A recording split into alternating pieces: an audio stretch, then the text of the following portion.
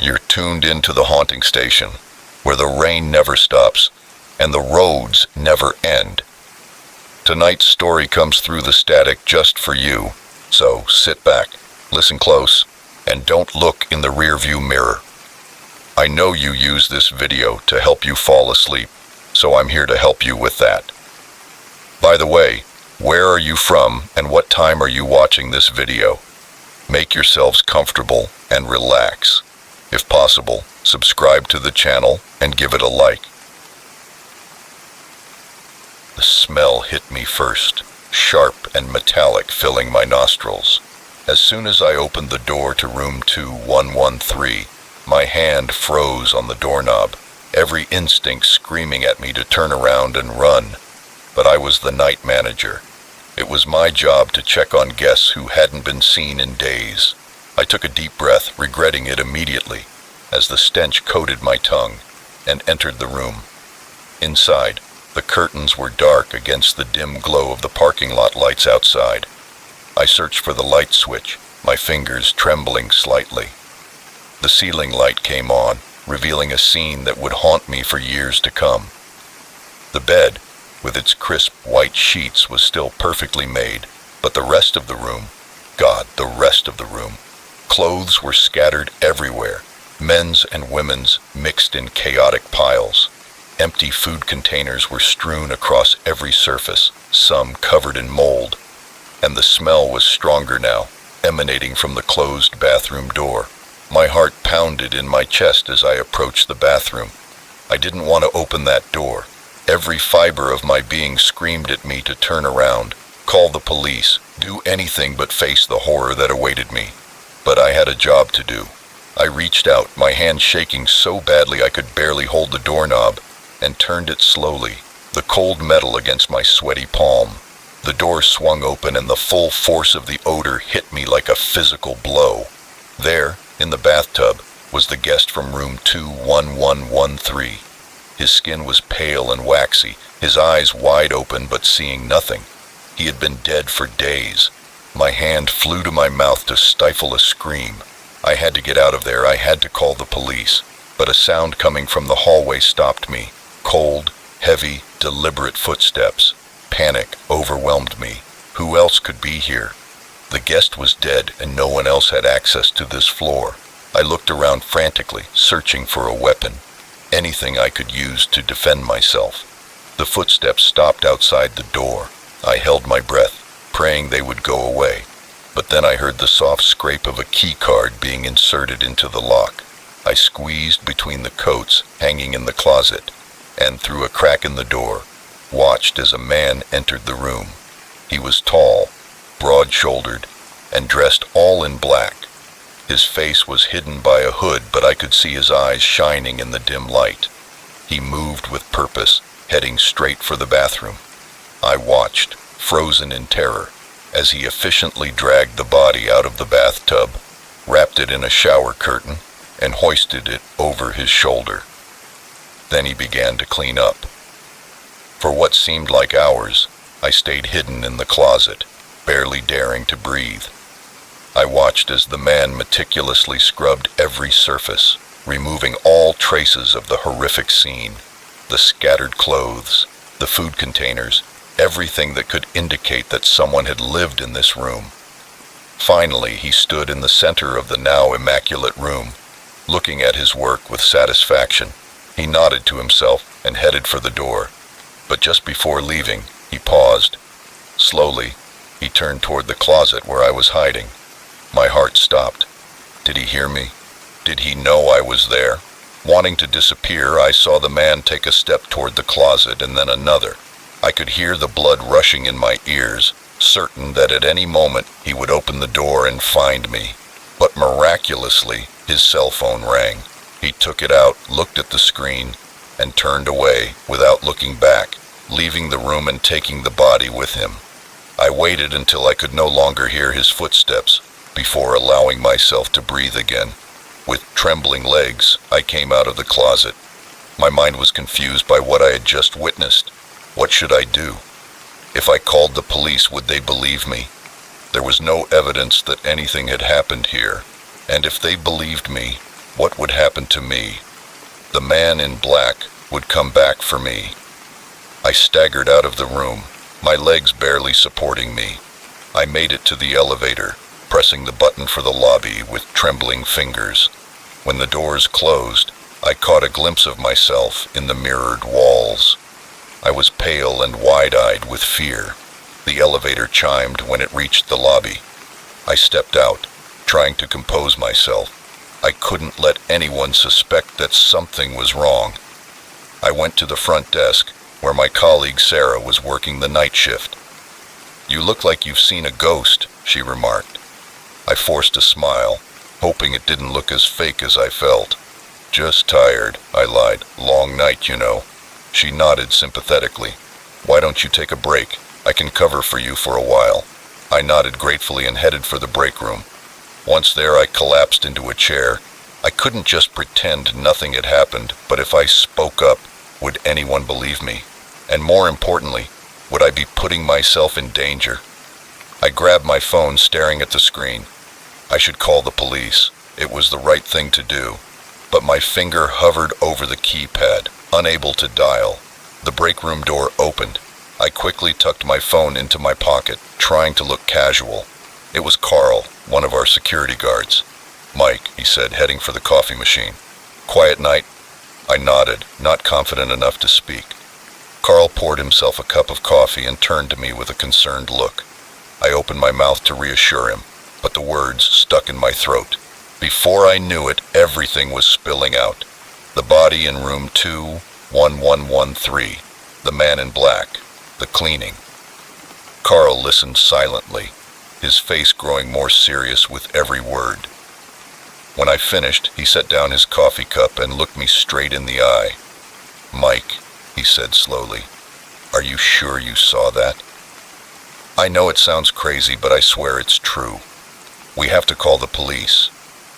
Carl raised his hand. "Wait, let's think this through. You said the room was cleaned out completely, no evidence left behind." I nodded, confused by his reaction. "And you're the only witness," he continued. "No one else saw anything. So it's your word against nothing. Think about it, Mike. If we call the police, what are they going to find?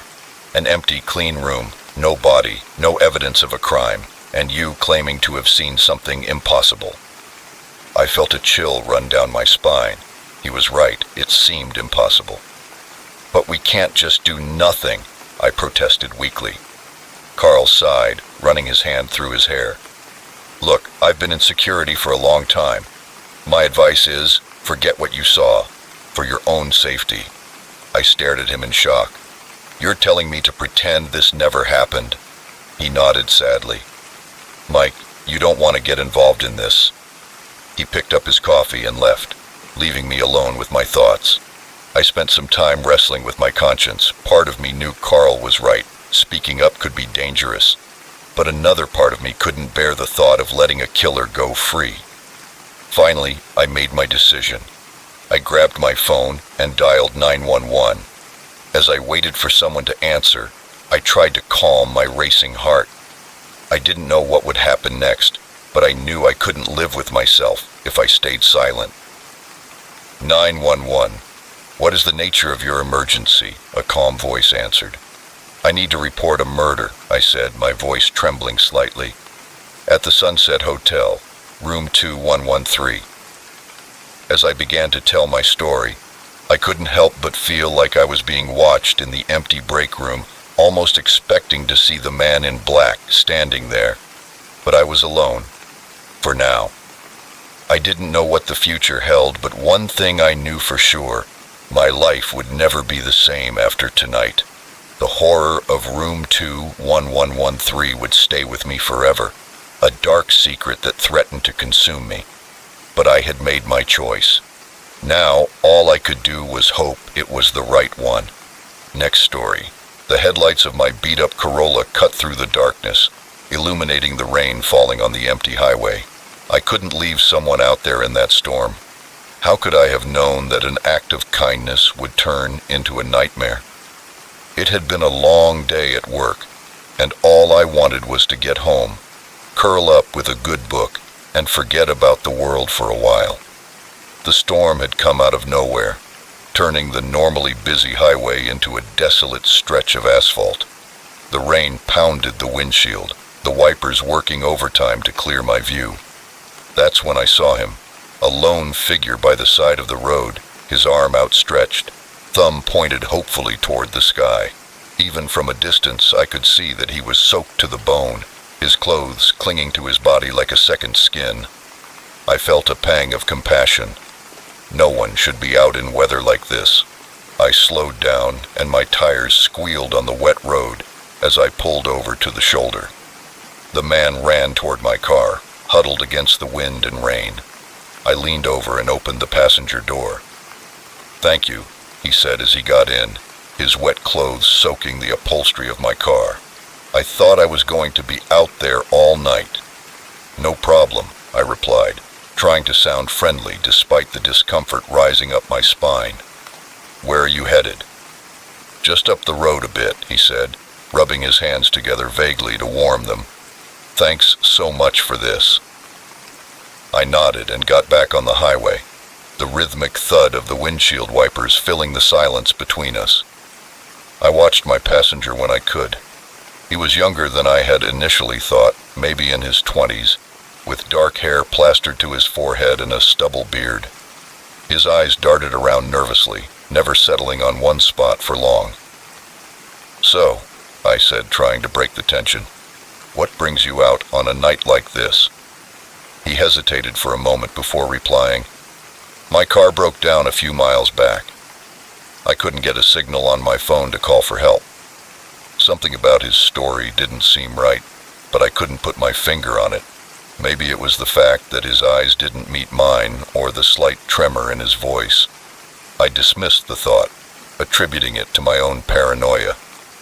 "I guess I can say I was lucky you showed up when you did, huh?" he asked. I nodded with a small smile on my lips. Yes, it was lucky. We drove in silence for a while. The only sounds were the heavy rain and the occasional rumble of thunder.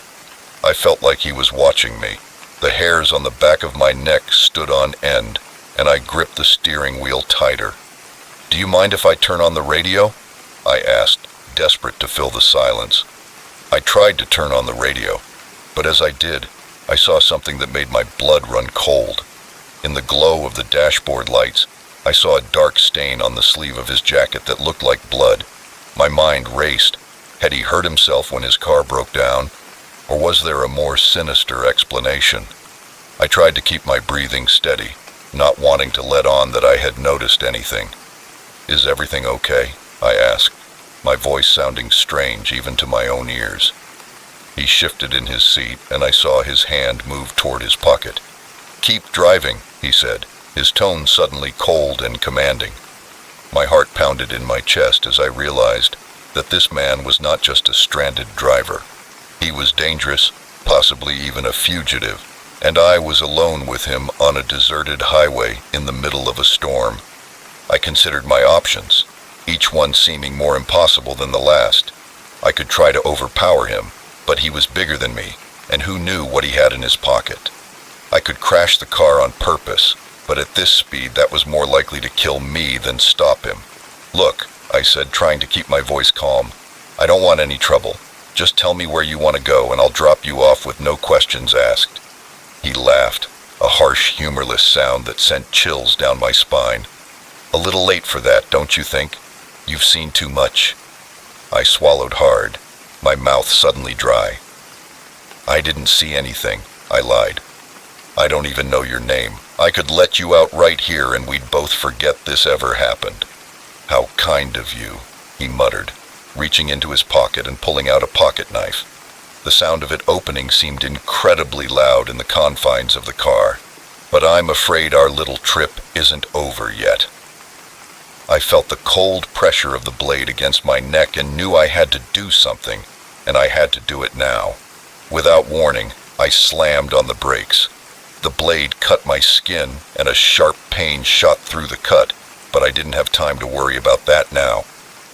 I put the car in neutral and reached for the door handle, but he was faster. His hand grabbed my arm and pulled me back into the seat.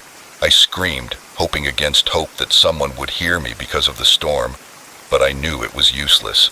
"Shut up," he growled, pressing the knife harder against my throat.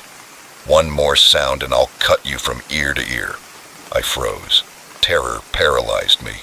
Rain pounded against the windows, and lightning lit up his face in terrifying flashes.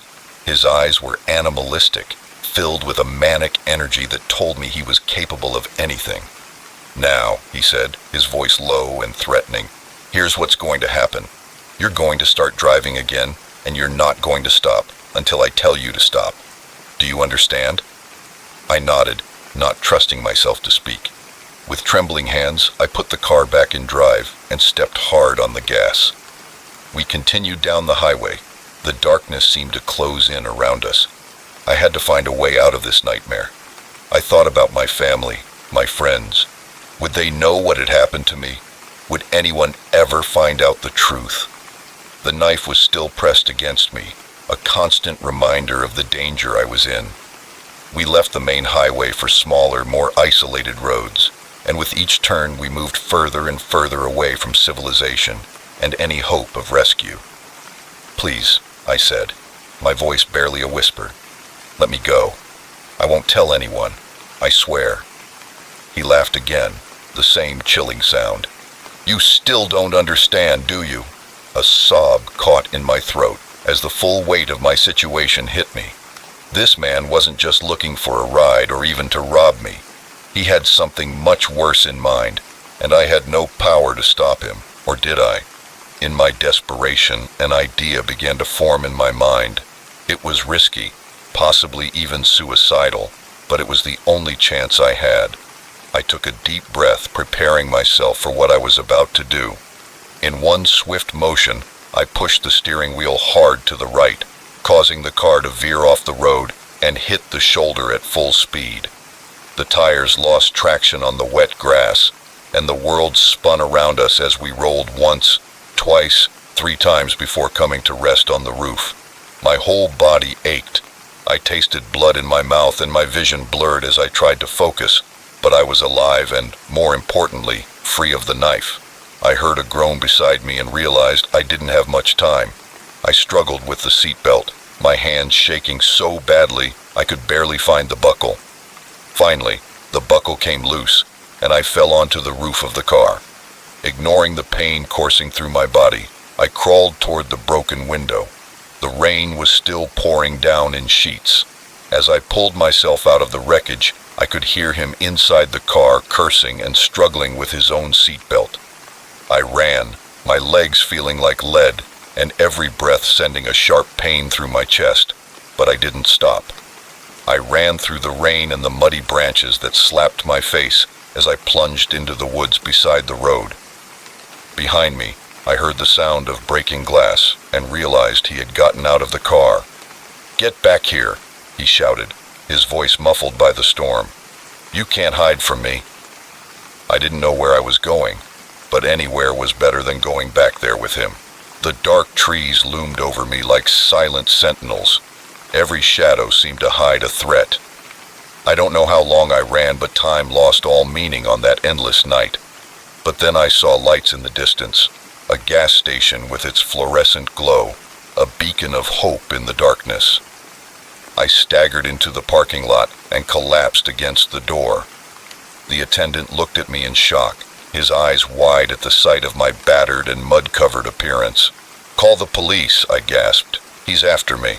When the attendant picked up the phone, I sank to the floor. Exhaustion finally overcame me. I had made it. I was safe. In the distance, I heard sirens approaching, the wail cutting through the storm. And for the first time since I had seen that lone figure on the side of the road, I allowed myself to breathe. I had survived the longest night of my life, but I knew that the memory of that hitchhiker and the terror of our rain-soaked journey would stay with me forever. Next story. The crack of a branch underfoot broke the silence of the night, freezing me in my tracks. I had been a forest ranger for 15 years, but nothing had prepared me for what I was about to encounter in the depths of this forest. I had no idea that in just a few moments I would be fighting not only to protect the forest, but for my own life. It was supposed to be a routine night patrol, the kind I had done hundreds of times before, checking for campfires or hikers who had strayed from the marked trails. The autumn air was crisp, with the scent of pine and decaying leaves. The moon was full, casting sinister shadows that danced with each gust of wind. I had been walking for hours, my boots crunching softly on the forest floor, when I first heard a low murmur of voices, almost inaudible amid the rustling leaves. My hand instinctively reached for the radio on my hip, but I hesitated. It was probably just a few campers who had gotten lost. There was no need to call for backup yet. Curiosity got the better of me, and I approached cautiously, keeping my footsteps light as I neared a small clearing. The voices grew clearer, and they weren't the cheerful tones of campers engaged in evening conversation. They were muffled, urgent whispers, punctuated by the metallic click of a gun being loaded. My blood ran cold. Poachers. It had to be. We'd had trouble with them before, but never this deep into the protected area. I hid behind a thick oak tree, peering around the trunk toward the clearing. What I saw made my stomach churn. 5 men, all armed with high-powered rifles, were gathered around the carcass of a magnificent moose. The antlers, which would fetch a small fortune on the black market, had already been removed. The dead animal's glassy eyes seemed to stare directly at me, accusing me with their lack of life. I pulled out my radio, my fingers trembling slightly. I had to call for help, but before I could press the button, a branch snapped under my boot, the sound amplified by the stillness of the night. It could have been a gunshot. 5 heads turned in my direction, and for a moment, time stood still. Then chaos erupted. "Who's there?" one of the men shouted, swinging his rifle in my direction. I didn't think. I just ran. Branches whipped my face as I cut through the undergrowth, the sound of pursuit close behind me. My lungs burned, but terror kept me moving. A shot rang out, and the bullet shattered the bark of the tree inches from my head. I instinctively dove down, lost my balance on the uneven ground, and fell into a small embankment with leaves and branches caught in my hair and clothes. I lay still, dazed and disoriented. The voices of the poachers were getting closer. I got up, ignoring the pain in the side of my body where I had hit a rock during the fall. I needed a hiding place, and fast, my eyes fixed on a hollow tree trunk a few meters away. It wasn't an ideal hiding place, but it was all I had. I dove into it, squeezing my body into the tight space. The beams of their flashlights cut through the darkness. "He went this way," a gruff voice called out. "Spread out to find him." Insects, leaves, and who knows what else clung to my sweaty skin, but I didn't dare move to brush them away. A flashlight beam swept across my hiding place, and I prayed silently that the shadows would conceal me. "Nothing here," someone muttered, frustratingly close. "Maybe he got away," said another. "It doesn't matter. We need to get out of here now, before more rangers show up." I listened as their footsteps receded, hardly daring to believe my luck, but I knew I shouldn't move yet. I waited another 10 minutes, each one seeming like an eternity. Only when the forest fell silent did I finally let go of the trunk. My muscles protested as I stiffened from being squeezed into such a small space.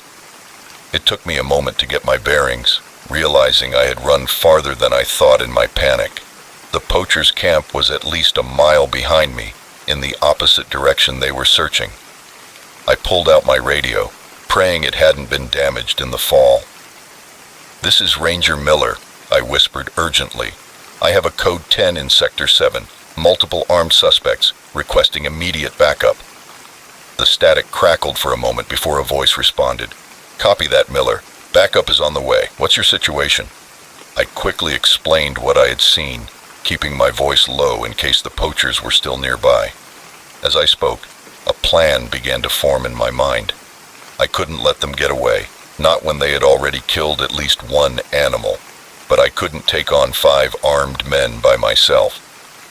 "Stay where you are and wait quietly, Miller," the voice on the radio warned. "Backup will be there in 20 minutes. I knew I should listen.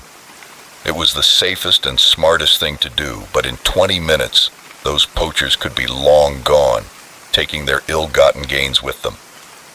"I'm going to track them," I replied. "They're heading east, toward the old fire road. I'll keep my distance and report their location." Ignoring the protests from my radio, I started following the poachers. The adrenaline was wearing off and every step caused a sharp pain in my bruised body. But I kept going, driven by a mixture of duty and anger at what these men were doing to the forest I had sworn to protect. It wasn't long before I heard the low rumble of engines. They must have had vehicles waiting on Fire Road. I quickened my pace, my heart racing. I had to get there before they left. As I approached the edge of the tree line, I could make out the shape of 2 pickup trucks. The poachers were loading their equipment, arguing in low, heated voices. "He's probably called for backup by now," one of them growled. "Let's get out of here before anyone shows up," another snapped. I needed to delay them to give my backup time to arrive. I looked at the truck's tires, and an idea formed. It was risky, but it was all I had. I circled around to the back of the trucks. The poachers were distracted and focused on loading their illegal saloon. I pulled out my pocket knife, took a deep breath, and stepped out of my hiding place. The first tire fell with a soft hiss. I moved on to the second and then the third. I was on the fourth when I heard a shout. "Hey, stop right there!" I didn't stop or look up, just ran zigzagging between the trees as bullets flew past me. The forest I knew like the back of my hand was my only advantage now. I dove behind a large rock, gasping for breath, and the sound of pursuit was close behind, but not too close. They were hesitating, not knowing where I had gone in the darkness. One of them called out, "We just want to talk." I had seen what they did to the moose. I didn't want to find out what they would do to a human who had caught them in the act. I was considering my next move when a new sound cut through the night. Sirens. My backup had arrived, and judging by the amount of noise, they had brought the whole cavalry. The poachers' curses filled the air, the sound of feet running as they scattered. Red and blue lights flooded the area, and I came out of my hiding place, hands raised to identify myself to my fellow officers. Surrounded by concerned colleagues with quick questions, my eyes were drawn to the trucks, where police officers were already gathering evidence and the illegal hunters' ill-gotten gains. Among the items being cataloged, I saw the magnificent antlers of the moose I had seen earlier. Their killers would face justice. As I was taken to an ambulance to be examined, I couldn't help but feel a mixture of exhaustion and triumph. The forest was safe, at least for tonight, and as for me, well, I had a feeling that my next patrols would be a lot less routine, but that was okay. After all, protecting this forest and all its inhabitants was more than just a job. It was my calling, and no matter what dangers lurked in the shadows, I would always be ready to answer that call. Next story. The moment the lights went out, I knew something was wrong. It wasn't just my apartment. The entire city had been plunged into darkness.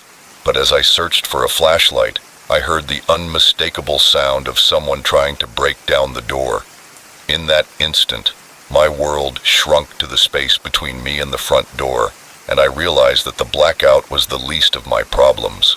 I froze, my hand still searching for the flashlight I knew was somewhere in my bedside drawer. The noise at the door grew more insistent with each passing second. My heart was beating so hard that I was sure whoever was out there could hear it. Finally, my fingers closed around the cold metal of the flashlight. Afraid that the sudden beam would alert the intruder to my presence, I instead clutched it to my chest like a lifeline, trying to figure out what to do next. The apartment was small, a studio with room for a bed, a kitchen, and a tiny bathroom. There weren't many places to hide, and even fewer ways to escape. The only window looked out onto the street below, 6 stories down. I was trapped. The sound of knocking on the door was replaced by a soft click that sent ice running through my veins. I heard the door open, the hinges creaking slightly, slow, deliberate footsteps entering my home. I held my breath and pressed myself against the wall next to the bed, praying that the darkness would hide me. "I know you're here," said a low, threatening voice. It was a man's voice, rough and unfamiliar. "Why don't you come out and make this easier for both of us?" I thought that maybe if I stayed still, he would think the apartment was empty and leave, but he didn't. Instead, I could hear him moving around, opening drawers and rummaging through my belongings. In the darkness, my sense of hearing was heightened, alert to every movement. I had to do something. I couldn't just sit there waiting for him to find me. Slowly and carefully, I began to move along the wall toward the kitchen. Maybe I could arm myself with a knife. My foot caught on something, probably a shoe I had left lying around, and I stumbled a little. The intruder's movement stopped. "There you are," he said. His voice was closer now, too close. I abandoned my stealth and headed toward the kitchen, my hands outstretched in the darkness, and I heard him behind me, his footsteps quick and determined. My hip hit the edge of the counter, sending a jolt of pain through my body. But I didn't stop. My hands frantically searched the counter, knocking plates over in my desperation to find a weapon. Finally, my fingers closed around the handle of a knife. Wielding it in front of me, I turned on the flashlight. The beam cut through the darkness, illuminating a face that would haunt my nightmares for many years. He was tall, with a scruffy beard and wild eyes that reflected the light like an animal. In his hand, he held a crowbar. "Get away," I warned, my voice trembling despite my efforts to sound brave. "I called the police. They'll be here any minute." He laughed, a harsh sound that sent shivers down my spine. "No, you didn't. The phones are dead, sweetheart. It's just the two of us." He took a step forward, and I backed away, pressing my back against the counter. The knife trembled in my fist, and the beam of the flashlight danced erratically around the room. "What do you want?" I asked, trying to buy time to think of a way out of this nightmare. "What does anyone want?" he replied, gesturing around the apartment. "Money, valuables, maybe a little company during this long, dark night." The implication in his words made my stomach churn. I gripped the knife tighter, knowing I would use it if necessary. He must have seen the determination in my eyes because his expression hardened. "Don't do anything stupid," he warned. "Just give me what I want and I'll leave. No one gets hurt." But I knew that if I gave in, if I let him take control, I might not make it out of this alive. Desperate, I lunged forward with the knife. He backed away and the blade missed him by inches. The beam of the flashlight wavered, plunging us momentarily into darkness. In the darkness, he growled angrily, replacing his false charm with fury. He swung the crowbar in the air, narrowly missing my head. As I ducked, I heard the crowbar crack against the cabinets behind me. I tried to get away, but in the darkness, I lost my bearings. I tripped over something, maybe a chair, and fell to the floor. The knife shattered, lost in the darkness, and I felt a pain in my knee where I had hit the wood. But I didn't have time to think about it. I crawled frantically, my hands searching for anything I could use as a weapon, and closed around something solid. A book, I realized. It wasn't a great weapon, but it was all I had. His footsteps were getting closer. I tensed, waiting for the right moment. When I felt him right above me, I swung the book with all my strength. It connected with a satisfying thud, and I heard him grunt in pain. Taking advantage of his momentary disorientation, I got up and ran. But where could I go? The front door was still open. I could run, but the hallway would also be dark and he could catch me before I reached the stairs. I decided to go to the bathroom. I could lock myself in there and maybe get out through the small window if necessary. I closed the bathroom door behind me, fumbling with the lock in the darkness. When I heard it click into place, a body slammed against the other side. "Open that door!" he roared, pounding on the wood. "Open it now, or I swear I'll break it down." I backed away, my eyes scanning the small space for an escape route. The window was tiny and barely big enough for me to fit through, but it was my only option as the pounding on the door became more frantic. I climbed onto the toilet and tried to reach the window latch, which was stiff from disuse. With my trembling fingers, a loud crack sent the air vibrating as the bathroom door began to shatter. I redoubled my efforts and finally managed to open the window. The cool night air rushed in, bringing with it the sounds of the city and chaos. Car alarms blared in the distance, and I could hear screams from the streets below. I didn't look back, didn't hesitate, and pushed myself through the window, ignoring the scratch of the frame against my skin. For a terrifying moment, I hung suspended in space, half in and half out of the window, and then I felt hands grabbing my legs, trying to pull me back. With one last desperate push, I fell out of the window, and my stomach churned as I fell, certain that this was the end. But instead of falling 6 stories, I landed hard on a fire escape I didn't know was there.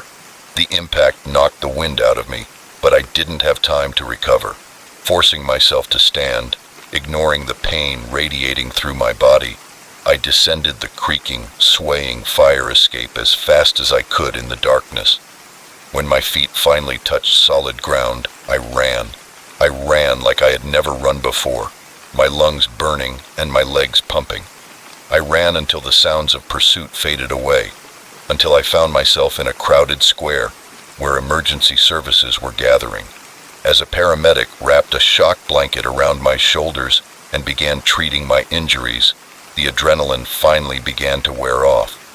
The full weight of what had happened hit me, and I began to shake uncontrollably. But I was alive. I had faced my worst nightmare and survived. And as the first rays of dawn began to appear on the horizon, illuminating the dark city, I knew that whatever challenges awaited me, I would face them because I was stronger than I ever imagined. Next story. The beam of light from my flashlight flickered, casting sinister shadows on the floor of the abandoned warehouse. I had worked as a security guard at this location for years, but nothing could have prepared me for what I was about to discover in the depths of this abandoned building. As I ventured deeper into the darkness, I had no idea that my routine night shift was about to turn into a fight for survival.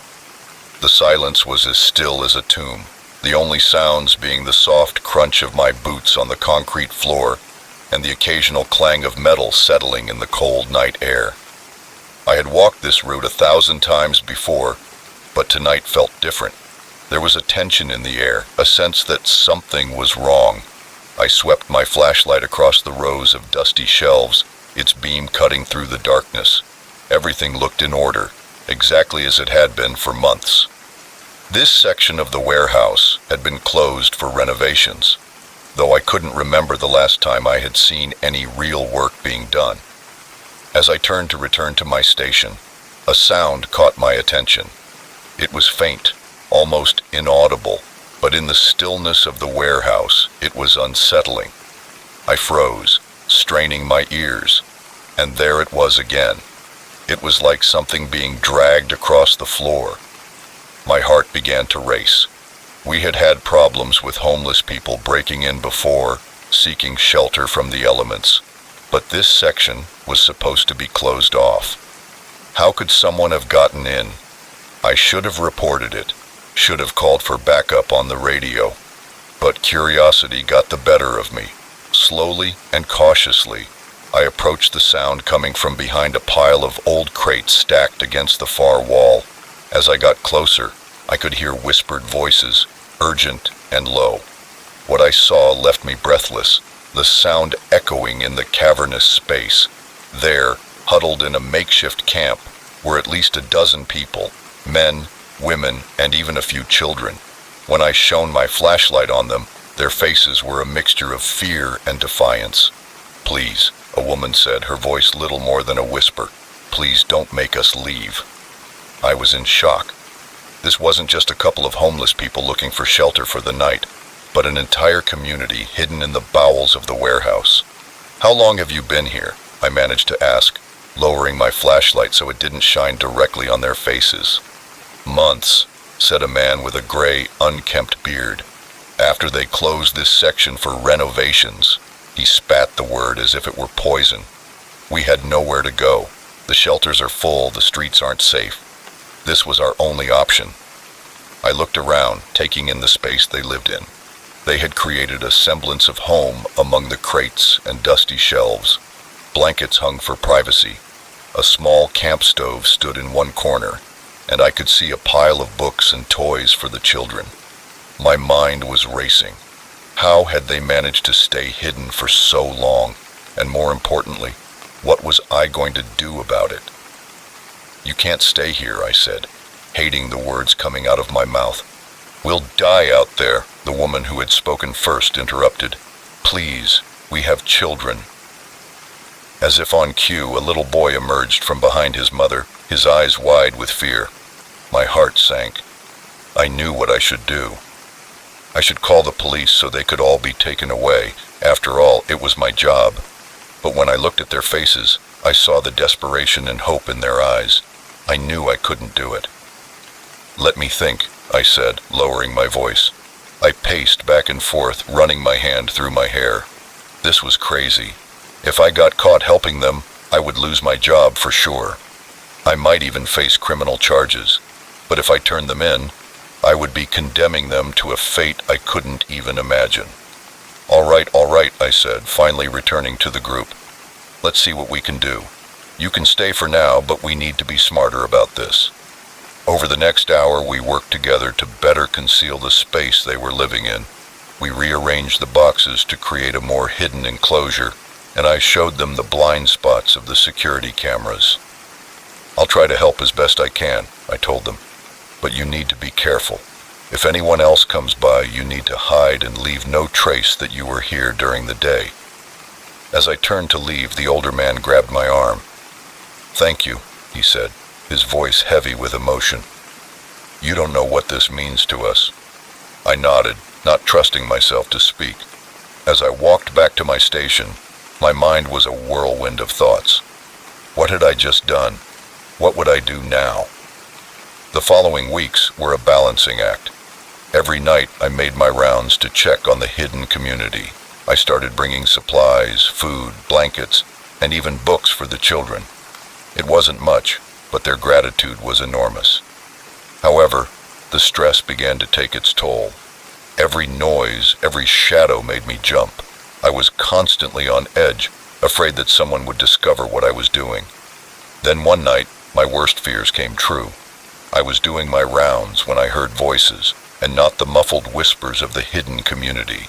My blood ran cold when I recognized one of them as my supervisors. "I'm telling you, Johnson, something is going on in this section. The energy usage is off the charts, and I swear I heard noises the other night." I started running, my heart pounding in my chest. I had to warn them. I had to give them a chance to hide. I turned the corner just as my supervisor and two other men appeared in front of me. They stopped when they saw me, surprise evident on their faces. "Miller, what are you doing back here?" my supervisor asked, his voice suspicious. I opened my mouth to explain when a loud crash echoed through the warehouse. One of the children must have knocked something over in their rush to hide. My supervisor's eyes narrowed. "What was that?" he demanded, pushing past me without waiting. I shouted, but it was too late. He was already walking toward the hidden camp, the other men close behind. I watched in horror as they uncovered the makeshift camp, pulling back the blankets to reveal the terrified faces of the people I was protecting. "What the hell is this, Miller?" my supervisor roared, turning on me. "Are you harboring invaders? Do you have any idea what you're getting yourself into?" I saw the fear in the eyes of the community members. I could practically feel their world crumbling around them, and then something inside me snapped. "They're not intruders," I said in a voice stronger than I felt. "They're people who had nowhere else to go, and who were failed by a system that was supposed to protect them." I took a step forward, placing myself between my supervisor and the frightened group. "You want to know why energy consumption has increased? Because children deserve to read at night. You want to know why you heard noises? Because people need to eat. They need to live. My supervisor's face was turning an alarming shade of red, but I continued. I know I'll probably lose my job because of this, but I'd do it all again in a heartbeat. Because sometimes being human is more important than being a good employee. A heavy silence fell over the warehouse. I could feel everyone's eyes on me, waiting to see what would happen next. To my surprise, it was one of the other men who spoke first. He's right, you know, he said calmly. We can't just throw them out on the street. My supervisor looked from me to the gathered group and back to me. I could see the conflict in his eyes, the battle between duty and compassion. All right, Miller, he said finally. You've made your point, but this can't go on. Over the next few hours, we talked a lot about the housing crisis, about the lack of resources for the homeless, about the human cost of looking the other way. By the time the sun rose, we had the beginnings of a plan. The warehouse company would work with local charities to convert the unused section into a proper shelter. It wasn't a perfect solution, but it was a start. As I watched the first rays of sunlight stream through the dusty windows, illuminating the faces of the people I had risked everything to protect, I felt a weight lift off my shoulders. I knew the road ahead wouldn't be easy. There would be red tape, probably more than a few arguments, but for the first time in weeks, I felt hope. Because sometimes, in the darkest places, you find the light of human kindness, and when you see it, you can never look away. Next story. The moment he got into my taxi, I knew something was wrong. His eyes darted around nervously, and his well-tailored suit seemed out of place at this late hour in the seedy part of town we were in. But it was his destination that sent a chill down my spine, a remote location miles from the city limits. As I pulled away from the curb, I couldn't shake the feeling that this was not going to be an ordinary trip. Where to? I asked, trying to keep my voice steady as I met his eyes in the rearview mirror. He hesitated for a moment, his fingers drumming an irregular rhythm on his knee. I'll give you more directions as we go. The streets were slippery from the recent rain, neon signs reflecting in the puddles as we passed. I watched him in the mirror, observing my passenger. He was middle-aged, with graying hair at the temples, and a face that could have been handsome, if not for the tension etched into every line. We drove in silence for a while, the only sound being the soft noise of the tires on the wet pavement and the occasional crackle of my dispatch radio. I thought about striking up a conversation, which usually helped ease the tension on long trips, but something told me this man wasn't interested in talking about the weather. When we reached the outskirts of town, he finally spoke again. Take the next right. We're going to an old farmhouse about 20 miles down this road. I turned onto a narrow 2-lane highway that stretched into the darkness. The streetlights had long since disappeared, leaving us illuminated only by my headlights and the faint glow of the dashboard. A long way from home, I remarked, unable to contain my curiosity any longer. He grunted in response, his eyes fixed on the road ahead. Sometimes home isn't where you think it is. The cryptic reply did nothing to ease my growing unease. The landscape around us had changed dramatically. The houses had become few and far between, replaced by vast fields and the occasional dilapidated barn. What brings you out here so late? I asked, trying to sound casual. He shifted in his seat, and I saw his hand move to the inside of his jacket. My heart raced, imagining a gun or a knife, but when he withdrew his hand, he was holding only a bottle. He took a long sip before answering. Business, he said tersely. The kind that's best conducted away from prying eyes. I swallowed hard, my mouth going dry. What kind of business required that level of secrecy? Nothing legal, that was for sure. I began to regret taking this fare, but it was too late. We were miles from anywhere, and the fare would be substantial. I really needed the money. The minutes ticked by, each one seeming longer than the last. The silence in the taxi was oppressive, broken only by the occasional static from my radio. I fiddled with it, hoping to get some connection to the outside world, but we were too far out. Nothing but static. "Turn here," my passenger said suddenly, pointing to a dirt road I wouldn't have seen if not for his guidance. I slowed the taxi down, turning onto the bumpy path. My headlights illuminated a worn and faded sign. "Private property. No trespassing." "Are you sure this is the right way?" I asked, unable to keep the nervousness out of my voice. He leaned forward, his face uncomfortably close to mine. "I'm sure. Keep driving." The dirt road seemed to go on forever, winding through a dense forest. The taxi shook violently, the sound of rocks hitting the chassis. If we got stuck here, we'd be in serious trouble. Finally, the trees gave way to a clearing.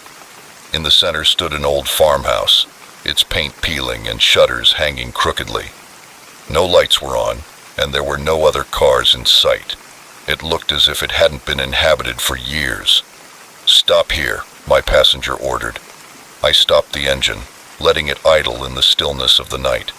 He made no move to get out. Instead, he leaned back in his seat and closed his eyes. "That'll be $87.50, I said nervously.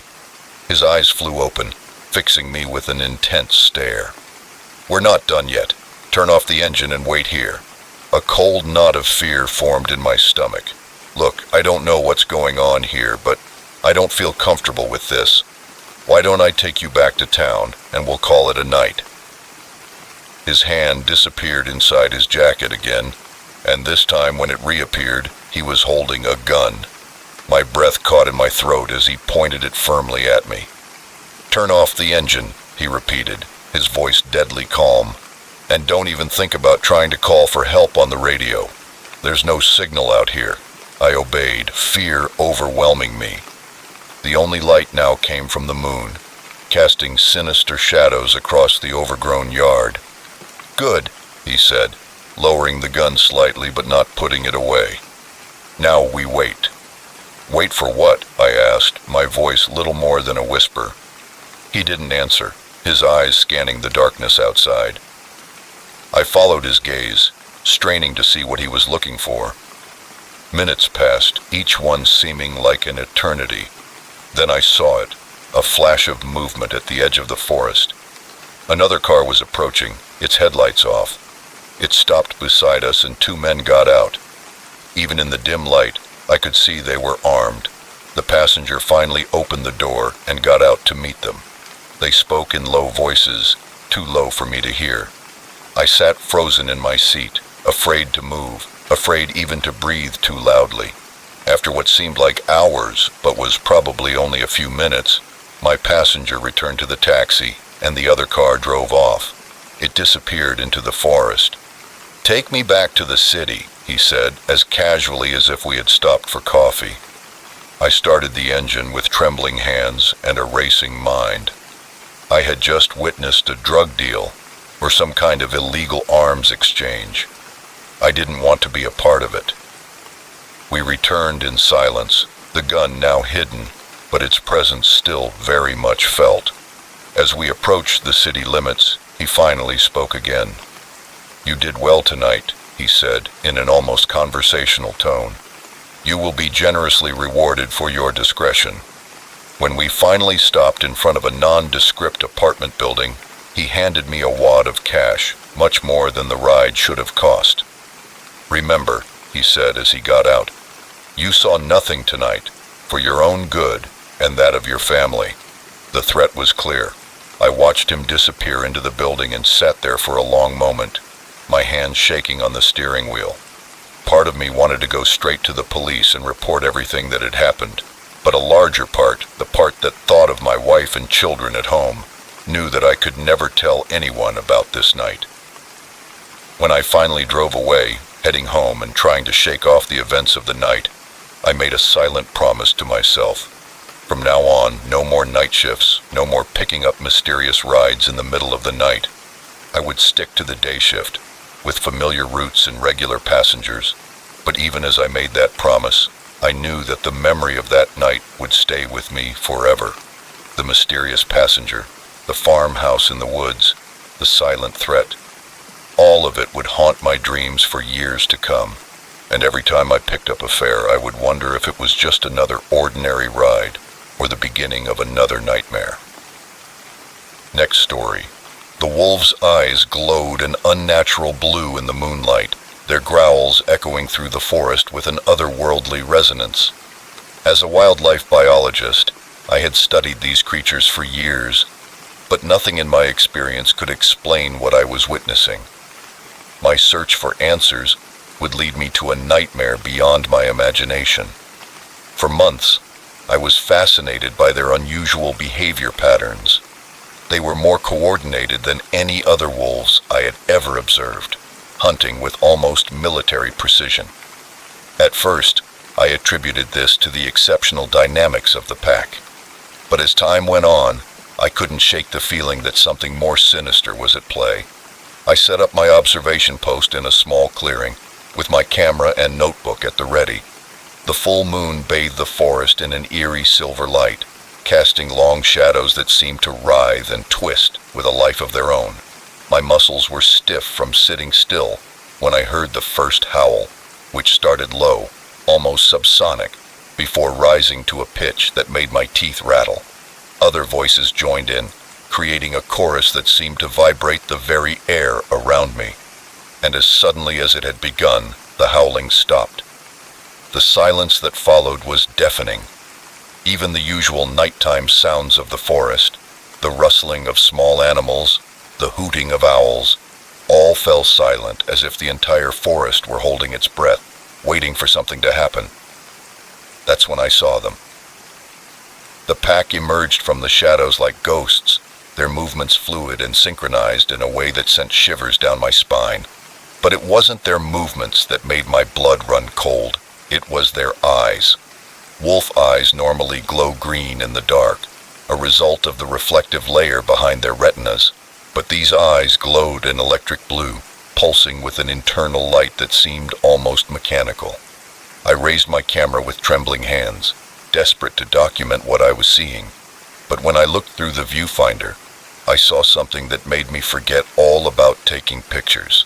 Behind the wolves, partially obscured by the trees, was a human-shaped figure, but somehow wrong. It was very tall, very thin, its proportions subtly distorted in a way that made my mind recoil. And it was looking directly at me. Panic washed over me, and I scrambled to gather my equipment, no longer caring about stealth. I had to get out of there. I had to tell someone about what I had seen. But when I turned to run, I found my path blocked by one of the wolves. Up close, the creature's unnaturalness was even more apparent. Its fur was matted and uneven, with what looked like metal shining through in places. And those eyes, God, those eyes. Looking into them was like looking into an abyss of cold, alien intelligence. I backed away slowly, my heart beating so hard I was sure it would explode in my chest. The wolf followed me step for step, forcing me back into the clearing toward the figure. When I stumbled backward, I felt something grab my ankle and I fell hard. The wind was knocked out of me, and gasping for air, I looked down to see what had brought me down. It was a root, but not a root I had ever seen before.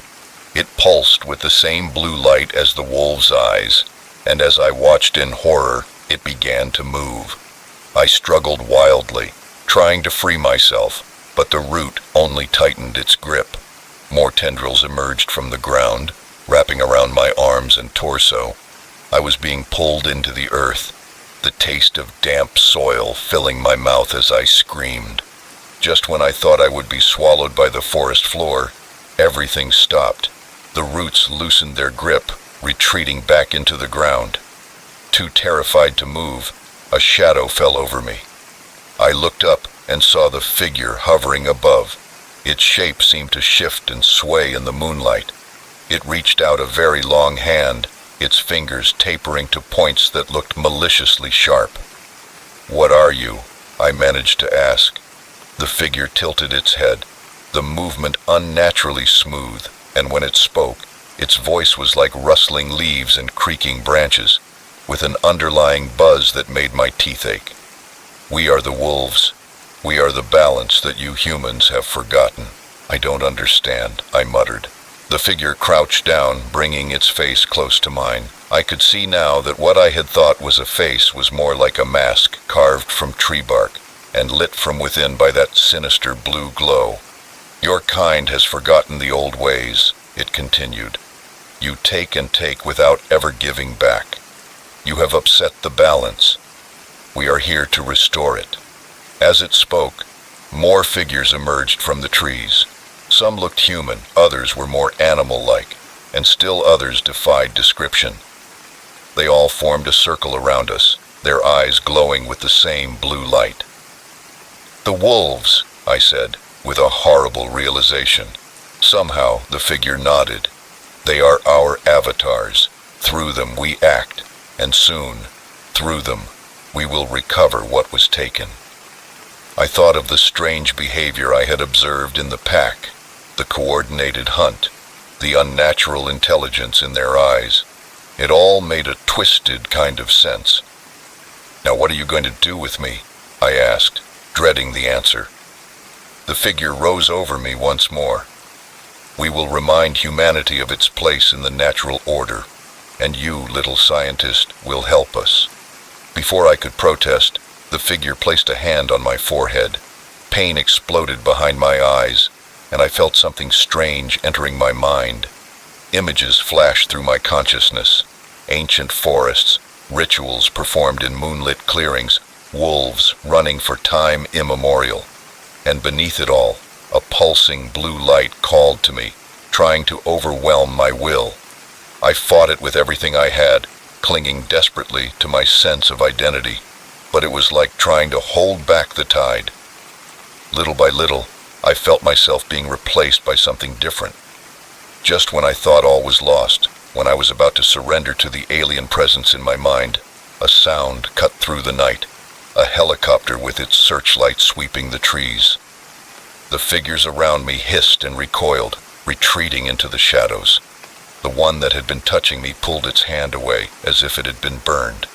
In that moment of distraction, I found the strength to oppose the invading presence in my mind, forcing it out with a mental scream.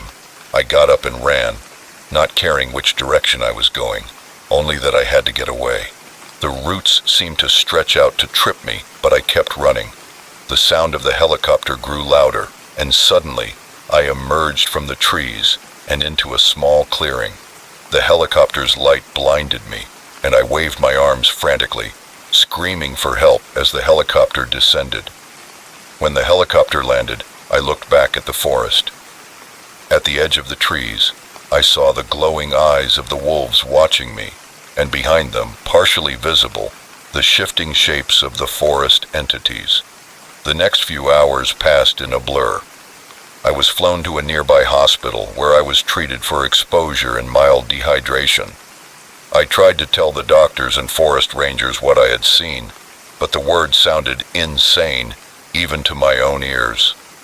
They nodded politely, clearly humoring me, probably thinking I had hallucinated everything due to exhaustion or exposure to some toxin.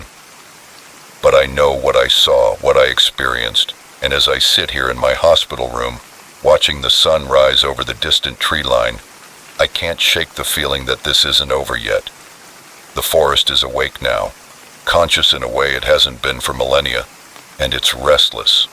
I don't know what the future holds for me or what role I'm meant to play in the events to come, but I do know one thing. I'll never look at the wilderness the same way again, because now I know that sometimes when you look at the forest looks back, and it has its own plans. Are you still there? If so, subscribe to the channel and leave it a like. It helps me to tell these stories to more listeners. Next story. The neon sign flashed outside, casting an eerie glow through the dirty windows of the convenience store. It was 2 a.m., and I had been watching that car for hours, sitting there with the engine idling. The windows were so dark, I couldn't make out the driver. And as the night wore on, I couldn't shake the feeling that I was about to find out exactly who that was. I had been working the night shift at this 24-hour convenience store for about 6 months. It wasn't glamorous, but it paid the bills. Most nights were quiet, restocking shelves, mopping the floor, and serving the occasional insomniac or truck driver who stopped by. But tonight was different. The car had pulled up around 11 p.m., a sleek black sedan that seemed out of place in that rundown neighborhood. At first, I thought the driver was lost or had car trouble, but as the hours passed and the car remained there, my unease grew. The rain that had threatened all night finally began to fall, a steady drizzle that blurred the contours of the vehicle and made the scene seem even more surreal. Around 1:30 in the morning, I decided to go out and take a closer look. I told myself I was just going to check the trash cans, but in reality I wanted to see if I could catch a glimpse of who was inside that car. The cool night air hit me as I stepped outside, a welcome relief from the stuffy store. I made sure to adjust the trash can lids as I glanced at the sedan. The windows were so dark it was like looking into a black hole, but as I turned to go back inside, I saw a flash of movement. Someone was definitely in there. Back behind the counter, I considered calling the police. But what would I tell them? That a car had been parked outside my store for a few hours? I decided to wait. My shift ended at 6 a.m. Surely the car would be gone by then. But at 2:30 a.m., everything changed. The car door opened and a man got out. Even from a distance, I could tell he was agitated. He paced back and forth beside the car, running his hands through his hair and muttering to himself. My heart began to race. I had seen my share of strange customers, but there was something about this guy that set off all the alarms in my head. I could see that his eyes were wide, darting around frantically. His clothes were wrinkled as if he had been wearing them for days, and there was a slight tremor in his hands. The bell above the door jingled as he entered. The sound was eerily loud in the quiet store. He paused for a moment, scanning the aisles before his gaze settled on me. "Can I help you with anything?" I asked in a firm voice. He didn't answer right away, just stared at me with those unsettling eyes, and slowly he began to approach the counter. "Have you ever had the feeling that you're being watched?" he asked, his voice low and intense. "I guess sometimes it's just the nature of the job, you know," I replied cautiously. He leaned closer, and I smelled old sweat and something else I couldn't quite identify. "No, not like at work. Like there are eyes everywhere watching your every move." I took an involuntary step back.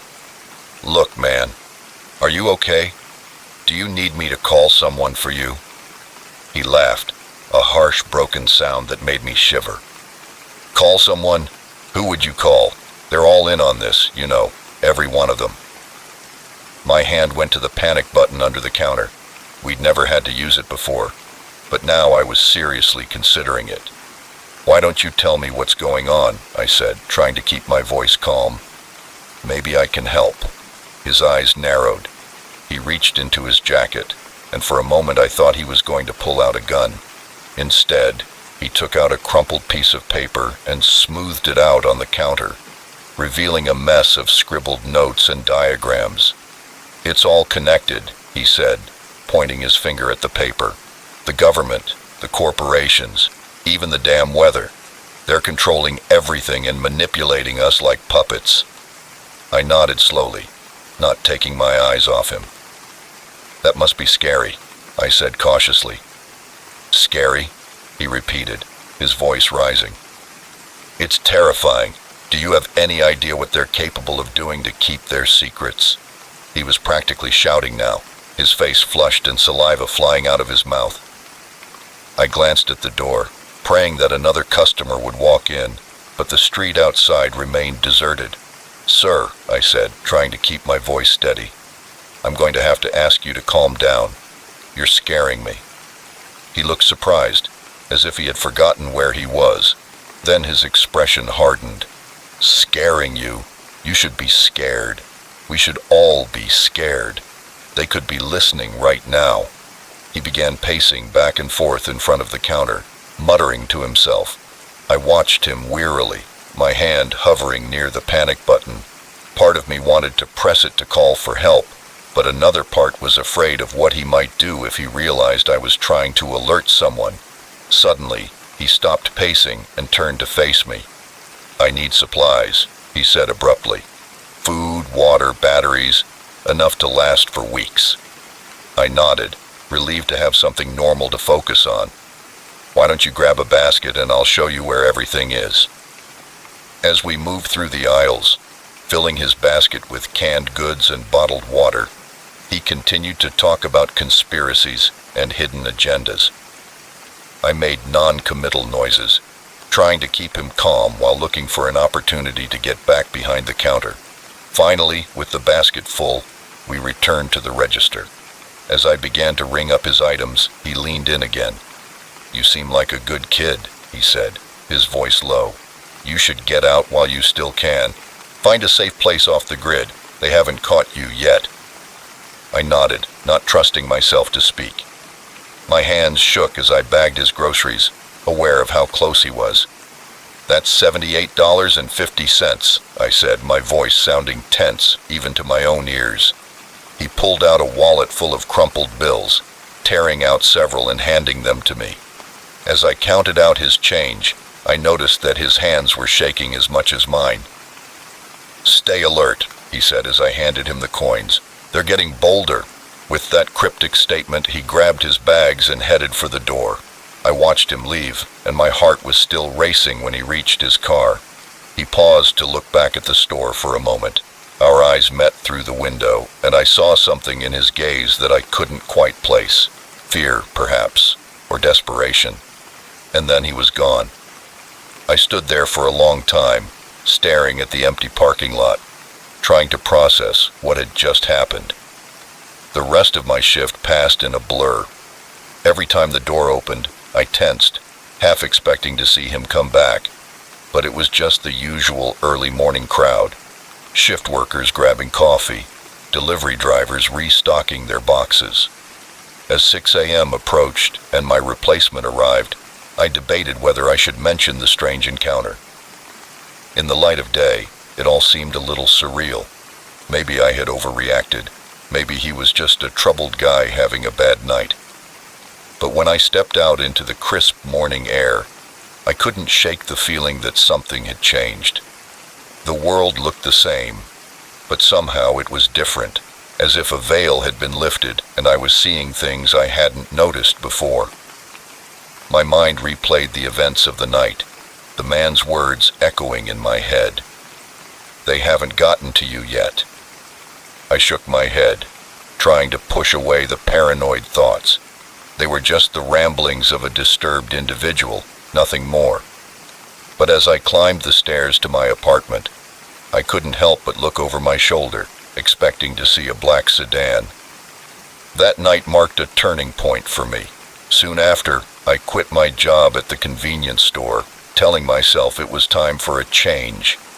But deep down, I knew the real reason. Whenever I worked the night shift, I found myself watching the parking lot tense and nervous, waiting for that car to return. And sometimes, in the quietest hours of the night, I still find myself thinking about him, wondering if he was right, and if there really is something out there. And what do you do when paranoia starts to make a twisted kind of sense? Next story. The scream echoed through the abandoned wing of the psychiatric hospital, sending shivers down my spine. The beam of light from my flashlight flickered as I swept it down the decrepit hallway. As a night shift nurse, I had heard my fair share of disturbing noises, but this one was different. Little did I know that investigating that sound would lead me to a nightmare I could never have imagined. I had been working at Oakwood Psychiatric Clinic for 3 years and thought I had seen it all. The night shift was usually quiet, just routine checks and medication rounds. But lately, there had been whispers among the staff about strange occurrences in the old wing, unexplained noises, equipment that didn't work. Management had dismissed the concerns, attributing them to the old building's settling and overactive imaginations. But that night, as I stood there, my heart pounding in my chest, I knew this wasn't a figment of my imagination. The scream came again, weaker this time, but unmistakably human. It came from the abandoned wing, a section of the hospital that had been closed for renovation months ago. No one was supposed to be there. I should have called for backup, should have alerted security, but something compelled me to investigate on my own. Curiosity, perhaps, or a misguided sense of duty. Whatever it was, I found myself heading toward the entrance to the closed wing. The door was heavy, its hinges creaking in protest as I opened it. The air that escaped was stale, smelling of dust and decay. My flashlight illuminated the hallway, revealing peeling wallpaper and abandoned medical equipment covered with sheets. "Is anyone there?" I called, my voice echoing in the empty space. No answer, just the unsettling silence of a place long abandoned. I took a step forward, then another. The floorboards creaked under my weight, and I shuddered at every sound, feeling like an intruder in a forgotten world. The deeper I went into the wing, the more the atmosphere seemed to change. The air grew colder, and I could have sworn I felt a breeze, even though there were no open windows. The flashlight flickered, the beam weakened, and I silently cursed myself for not checking the batteries before starting my shift. I was about to turn back when I heard a soft moan coming from one of the rooms at the end of the hallway.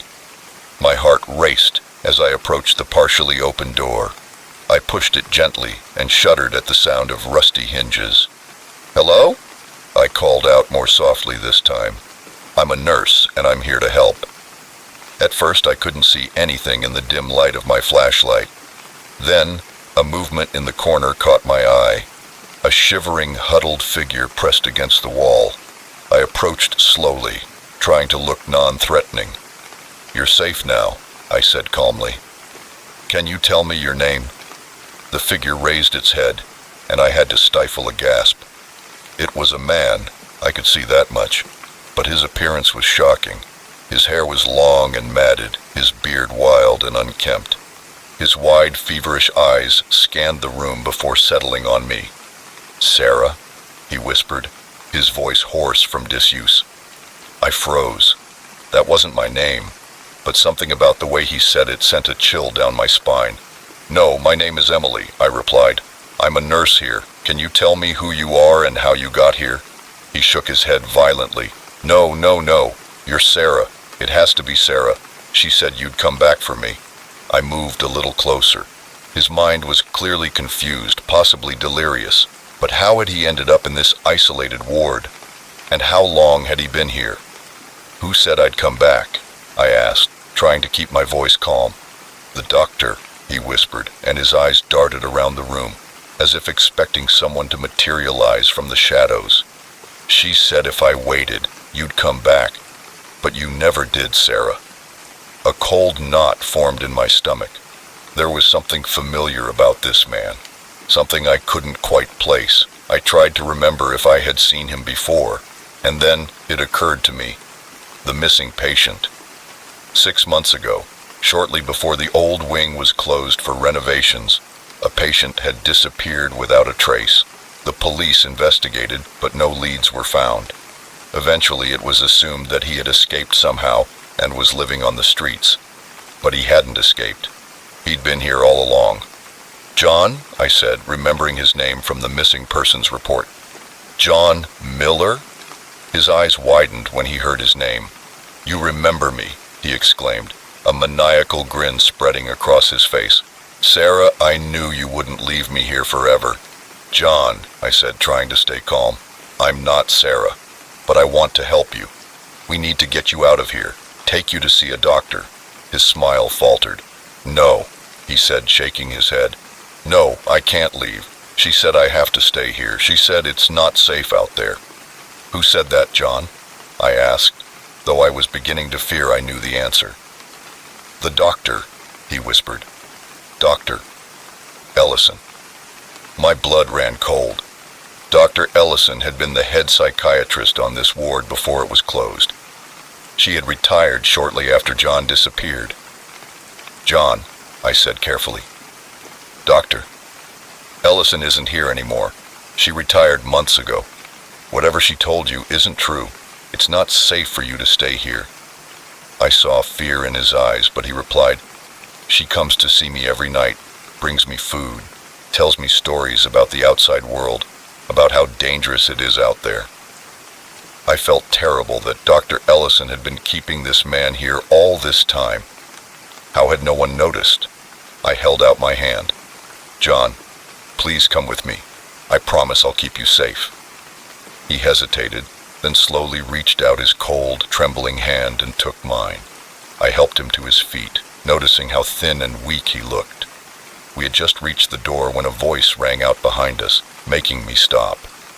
"Where do you think you're going?" I turned around, my heart racing.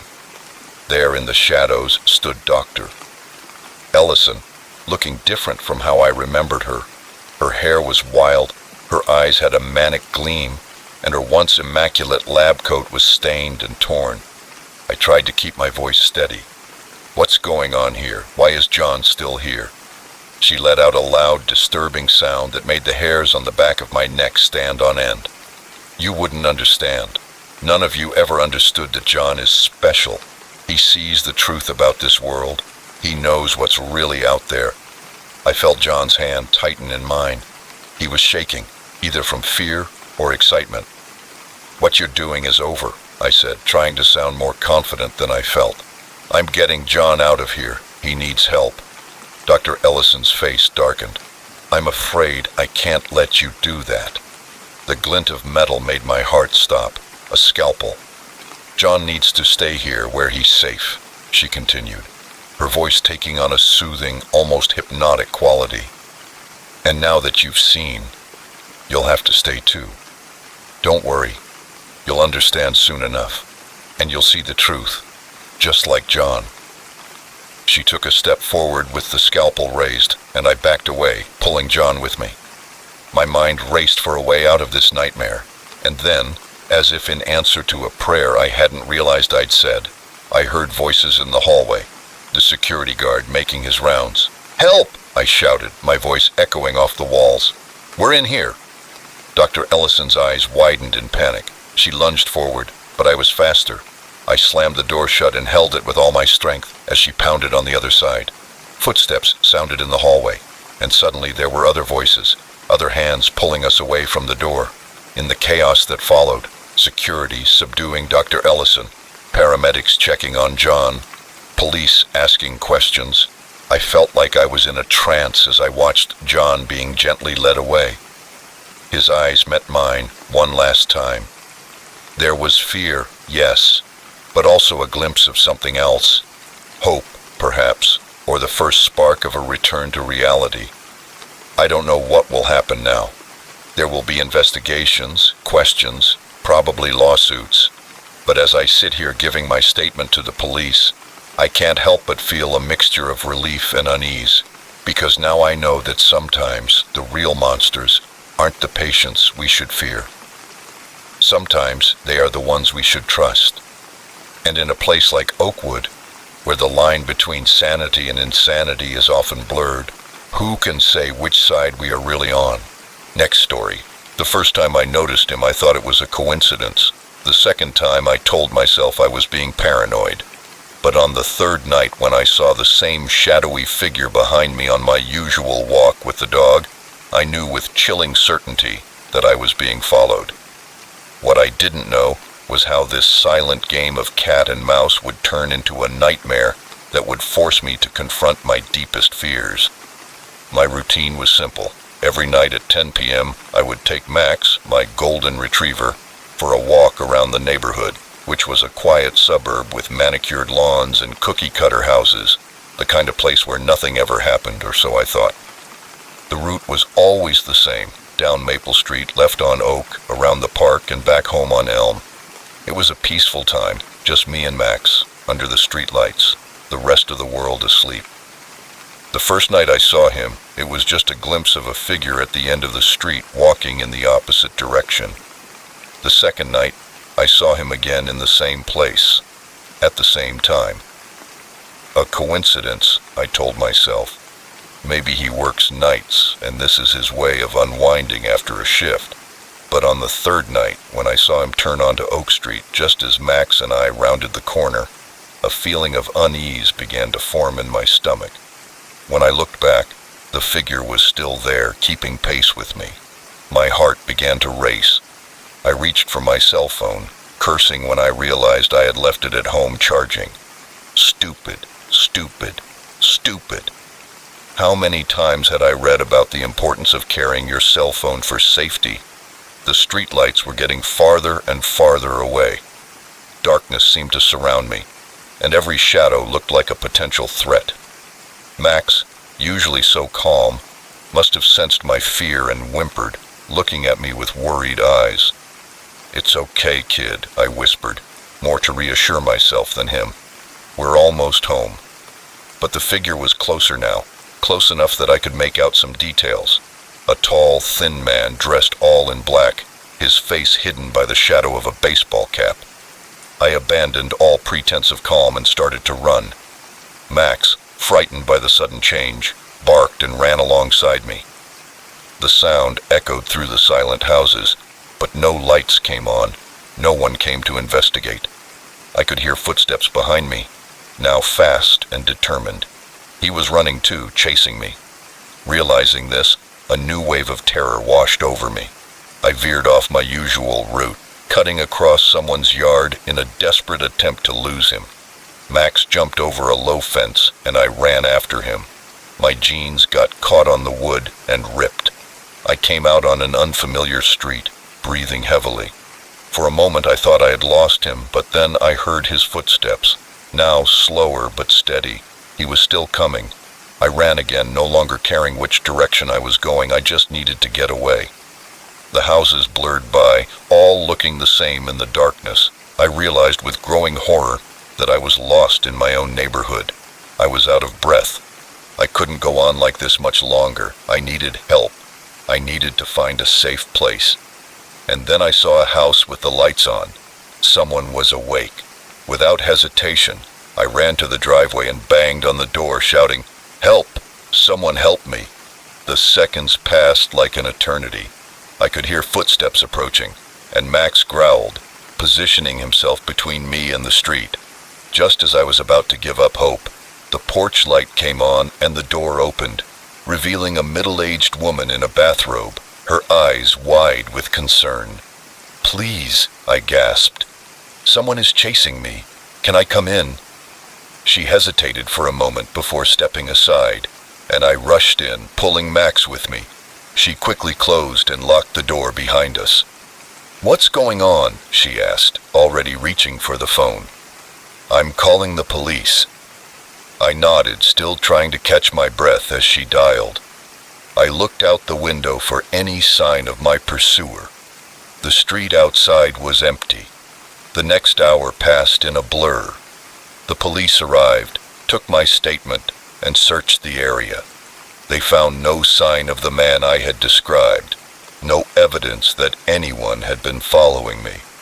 "Are you sure you saw someone?" one of the officers asked skeptically. After all, it was dark. Maybe it was just your imagination playing tricks on you. I wanted to scream in frustration. I knew what I had seen, what I had experienced, but doubt began to creep in.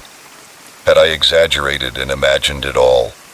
The kind woman who let me in, Susan, as she introduced herself, offered to let me stay the night. I declined, but suddenly I was desperate to get home, to be somewhere familiar.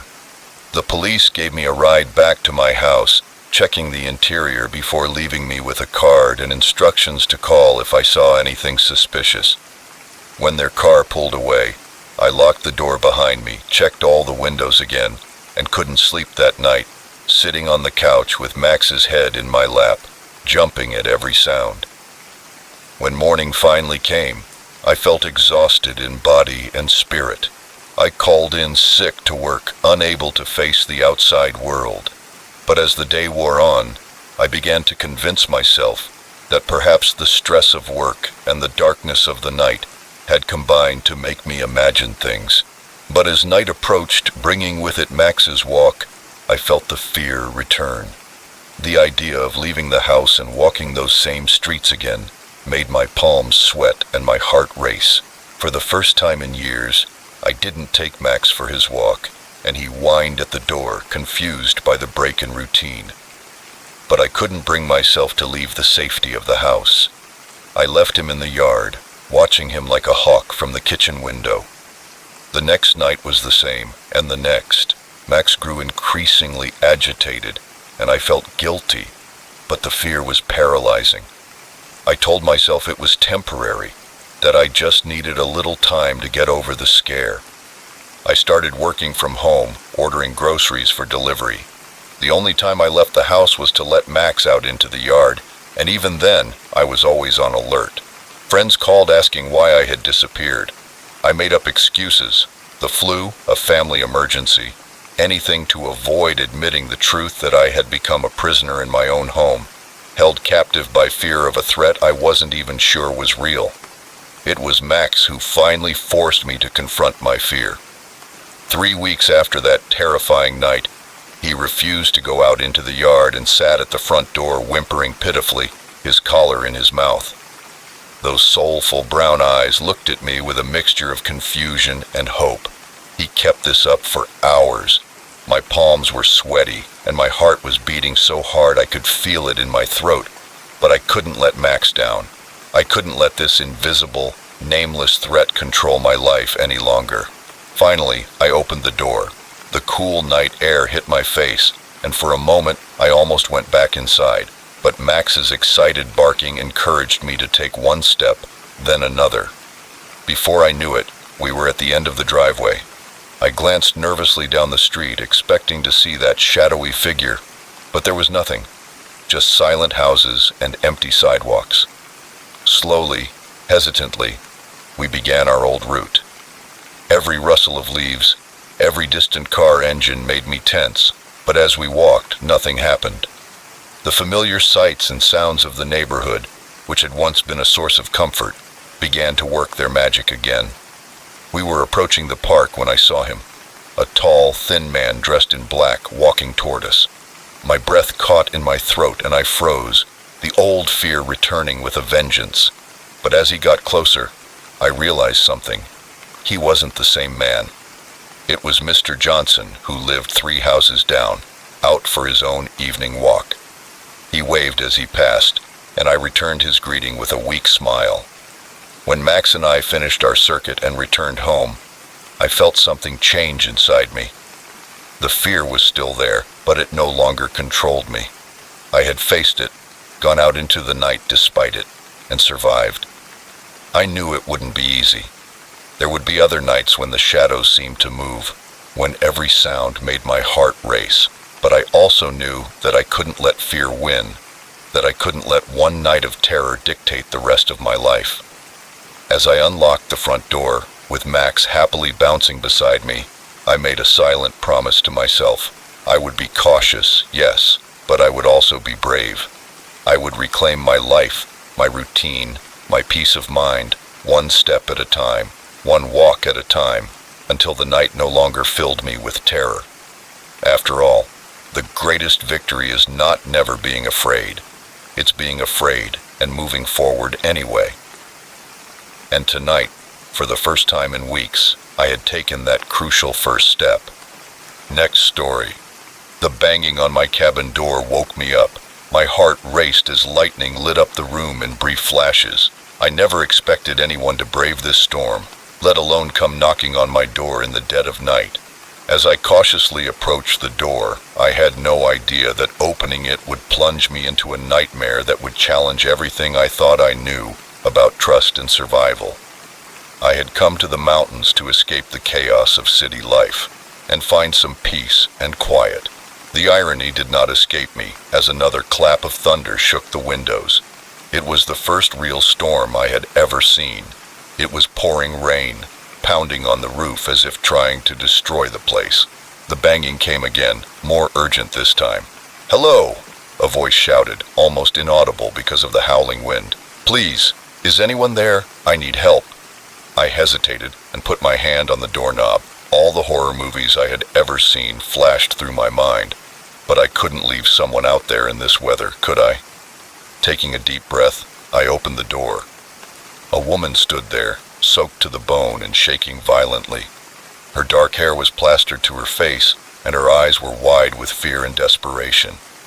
"Thank God," she gasped, her teeth chattering. "I thought no one was here." "Come in," I said, stepping back to let her in. She staggered inside, and I quickly closed the door against the howling wind. I could see that she was younger than I had imagined, probably in her 20s. Her clothes were torn and muddy, and there was a nasty scratch on her cheek. "Thank you," she said, hugging herself tightly. "I didn't think anyone would be out here." I was starting to lose hope. I grabbed a blanket from the couch and wrapped it around her shoulders. "What happened? How did you end up out there in this storm?" She clutched the blanket tightly, and her eyes scanned the cabin as if searching for hidden dangers. "It's a long story. I don't even know where to start." "Why don't we start with your name?" I suggested, trying to keep my voice calm and reassuring. "Sarah," she said after a moment's hesitation. "My name is Sarah." "I'm Mike," I replied. "Look, Sarah, you're safe here. Why don't you sit down and I'll make you some tea? Then you can tell me what happened." She nodded gratefully and sat down on the sofa while I busied myself in the small kitchen and waited for the water to boil. I couldn't help glancing at her. She looked nervous, jumping at every clap of thunder. When I handed her the steaming mug of tea, she wrapped her hands around it as if it were a lifeline. "You have no idea how grateful I am." I sat down in the armchair across from her, giving her some space. "So, Sarah, what brought you out to the middle of nowhere on a night like this?" She took a sip of tea, shivering slightly as the hot liquid touched her lips. "I was running away," she said finally, her voice barely above a whisper. "Running away from what?" I asked. Leaning forward, Sarah's eyes met mine, and I saw a deep fear that made my blood run cold. "From someone who wants to hurt me, someone dangerous." I felt a chill that had nothing to do with the storm outside. "Are you in some kind of trouble? Do we need to call the police?" She shook her head violently. No, the police can't help. They might even be working with him." Alarm bells were starting to ring in my head. This was sounding more and more like something I didn't want to get involved in, but I couldn't just throw her back out into the storm. "Who's after you, Sarah?" I asked gently. She sat down with her mug, her hands shaking. "My ex-boyfriend. He's not who I thought he was. I found out he's involved in some really bad stuff. Illegal stuff. When I confronted him about it, Her hand unconsciously touched the scratch on her cheek. I felt a wave of anger wash over me. "He hurt you." Tears welled up in her eyes. "I managed to get away, but he was chasing me. I thought I'd lost him, but then I saw his car on the road leading here. I panicked and ran into the woods." My mind was racing. If what she was saying was true, we could both be in danger. "Do you think he knows you're here?" "I don't know," she said, her voice trembling. "I don't think so, but he's always been good at finding me." I looked out the window. The storm was still raging outside, making it impossible to see more than a few feet beyond the porch. If someone was out there, we wouldn't know until it was too late. "We should be safe here tonight," I said, trying to sound more confident than I felt. "The storm is too strong for anyone to be out looking, but in the morning, we can decide what to do." Sarah nodded, relief washing over her face. "I don't know what I would have done if you weren't here. You should try to get some rest. You can stay in the bedroom. I'll sleep out here and keep watch." She looked like she wanted to protest, but exhaustion won out. I gave her some dry clothes to wear and then settled in for a long night. Sleep was impossible. Every sound, every creak of the cabin in the wind made me nervous. I kept replaying Sarah's story in my mind, trying to make sense of it all. Part of me wanted to believe her completely, to be the hero who saves the damsel in distress. But another part, a more cautious part, whispered doubts. As the night wore on and the storm began to subside, those doubts grew stronger. There were inconsistencies in her story that I couldn't ignore. The scratch on her cheek looked older than a few hours, and if she had been running through the forest, why weren't her shoes covered in mud? Around dawn, I heard a noise coming from the bedroom, and Sarah emerged, looking more put together than someone who had spent days on the run. "Good morning," she said with a smile. "Any sign of anyone?" I shook my head. "All clear. The storm has passed. We should be able to head into town soon and get you some help." "I don't think that's a good idea," she replied quickly. "He could be watching the roads." "Sarah," I said carefully, "I think it's time you told me the whole truth. Who are you really running from?" She stared at me for a long moment, and I saw the mask slip. The fear in her eyes was replaced by something colder and more calculating. "You're smarter than you look," she said, her voice losing its tremor. "Most men are too busy playing hero to ask questions." I tensed, suddenly very aware of how isolated we were. "What's really going on here?" Sarah sighed, running her hand through her hair. "The truth? I'm not running from anyone. I'm hiding something valuable, and I needed a place to lay low until the heat died down." "So everything you told me last night was a lie?" "Not everything," she said with a shrug. "My ex-boyfriend is looking for me, but he's not the most dangerous person in this scenario." Before I could ask any more questions, we heard the sound of a vehicle approaching. Sarah's head turned toward the sound, and a smile spread across her face. "Well, that's my ride," she said. "Thanks for the hospitality, Mike. You're a real lifesaver." Before I could react, she was already outside the door, running toward a black SUV that had just pulled up.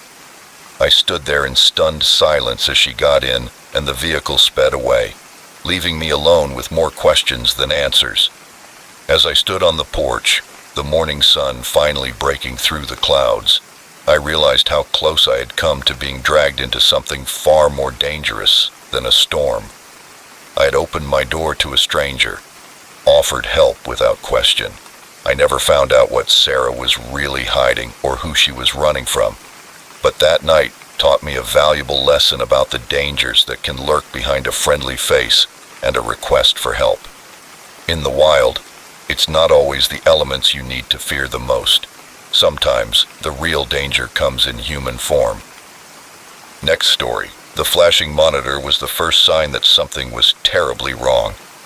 I was used to dealing with computer glitches, but the strange network activity coming from an abandoned floor of our office building sent a chill down my spine. Little did I know that this simple technical anomaly would lead me into a web of danger that would test the limits of my courage and technical skills. It was almost midnight, and the office was eerily quiet. Most of my colleagues had long since gone home, leaving me alone with the soft hum of the servers and the glow of the computer screens. I was performing some system updates, a tedious but necessary task that was best done when network traffic was low. That's when I noticed an unusual spike in data transfer on our network monitoring panel. At first I thought it was just a system glitch, but as I looked into it further, I realized that the traffic was coming from the 14th floor, a floor that had been empty for months, awaiting renovations. My first instinct was to call security, but something stopped me. Maybe it was professional curiosity, or maybe a misplaced sense of responsibility. Whatever the reason, I decided to investigate myself. The elevator ride to the 14th floor seemed longer than usual, each floor passing slowly as my heart rate increased. When the doors finally opened, I was greeted by darkness.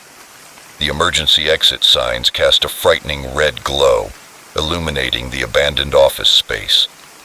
I grabbed my phone and turned on the flashlight app. The beam of light cut through the darkness, revealing desks and chairs covered in dust and wrapped in plastic.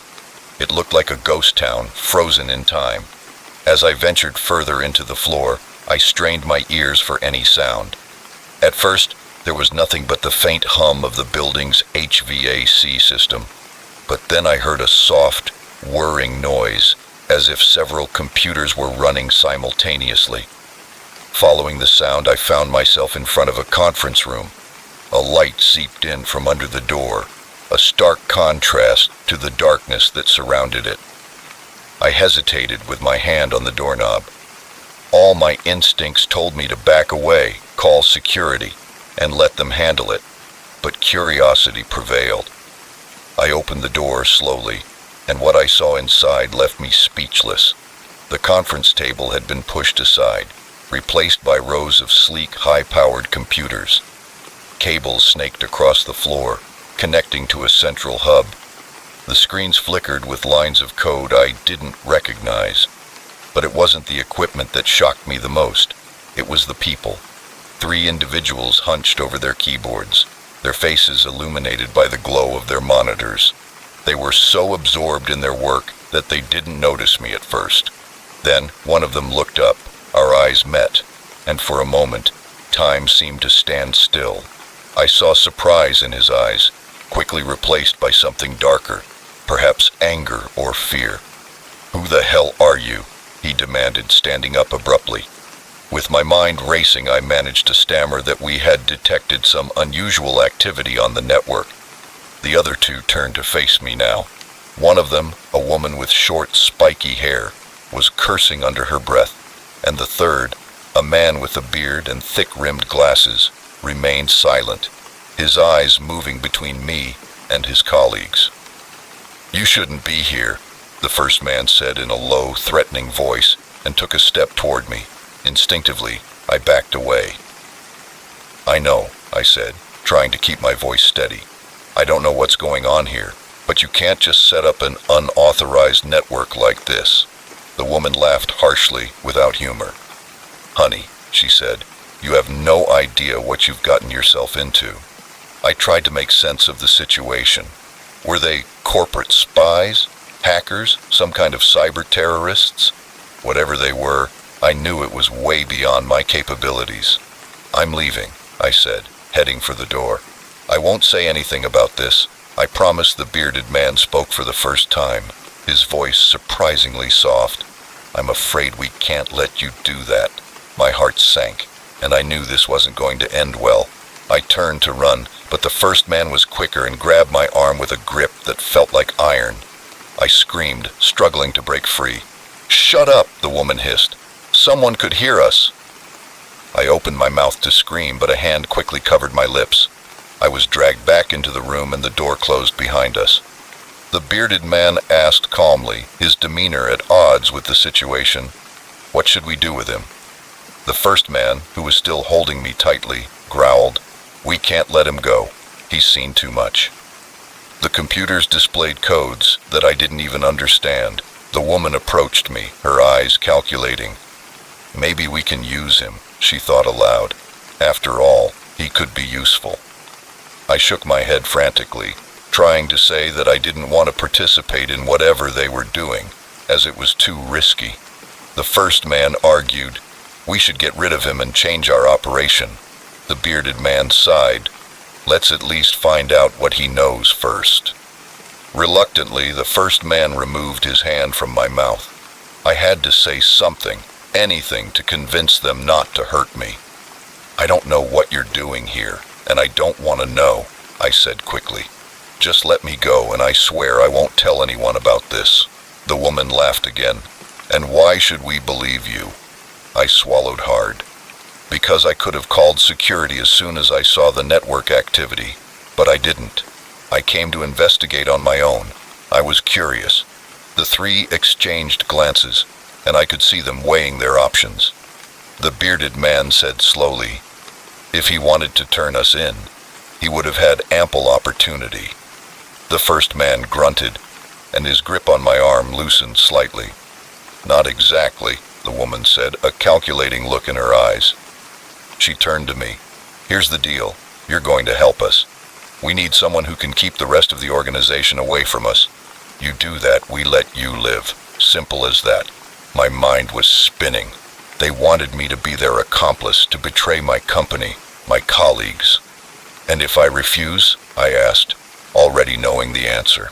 The first man's grip tightened. "Then we have a problem," he growled. I closed my eyes, trying to think. I was trapped, outnumbered, and out of my element. Whatever these people were involved in, it was very dangerous. But did I have a choice? "All right," I said finally, opening my eyes. "I'll do it, but I want to know what I'm getting myself into. What exactly are you doing here?" The woman smiled. "Let's just say we're redistributing a little wealth, improving the playing field a bit. Hackers, and not just any hackers, but ones who target our company." The implications were staggering. "And now," the bearded man said, his voice still calm, "you're one of us." As the gravity of my situation sank in, I realized that my life would never be the same. I was now part of something much bigger and more dangerous than I could have ever imagined. Every day would be a balancing act, protecting their secret operation while trying to find a way out of this nightmare.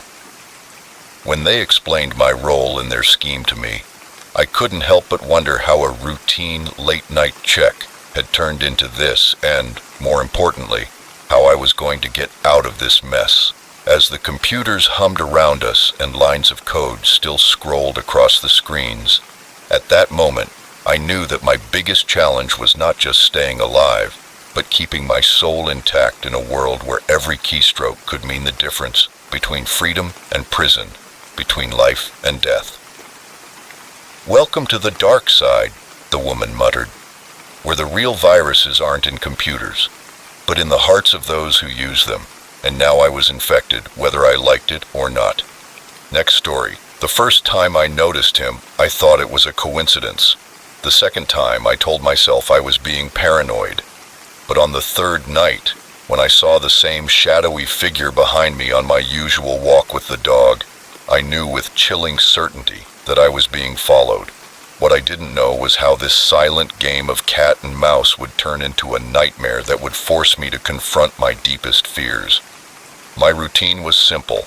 Every night at 10 p.m., I would take Max, my golden retriever, for a walk around the neighborhood, which was a quiet suburb with manicured lawns and cookie-cutter houses, the kind of place where nothing ever happened, or so I thought. The route was always the same: down Maple Street, left on Oak, around the park, and back home on Elm. It was a peaceful time, just me and Max, under the streetlights, the rest of the world asleep. The first night I saw him, it was just a glimpse of a figure at the end of the street, walking in the opposite direction. The second night, I saw him again in the same place, at the same time. A coincidence, I told myself. Maybe he works nights, and this is his way of unwinding after a shift.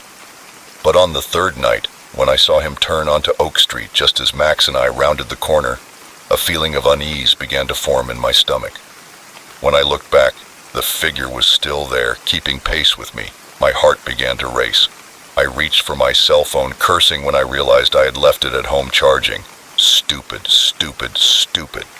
How many times had I read about the importance of carrying your cell phone for safety? The street lights were getting farther and farther away. Darkness seemed to surround me, and every shadow looked like a potential threat. Max, usually so calm, must have sensed my fear and whimpered, looking at me with worried eyes. "It's okay, kid," I whispered, more to reassure myself than him. "We're almost home." But the figure was closer now, close enough that I could make out some details. A tall, thin man dressed all in black, his face hidden by the shadow of a baseball cap. I abandoned all pretense of calm and started to run. Max, frightened by the sudden change, barked and ran alongside me. The sound echoed through the silent houses, but no lights came on, no one came to investigate. I could hear footsteps behind me, now fast and determined. He was running too, chasing me. Realizing this, a new wave of terror washed over me. I veered off my usual route, cutting across someone's yard in a desperate attempt to lose him. Max jumped over a low fence and I ran after him. My jeans got caught on the wood and ripped. I came out on an unfamiliar street, breathing heavily. For a moment, I thought I had lost him, but then I heard his footsteps, now slower but steady. He was still coming. I ran again, no longer caring which direction I was going. I just needed to get away. The houses blurred by, all looking the same in the darkness. I realized with growing horror that I was lost in my own neighborhood. I was out of breath. I couldn't go on like this much longer. I needed help. I needed to find a safe place. And then I saw a house with the lights on. Someone was awake. Without hesitation, I ran to the driveway and banged on the door, shouting, "Help! Someone help me!" The seconds passed like an eternity. I could hear footsteps approaching, and Max growled, positioning himself between me and the street. Just as I was about to give up hope, the porch light came on and the door opened, revealing a middle-aged woman in a bathrobe, her eyes wide with concern. "Please," I gasped. "Someone is chasing me. Can I come in?" She hesitated for a moment before stepping aside, and I rushed in, pulling Max with me. She quickly closed and locked the door behind us. "What's going on?" she asked, already reaching for the phone. "I'm calling the police." I nodded, still trying to catch my breath as she dialed. I looked out the window for any sign of my pursuer. The street outside was empty. The next hour passed in a blur. The police arrived, took my statement, and searched the area. They found no sign of the man I had described, no evidence that anyone had been following me. "Are you sure you saw someone?" one of the officers asked skeptically. "After all, it was dark. Maybe it was just your imagination playing tricks on you." I wanted to scream in frustration. I knew what I had seen, what I had experienced, but doubt began to creep in. Had I exaggerated and imagined it all?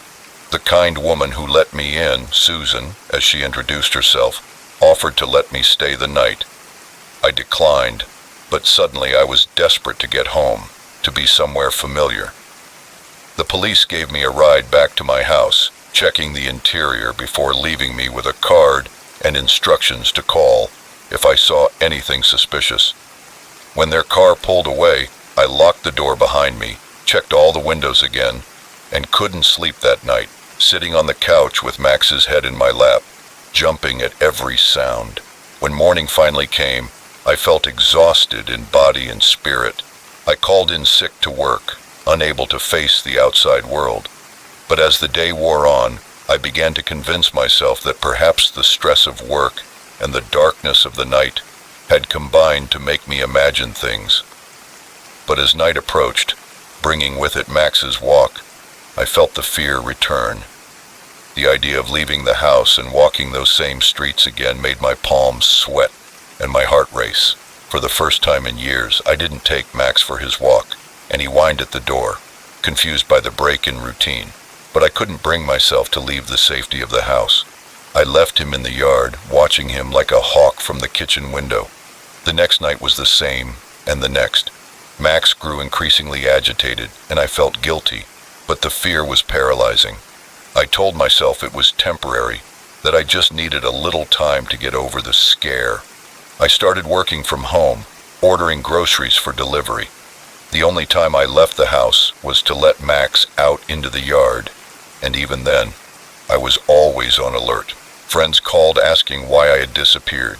I made up excuses, the flu, a family emergency, anything to avoid admitting the truth that I had become a prisoner in my own home, held captive by fear of a threat I wasn't even sure was real.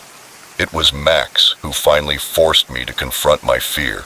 3 weeks after that terrifying night, he refused to go out into the yard and sat at the front door whimpering pitifully, his collar in his mouth. Those soulful brown eyes looked at me with a mixture of confusion and hope. He kept this up for hours. My palms were sweaty and my heart was beating so hard I could feel it in my throat, but I couldn't let Max down. I couldn't let this invisible, nameless threat control my life any longer. Finally, I opened the door. The cool night air hit my face, and for a moment, I almost went back inside. But Max's excited barking encouraged me to take one step, then another. Before I knew it, we were at the end of the driveway. I glanced nervously down the street, expecting to see that shadowy figure, but there was nothing, just silent houses, and empty sidewalks. Slowly, hesitantly, we began our old route. Every rustle of leaves, every distant car engine made me tense, but as we walked, nothing happened. The familiar sights and sounds of the neighborhood, which had once been a source of comfort, began to work their magic again. We were approaching the park when I saw him, a tall, thin man dressed in black, walking toward us. My breath caught in my throat and I froze, the old fear returning with a vengeance. But as he got closer, I realized something. He wasn't the same man. It was Mr. Johnson, who lived 3 houses down, out for his own evening walk. He waved as he passed, and I returned his greeting with a weak smile. When Max and I finished our circuit and returned home, I felt something change inside me. The fear was still there, but it no longer controlled me. I had faced it, gone out into the night despite it, and survived. I knew it wouldn't be easy. There would be other nights when the shadows seemed to move, when every sound made my heart race.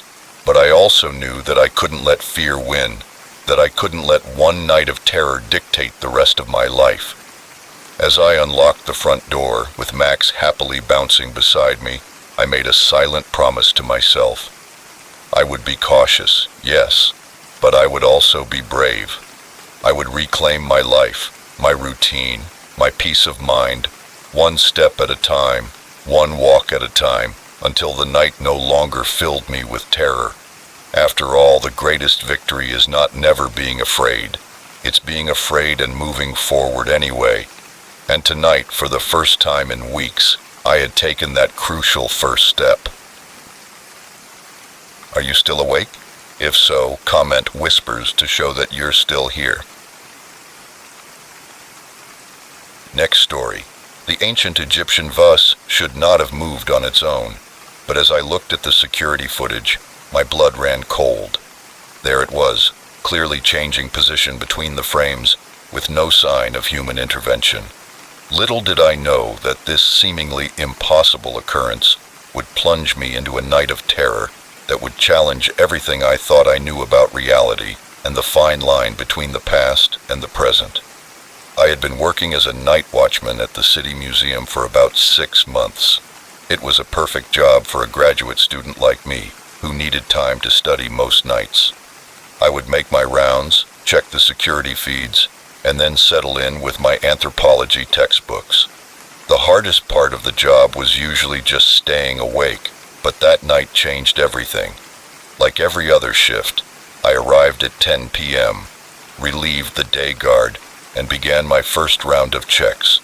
The museum was eerily quiet, the exhibits casting long shadows in the dim emergency lighting.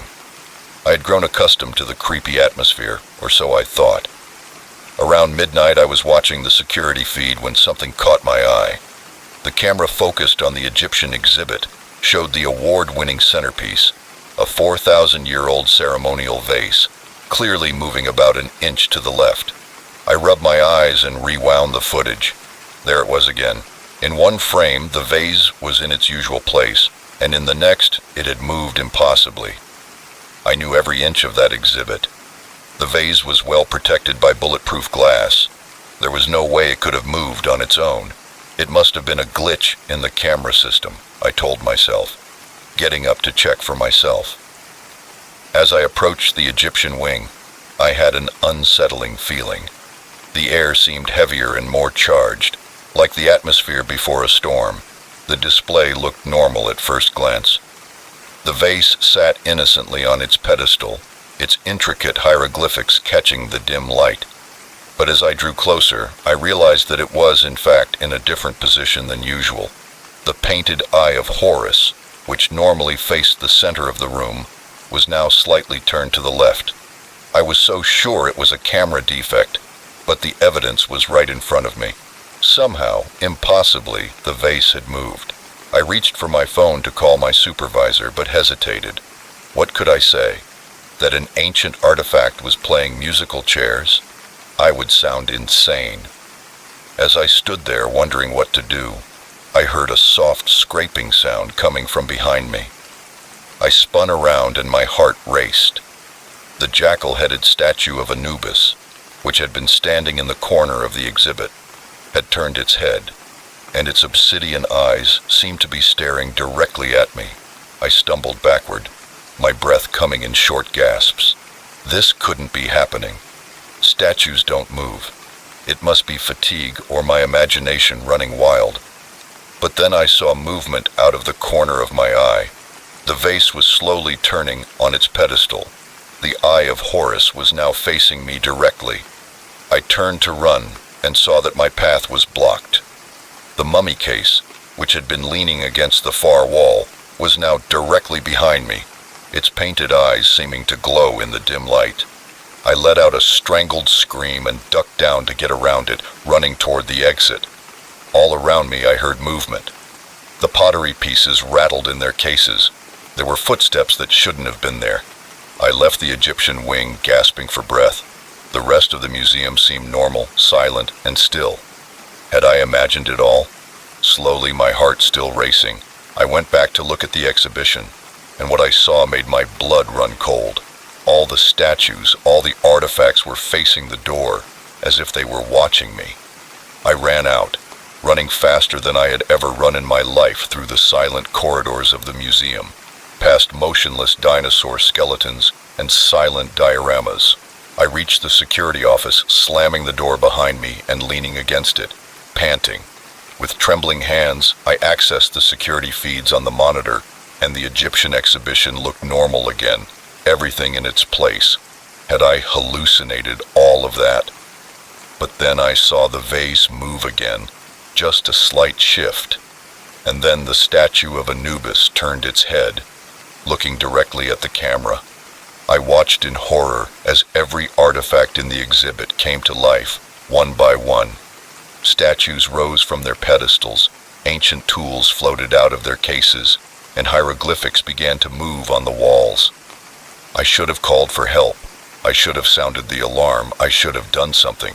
But I was paralyzed and transfixed by the impossible scene unfolding on the monitor. The mummy's coffin opened and a figure emerged.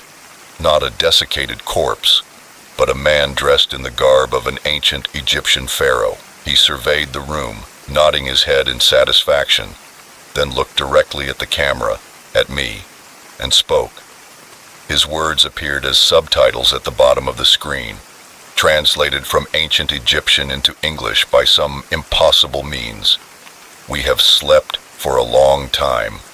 The time has come to reclaim what was taken. The pharaoh raised his staff, and the screen went black for a long moment. I sat in silence, stunned, and gradually became aware of sounds coming from outside the office. Footsteps, many of them. With trembling fingers, I accessed the feeds from other parts of the museum, and what I saw defied comprehension. The exhibits from every era were coming to life. Roman soldiers marched in formation down a hallway. A woolly mammoth walked through the Ice Age exhibit. In the medieval section, knights rode horses that should not have been alive, and they were all converging on the security office. Panic gripped my throat. I had to get out of there, but how? I was surrounded by impossibilities, by history coming to life with unknown intentions. A knock on the door made me jump. "Open in the name of Ramses II, a voice boomed in ancient Egyptian, which I somehow understood. I looked around for an escape route. The air vent was too small. The windows were locked. I was trapped. The knocking grew louder. I could hear other voices now, a cacophony of languages from all times. The door began to shatter. In desperation, I did the only thing that occurred to me. I grabbed the fire extinguisher from the wall and braced myself for whatever was on the other side of the door. The door burst open. The pharaoh stood there, flanked by a Roman centurion and a medieval knight. Behind them, I could see a crowd of historical figures stretching down the hallway. "What do you want?" I managed to shout. The pharaoh stepped forward and his eyes locked onto mine. "Our artifacts, our history, our stories. We have been prisoners in your museums for too long." I swallowed hard. "I have no authority to give you anything. I'm just a night watchman." The pharaoh smiled. a cold, calculating expression. "Oh, but you have something far more valuable than authority. You have knowledge of this modern world, and you will be our guide." Before I could protest, the knight stepped forward and grabbed my arm. His gauntlet felt cold and very real. "Time is short," said the pharaoh, "and the night is young." As they dragged me out of the office and into a museum now teeming with life from every era of history, I couldn't help but wonder if this was a nightmare I would wake up from, or the beginning of a new, impossible reality. The exhibits had come to life, history was literally repeating itself, and I was in the middle of it all. As we marched toward the museum exit and out into an unsuspecting world, I realized that my quiet job as a night watchman had become something far more extraordinary and terrifying. The night was indeed young, and it promised to be something that would change not only my life, but potentially the course of history. Next story. The lighthouse beam cut through the darkness, a futile attempt to pierce the wall of rain and wind that lashed the coast. I stared out at the storm, my knuckles white on the railing, searching for signs of life in the churning waters below. That's when I saw him, a lone figure clinging to a piece of wood, waving frantically. At that moment, I had no idea that my act of mercy would unleash a nightmare that would haunt me for many years. I have been the keeper of this lighthouse for over a decade. It is a lonely life, but one I have grown to appreciate. The rhythmic flash of the light, the constant wail of the foghorn, they have become as much a part of me as my own breathing. But nothing in all my years here could have prepared me for that night. The storm had settled hours earlier, one of the worst I had seen in years. I had already helped guide 2 fishing boats to safety, and their captains were no doubt thanking whatever god they believed in for my light. But as midnight approached and the storm showed no signs of letting up, I feared the worst was yet to come. That's when I spotted him. At first, I thought my eyes were deceiving me. No one could survive in those waters, but there he was, a dark speck against the foaming waves, arms flailing in a desperate plea for help. I didn't hesitate. I grabbed my emergency kit and raincoat and ran down the spiral staircase of the lighthouse. The wind almost knocked me over when I stepped outside, but I kept going. The rocky path to the small cove was treacherous in the best of conditions, but in this storm it was almost suicidal. When I reached the water's edge, my lungs were burning and my clothes were soaked. The man was about 50 yards from shore, fighting the waves that threatened to engulf him at any moment. I waded into the icy water, shocked by the cold, and shouted, "Hang on, I'm coming!" But my voice could barely be heard over the roar of the storm. I swam with all my strength, fighting the current that threatened to throw me against the rocks. The closer I got, the clearer I could see the man. He was younger than I had expected, with dark hair plastered to his forehead, and eyes wide with fear and exhaustion. With one last push, I reached him, grabbing the piece of wood he was holding on to. "I've got you," I shouted, trying to keep our heads above water. "Let's get you to the beach." The swim back was even harder, but adrenaline and determination pushed me forward. My feet touched the bottom, and I half-dragged, half-carried the man to the beach, and we fell onto the wet sand, both of us gasping for air. "Thank you," the man wheezed between breaths. "I thought I was done for." "Let's get you inside," I said, helping him to his feet. The climb back up to the lighthouse was slow and arduous, and the man leaned heavily on me, his strength clearly exhausted. By the time we got inside, we were both shivering from the cold and the effort. I sat him down next to the small stove in my quarters, wrapping him in every blanket I could find. As I busied myself making hot tea, I watched him more closely. Despite his ordeal, there was something about him that made me nervous. His eyes scanned the room, taking in every detail with an intensity that seemed out of place for someone who had just cheated death. "What's your name?" I said, handing him a steaming mug. He hesitated for a moment before replying, "Tom. Tom Harris." "Well, Tom, How did you end up out there? Was there a shipwreck? Tom's hands tightened around the mug. It's all a bit confusing, he muttered. I nodded, not wanting to push him too hard. You're safe now. We can sort everything out in the morning. In the morning, when I turned to check the lighthouse beam, I saw something that made my blood run cold.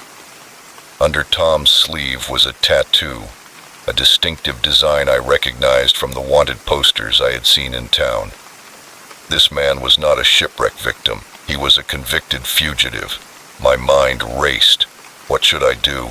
I was miles from the nearest town and had no way of calling for help.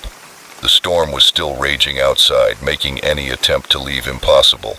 I was stuck here with a potentially dangerous criminal. I tried to keep my voice steady as I turned back to Tom. More tea, Tom? I forced a smile, and he nodded, not taking his eyes off me. I could see the change in him now. Gratitude was replaced by calculation. He knew that I knew. You've been very kind, John, he said in a low, controlled voice. I'd hate for anything to ruin this. The threat was clear. No need to worry, I said. You're my guest here. Tom smiled, but it didn't reach his eyes. Good, because I think I'll be staying for a while, at least until the storm passes. The next few hours were a tense dance of caution. I went about my tasks, checked the light, and monitored the storm, but I was aware of Tom's eyes following my every move. He asked questions about the lighthouse, how often ships passed by, my communication with the mainland. My mind worked overtime to find a way out of this situation, and as the storm began to subside, I knew I had to act. Tom had dozed off in his chair, lulled by the heat and exhaustion. This could be my only chance. I planned my escape, but when my hand touched the doorknob, a floorboard creaked under my feet. Tom's eyes flew open, and he was on his feet, no longer feigning weakness. Going somewhere? He growled. I backed away and raised my hands. Checking the weather, I lied. He lunged at me, his face contorted with rage and desperation. I can't let you go, he said. I've come too far to be caught. I backed up until I felt the window against my back. There was nowhere else to go. Tom reached into his pocket and pulled out a jagged piece of metal, a makeshift weapon he must have been hiding. You seem like a decent guy, but I can't take any chances. In that moment, time seemed to slow down. I saw the glint of metal coming toward me. I saw the storm-tossed sea through the window behind Tom, and I saw my chance. With a sudden burst of energy, I ducked under Tom's arm and grabbed him, slamming him against the window. The old glass shattered under our combined weight. I saw the sea on the rocks below, opening up before us, and then we were falling, the world spinning around us. I felt the impact knock the wind out of my lungs and the icy sea close over my head. Tom was a few feet away, struggling to stay afloat. At that moment, I had a choice to make. Try to save him again, risking my own life in the process, or save myself, leaving him at the mercy of the sea. The keeper in me, the part that had rushed into the storm to save a stranger, wanted to help, but the man who had just been attacked, who had seen the darkness in Tom's eyes, knew it was better not to interfere. Each stroke took me further away from the man I had rescued and the nightmare he had brought to my doorstep. As I approached the rocks, I heard one last desperate cry, and then silence. I looked back at the churning water, but there was no sign of Tom. The sea had taken him, carrying away the danger he represented. As I climbed the path back to the lighthouse, I knew that the memory of that night would stay with me forever. The lighthouse continues to shine, warning ships of the dangers of the treacherous coast, but now it serves as a reminder to me as well, that sometimes the most dangerous storms are the ones we invite into our lives, and that not everyone who asks for help has good intentions.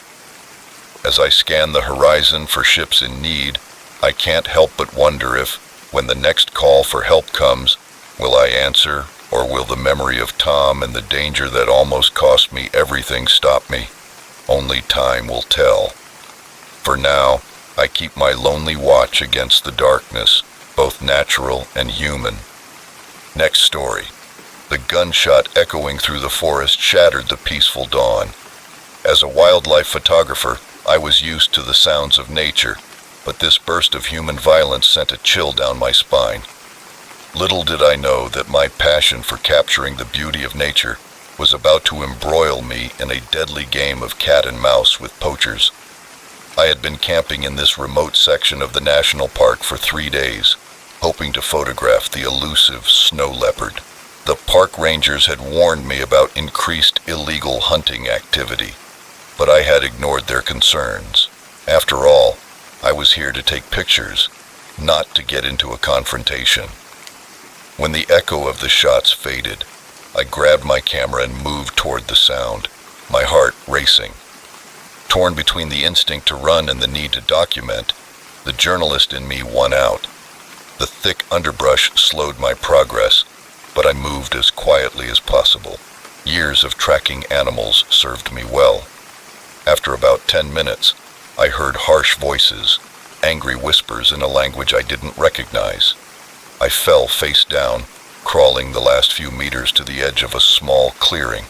What I saw there made my blood run cold. 3 men were standing over the body of a magnificent tiger, its orange and black coat stained red, its eyes lifeless, staring into nothingness. One man held a rifle while the others worked quickly to remove the animal's valuable parts, its teeth, claws, and skin. I raised my camera with trembling hands. The long lens allowed me to capture clear images of the evidence and the faces of the poachers. I told myself that something would bring these monsters to justice. The soft click of the shutter sounded deafening in the silent forest. One of the men's heads rose, his eyes scanning the tree line. For a breathtaking moment, I thought he was looking directly at me. His gaze shifted, and I let out a silent sigh of relief. But I knew I couldn't stay. I had the evidence I needed, and every second I lingered increased the risk of being discovered. I began to retreat slowly and as carefully as possible, but a branch snapped under my knee, making an incredibly loud sound. What was that? Panic took hold of me. I abandoned my stealth and got up, running as fast as I could through the dense forest. Behind me, I heard screams and the sound of boots hitting the undergrowth. Branches slapped my face. My only thought was to put as much distance as possible between myself and the poachers. Their knowledge of the terrain surpassed mine. A bullet whizzed past my ear, shattering the bark of a nearby tree. I zigzagged, trying to make myself a more difficult target. My lungs burned with every gasping breath. I came across a rocky slope without losing my stride, half running, half sliding down the incline, sending small avalanches of pebbles in front of me. At the bottom, I dove behind a large boulder, finally giving me a moment to catch my breath. The sounds of pursuit grew closer and closer. I peeked over the edge of the rock and saw the poachers emerging from the forest above. They stopped and scanned the hillside for signs of my passage. The leader barked, "He can't have gone far." I looked around, frantically searching for an escape route. The rock was on the edge of a fast-moving river. Normally I wouldn't consider trying to cross it, but now it seemed to be my only option. A shout behind me, followed by more gunshots. I dove into the icy current. The shock of the cold water knocked the air out of my lungs, and the strong current dragged me downstream, away from the poachers, but also dangerously close to jagged rocks that threatened to tear me apart. I struggled to keep my head above water, holding on to my waterproof bag with the camera, as the evidence it contained was too important to lose. After what seemed like an hour, but was probably only minutes, I managed to grab hold of a low branch and pull myself onto the bank. I lay on the ground, shivering, straining my ears for any sound of pursuit. But all I could hear was the river current and my own heart beating. Slowly and painfully, I got to my feet. I was soaked to the bone, bruised and disoriented, but alive, and most importantly, I still had my camera. I couldn't delay. The poachers might have given up the chase, but they were probably searching the area. I needed to find help to get my evidence to the authorities before it was too late. I began the long walk back to the ranger station.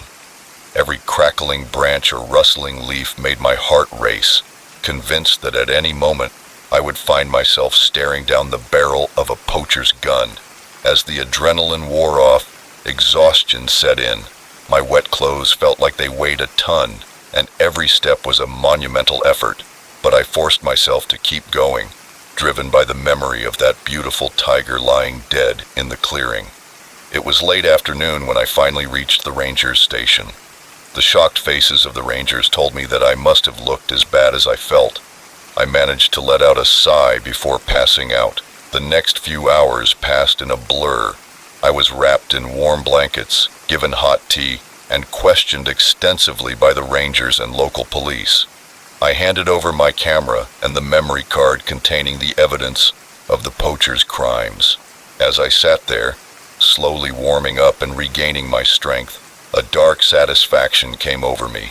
The authorities now had clear images of the poachers' faces and their vehicle. It wouldn't bring the tiger back, but it could prevent future tragedies. But my relief was short-lived, for as night fell, one of the rangers entered the station with a pale face and said, "We have reports of a big fire on the north side of the park, exactly where you said you found the poachers." My blood ran cold. "They're destroying the evidence," I realized aloud. The ranger nodded sadly, "and potentially killing many more animals in the process." I stood up, trembling but determined. "We have to stop them." The guard looked at me skeptically. "You've been through a lot today. Let us handle this." But I shook my head. "I know where I saw them. I can guide you there faster than you could find it on your own." There was a moment of silence as the rangers exchanged glances, and finally, the chief ranger nodded. "All right, but stay in the vehicle. No heroics." Within minutes, we were racing through the dark forest in sturdy jeeps, sirens blaring as we approached. I could see a menacing orange glow on the horizon. The fire was spreading quickly. We reached the edge of the fire and found chaos. Animals were fleeing in panic, the small ones running under the wheels of our vehicles. The heat was intense, even from a distance. I saw 3 figures running toward a parked truck loaded with what I assumed to be more illegally obtained animals. The rangers sprang into action, their training evident in their coordinated movements. They split up, some focusing on containing the poachers, while others began emergency firefighting efforts. I stayed in the jeep, as promised, but I couldn't sit still. I grabbed my camera again to document the scene unfolding. If any of the poachers escaped, I was determined to get clear images of them to aid in their capture. The night was marked by a cacophony of screams, gunshots, and the roar of the growing inferno. But in the end, the good guys won. The poachers were captured, and their truckload of illegal goods was seized. The fire, though damaging, was brought under control before it could spread throughout the forest. As dawn cast a surreal light over the smoldering landscape, I felt a complex mix of emotions: horror at the destruction, sadness for the lost animals, but also pride in having contributed to bringing these criminals to justice. One of the rangers approached me with a tired smile on his sweat-stained face. "Your photos were the key," he said. "Without them, we might never have caught these guys. You did a good job, photographer." As I watched the poachers being led away in handcuffs, I realized that my relationship with this forest had fundamentally changed. I had come in search of beauty, seeking to capture the majesty of nature through my lens. Instead, I had been thrust into the ugly reality of the threats facing these magnificent creatures. But when I raised my camera one last time, focusing on a pair of deer cautiously emerging from the undamaged part of the forest, I knew I had found a new purpose. My photos would no longer just show the beauty of nature. They would serve as a record, a warning, and a call to action. The forest had shown me its darkest side, but in doing so, It also revealed the depth of my commitment to protecting it. As I clicked the shutter, capturing new life emerging from the ashes of destruction, I silently vowed to use my skills not only to document wildlife, but to defend it. Next story. The keycard slid into the lock with a soft click, but something felt off. As the night clerk at this small-town motel, I had checked in hundreds of guests, but none of them had ever made the hairs on the back of my neck stand up like this one. His eyes were wide with nervousness, his fingers were twitching, and the bulky duffel bag he was clutching seemed strangely heavy. Little did I know that my intuition was about to lead me into a night of terror that would change my life forever. I've been working the night shift at the Pinewood Motel for about 3 years. It's not glamorous, but it pays the bills and gives me plenty of quiet time to work on my novel. Most nights are quiet, with a few late check-ins, maybe a noise complaint or two. But from the moment he walked in, I knew this night would be different. He walked through the door around 11 p.m., the bell above the entrance ringing discordantly. The man was in his 30s with tousled brown hair and 3 days' stubble. His clothes looked like he had slept in them, and there was a wild look in his eyes that made me nervous immediately. "A room," he said in a hoarse, urgent voice. "Just for the night." I kept my face neutral as I accessed the list of vacancies on the old computer. "Of course, sir, we have a few single rooms available. How about room 237? He nodded, pulling out a wad of crumpled bills as he counted out the payment. I couldn't help but notice that his hands were shaking, and that there was also a dark stain on his sleeve that looked suspiciously like blood. I handed him the key card, forcing a smile. "Your name, sir?" "Smith," he said quickly, very quickly. "John Smith." "And I'm the Queen of England," I thought, as Mr. Smith hurried to his room, practically running down the hallway. I stood there wondering what to do. My instincts were screaming that something was very wrong here, but what could I do? Call the police because a guest seemed nervous? They'd laugh at me on the phone. I tried to distract myself with paperwork, but my eyes kept wandering back to the security monitor showing the parking lot. I saw Mr. Smith leaving his room, looking around furtively before hurrying to his car. He opened the trunk and took out another backpack, this one even bigger than the first. My curiosity got the better of me. I switched the monitor to the hallway camera just in time to see him struggling with the heavy backpack, finally managing to drag it back to his room. What the hell was in those bags? My mind raced through possibilities, each more sinister than the last. Drugs, guns, or something even worse. I knew I should mind my own business. It wasn't my job to play detective, but I couldn't shake the feeling that if I didn't do something, I would regret it for the rest of my life. "I'll do a quick wellness check," I decided. I would knock on the door and make up some excuse about a plumbing problem just to take a peek inside the room. If everything looked normal, I'd leave it at that. But if not, well, I'd cross that bridge when I came to it. The walk down the hallway to room 237 felt like the longest of my life. Each step seemed to echo loudly, and I was sure my heart was beating loud enough to be heard. As I approached the door, I could hear muffled sounds from inside, frantic movements, and what sounded like crying. I hesitated and raised my hand to knock. Was I making a huge mistake? What if he was armed? What if I was walking into something I couldn't handle? Before I could change my mind, I pressed the maintenance button and called out, trying to keep my voice steady. "Room service, sir. We've had some reports of plumbing problems on this floor. We need to check your bathroom quickly." The sounds inside the room stopped abruptly. For a long moment there was only silence, then footsteps approaching the door, which opened slightly, and I could see one of Mr. Smith's eyes looking at me. "There's no problem here," he said, his voice tense. "Please leave." I gave my best apologetic smile. "I'm sorry, sir, but it's orders from management. It'll only take a minute, I promise." He seemed to debate internally for a moment, then reluctantly opened the door wider. "Be quick," he growled. When I entered the room, the first thing that hit me was the smell, a metallic coppery odor that I recognized with a sinking feeling in my stomach. The room was a mess. Clothes were scattered everywhere, the sheets torn and piled in a corner. One of the duffel bags was open on the bed, and I caught a glimpse of something that looked disturbingly like a human hand before Mr. Smith moved to block my view. "The bathroom is over there," he said, pointing to the other side of the room. His other hand was behind his back, and I had a sick feeling that I knew what he was holding. I nodded, trying to keep my breathing steady as I made my way to the bathroom. My mind was racing. I needed to get out of there and call the police, but if I ran now, would I make it to the door?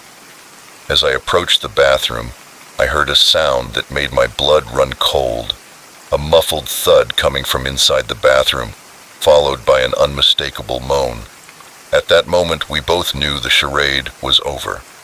Mr. Smith's face contorted with rage. The knife in his hand glinted in the bright fluorescent light. I reacted on pure instinct, grabbing the table lamp and swinging it with all my strength. It struck his head with a sickening crack, and he fell hard. For a moment, I stood there frozen, my heart pounding in my ears. Then another moan from the bathroom brought me back to reality. With trembling hands, I took the key from the unconscious man's pocket and unlocked the bathroom door. What I saw inside will haunt me for the rest of my days. A young woman tied up and gagged, her eyes wide with terror. She couldn't have been more than 20 years old. "It's okay now," I said in a shaky voice as I worked to untie her. "You're safe now. I'll get help." As soon as she was free, she collapsed into my arms, sobbing uncontrollably. I held her close, murmuring reassurances as I searched for my phone to call 911. The next few hours passed in a blur. The police stormed the motel, paramedics took care of the young woman, and detectives questioned me repeatedly about what had happened. Mr. Smith was actually Michael Reeves, a serial killer who had been terrorizing the Midwest for months. The woman in the bathroom was his latest victim, but luckily I had interrupted him before he could complete his macabre ritual. I sat on the sidewalk outside the motel with a shock blanket over my shoulders, and a detective approached me with a sincere smile on his face. "You did well, kid," he said, patting me on the shoulder. "You saved that girl's life. Not many people would have had the courage to do what you did." Still trying to process everything that had happened, part of me wished I had just minded my own business and spent my night like any other. But then I thought of that young woman and the life she now had ahead of her because I had acted on my instincts. When the police cars began to drive away and the first onlookers began to gather, I knew my quiet life as a night clerk was over. There would be statements to make, maybe even a trial to testify at. My name would be in the papers, my face on the local news. But as I watched the young woman being helped into an ambulance, her eyes meeting mine with a look of deep gratitude, I knew I wouldn't change a thing. Sometimes the most important moments in our lives happen when we least expect them, in the quietest hours of the night, when the rest of the world is asleep. I may have checked in a murderer that night, but in doing so, I discovered a strength in myself I never knew existed. And when I finally allowed exhaustion to overcome me, I realized that my uneventful nights at the Pinewood Motel were a small price to pay for the knowledge that I had made a difference, that I had saved a life. The next time my instincts tell me something is wrong, you can bet I'll be paying attention, because sometimes being nosy isn't just satisfying curiosity. Sometimes it's being the hero someone desperately needs. The moment I saw the blood on his shirt, I knew this wasn't going to be an ordinary night. Working as a taxi driver in this city for 15 years, I had seen my share of strange passengers, but the desperation in this man's eyes told me I was about to get involved in something far beyond a simple ride home. The decision to pick him up would plunge me into a night of terror, forcing me to choose between my safety and my conscience. It was past midnight, the street was slippery with recent rain, reflected in the puddles like portals to another world. I had been driving for hours. The night shift was always a mix of drunks, night owls, and the occasional lost soul. When I saw him, he was standing on a corner in one of the roughest parts of town, his arm outstretched and his eyes darting nervously around. Even from a distance, I could tell that something was wrong with his clothes.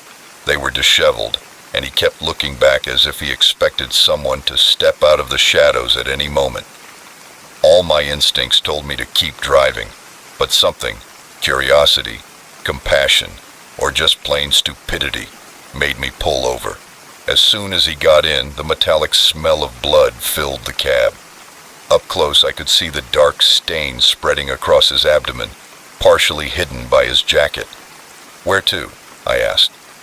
Trying to keep my voice steady, I just drove. He gasped and slumped into the seat. Pulling away from the curb, my mind was racing. Who was this guy? What had happened to him? And more importantly, what was I getting myself into? "Look," I said, glancing at him in the rearview mirror. "You're bleeding a lot. Maybe we should get you to a hospital." "Not a hospital," he said sharply, then winced in pain. "Who are they?" I asked, my stomach in knots. He didn't answer, just closed his eyes and pressed his hand harder against the wound. There were only sounds, the hum of the engine and his labored breathing. I kept one eye on the road and one on the rear-view mirror, half expecting to see someone following us. After about 20 minutes, when we were well out of the city, he spoke again. "Pull over. I need a minute." I hesitated, but the pleading look in his eyes made me give in. I pulled over onto the shoulder of the deserted highway, turned off the engine, and turned to face him. "Okay," I said. "I think it's time you told me what's going on. Who are you running from?" Have you ever made a mistake so big, so monumentally stupid, that you knew your life would never be the same again? I nodded slowly, thinking of my own regrets from the past. "Well, I made that mistake," he continued. "I got involved with some bad people, thought I could outsmart them and make some quick money. But they caught me, and now," he gestured to his blood-stained shirt. "Jesus," I muttered. "What now?" "I can't run forever. I just need to get to a safe place," he said. "I know someone who can help me, but it's a long drive and I'll pay you double the fare if you take me." I should have said no, should have told him to get out of my taxi and never look back. But there was something in his eyes, a mixture of fear and hope, that made me pause. "Triple fare, and you tell me everything, no more secrets." He nodded, and relief washed over his face. When we got back on the highway, he started talking. His name was Alex, and he had gotten involved with a drug gang. He got greedy and took money from the top, thinking they wouldn't notice. They did. "So who shot you?" I asked, piecing the story together. "The boss's henchman," Alex replied, his voice breaking with pain. "I managed to escape, but they'll be looking for me. That's why we can't go to a hospital, because there are people everywhere."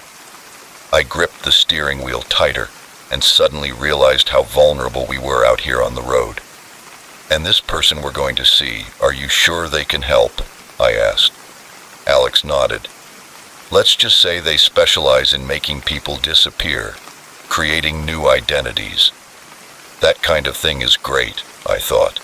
Not only was I harboring a fugitive, but now I was an accomplice to whatever illegal witness protection scheme he was cooking up. The landscape changed from urban sprawl to rolling fields. I kept a watchful eye on the rear-view mirror, jumping at every headlight that appeared behind us. Around 3 a.m., as we were passing through a small town, Alex suddenly stiffened. "That black SUV," he said in a steady voice, "has been behind us for the last 10 miles. I checked the mirror, and my heart rate skyrocketed. He was right, the vehicle was keeping its distance, but it was definitely following us. Pressing down on the accelerator, the taxi sped forward, and I made a sharp turn onto a side street. The SUV followed us. "They found us," Alex muttered. My mind raced, trying to remember every car chase scene I'd ever seen in movies. I made random turns, trying to lose them, but the SUV stayed with us, closing in with every passing minute. Alex shouted, pointing to a narrow alley between two buildings. "There!" I turned without hesitation. pulling the steering wheel to the side. The taxi screeched into the alley, barely fitting between the walls. Praying that we wouldn't get stuck, we made it out the other side and immediately made another turn. The SUV was gone. I think we lost them. But Alex wasn't celebrating. "They'll find us again," he said grimly. "We need to get rid of the taxi. It's too recognizable." I wanted to argue and tell him that I wasn't going to abandon my livelihood, but deep down, I knew he was right. We left the taxi in a parking lot on the outskirts of town and continued on foot, ducking into alleys and shadows. Alex was leaning heavily on me now, his injury clearly taking its toll. "Not far," he gasped. "There's a bus station a few blocks from here. We can get a ride to the next town." When we turned a corner, I saw the neon sign of the bus station glowing in the distance. We were heading there when I heard the sound of tires behind us. Alex yelled, pushing me forward, and we ran toward the station, adrenaline overcoming exhaustion and pain. I could hear footsteps pounding behind us, getting closer every second. We entered the station, scaring the few night travelers waiting for their buses. Without stopping, we ran straight to the boarding area, and a bus was leaving. Without thinking, I grabbed Alex and jumped onto the closing doors.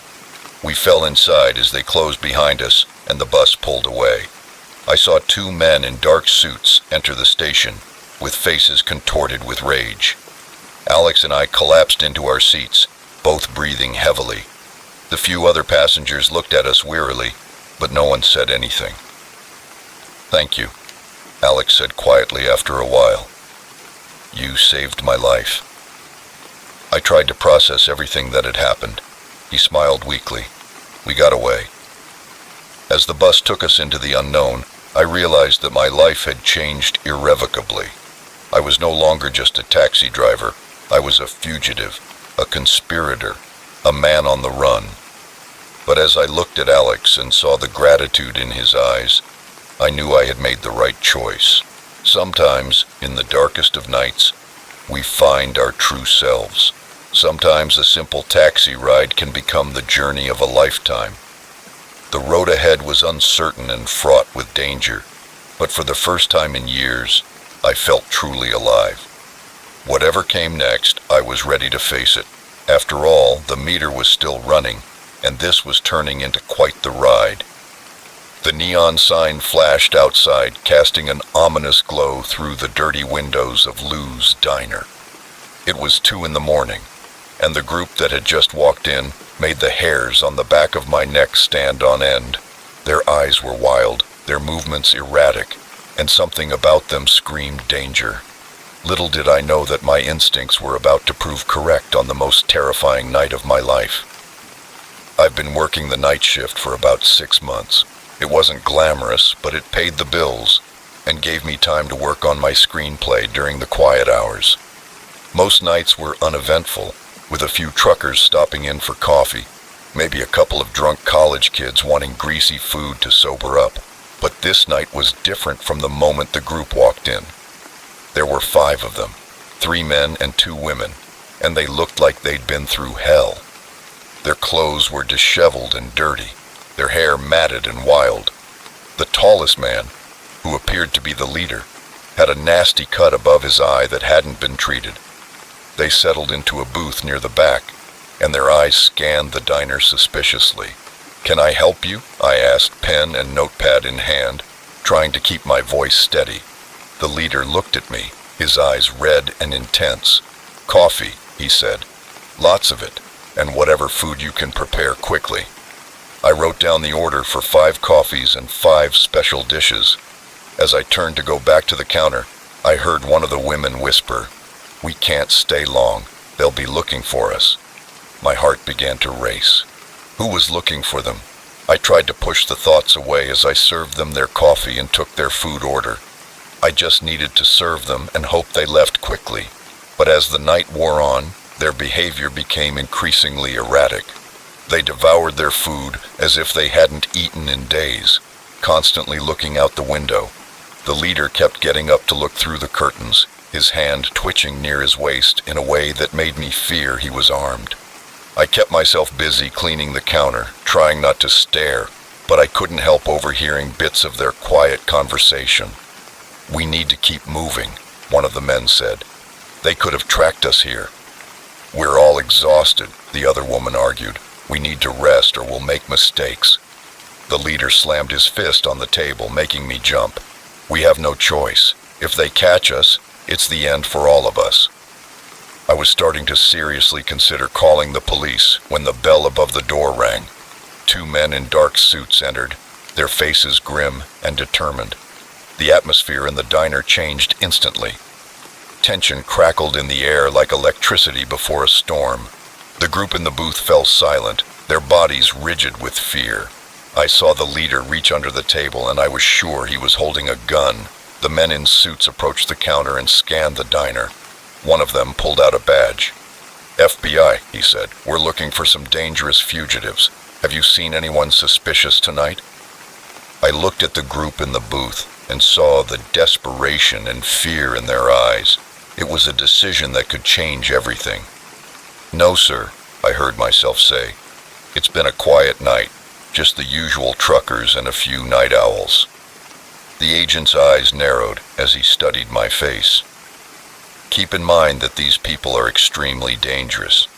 Hiding them would be a federal crime." I swallowed hard, forcing myself to meet his gaze. "I'm sure no one matching that description has come here." He held my gaze for another moment, then nodded. "If you see anything suspicious, call this number immediately." He handed me a card, then turned to his partner. "Let's check the gas station down the street." As soon as the door closed behind the agents, the group stood up. "We need to go now." They left the booth, throwing money on the table, but before they reached the door, the leader turned back to me and asked, "Why?" I simply shrugged, my heart still pounding. "I don't know what's going on, but you guys seem scared, not dangerous. I hope I made the right decision." He nodded solemnly. "You did. Thank you. You may have just saved more lives than you realize." With that, they were gone, disappearing into the night as quickly as they had appeared. I stood there for a long moment trying to process what had just happened. Had I just helped and been an accomplice to fugitives, or had I helped innocent people escape some kind of injustice? The FBI agent's words echoed in my mind. These people were supposedly dangerous, but my instincts told me there was more to the story. As the night wore on, my mind explored possibilities. Were they whistleblowers fleeing some corrupt government agency, victims of a conspiracy? Was I getting too involved, or had I made a terrible mistake by letting truly dangerous criminals escape? Around 4 a.m., the doorbell rang again, and my heart leaped into my throat, expecting the FBI agents to return. But it was just old Joe, right on time for his pre-dawn coffee and pie. "You look like you've seen a ghost," he said, as he settled into his usual chair. "Rough night." "You could say that, Joe. You could say that." As I poured his coffee, I wondered if I should tell him what had happened, but decided not to. The fewer people who knew, the better. Whatever was going on, I was now unwillingly a part of it. The rest of my shift passed in a blur of anxious glances at the door and jumping at every little noise. When my replacement arrived, I practically ran out of the diner, desperate to get home and try to make sense of it all. But when I unlocked the door to my apartment, I froze. Under the door was a plain white envelope. With trembling hands, I opened the envelope and found a short note and a flash drive. The note read, "You took a risk with us, and now we're taking a risk with you. The truth is on this flash drive. Be careful who you trust. The world needs to know, but they'll do anything to keep it hidden. Thank you for your courage. M." I stared at the flash drive, my mind racing. Whatever was on it, I knew my life would never be the same if I saw its contents. I had a choice to make. Plug it in and potentially put myself in danger, or destroy it and try to forget that this night had ever happened. As I sat there, with the first rays of dawn streaming through my window, I realized that the choice had already been made the moment I lied to the FBI agent.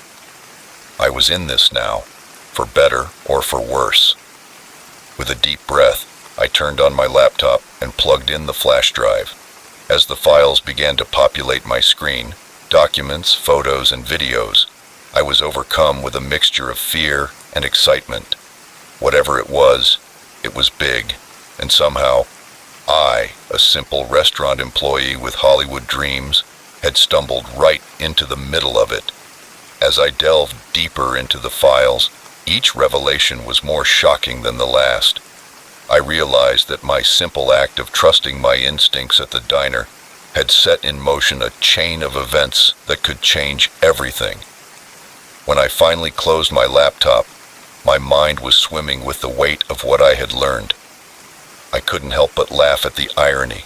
For months I had been trying to write a screenplay in search of that perfect story that would launch my career, and now the most incredible story I could have imagined had literally walked into my diner. I knew the next few days and weeks would be dangerous.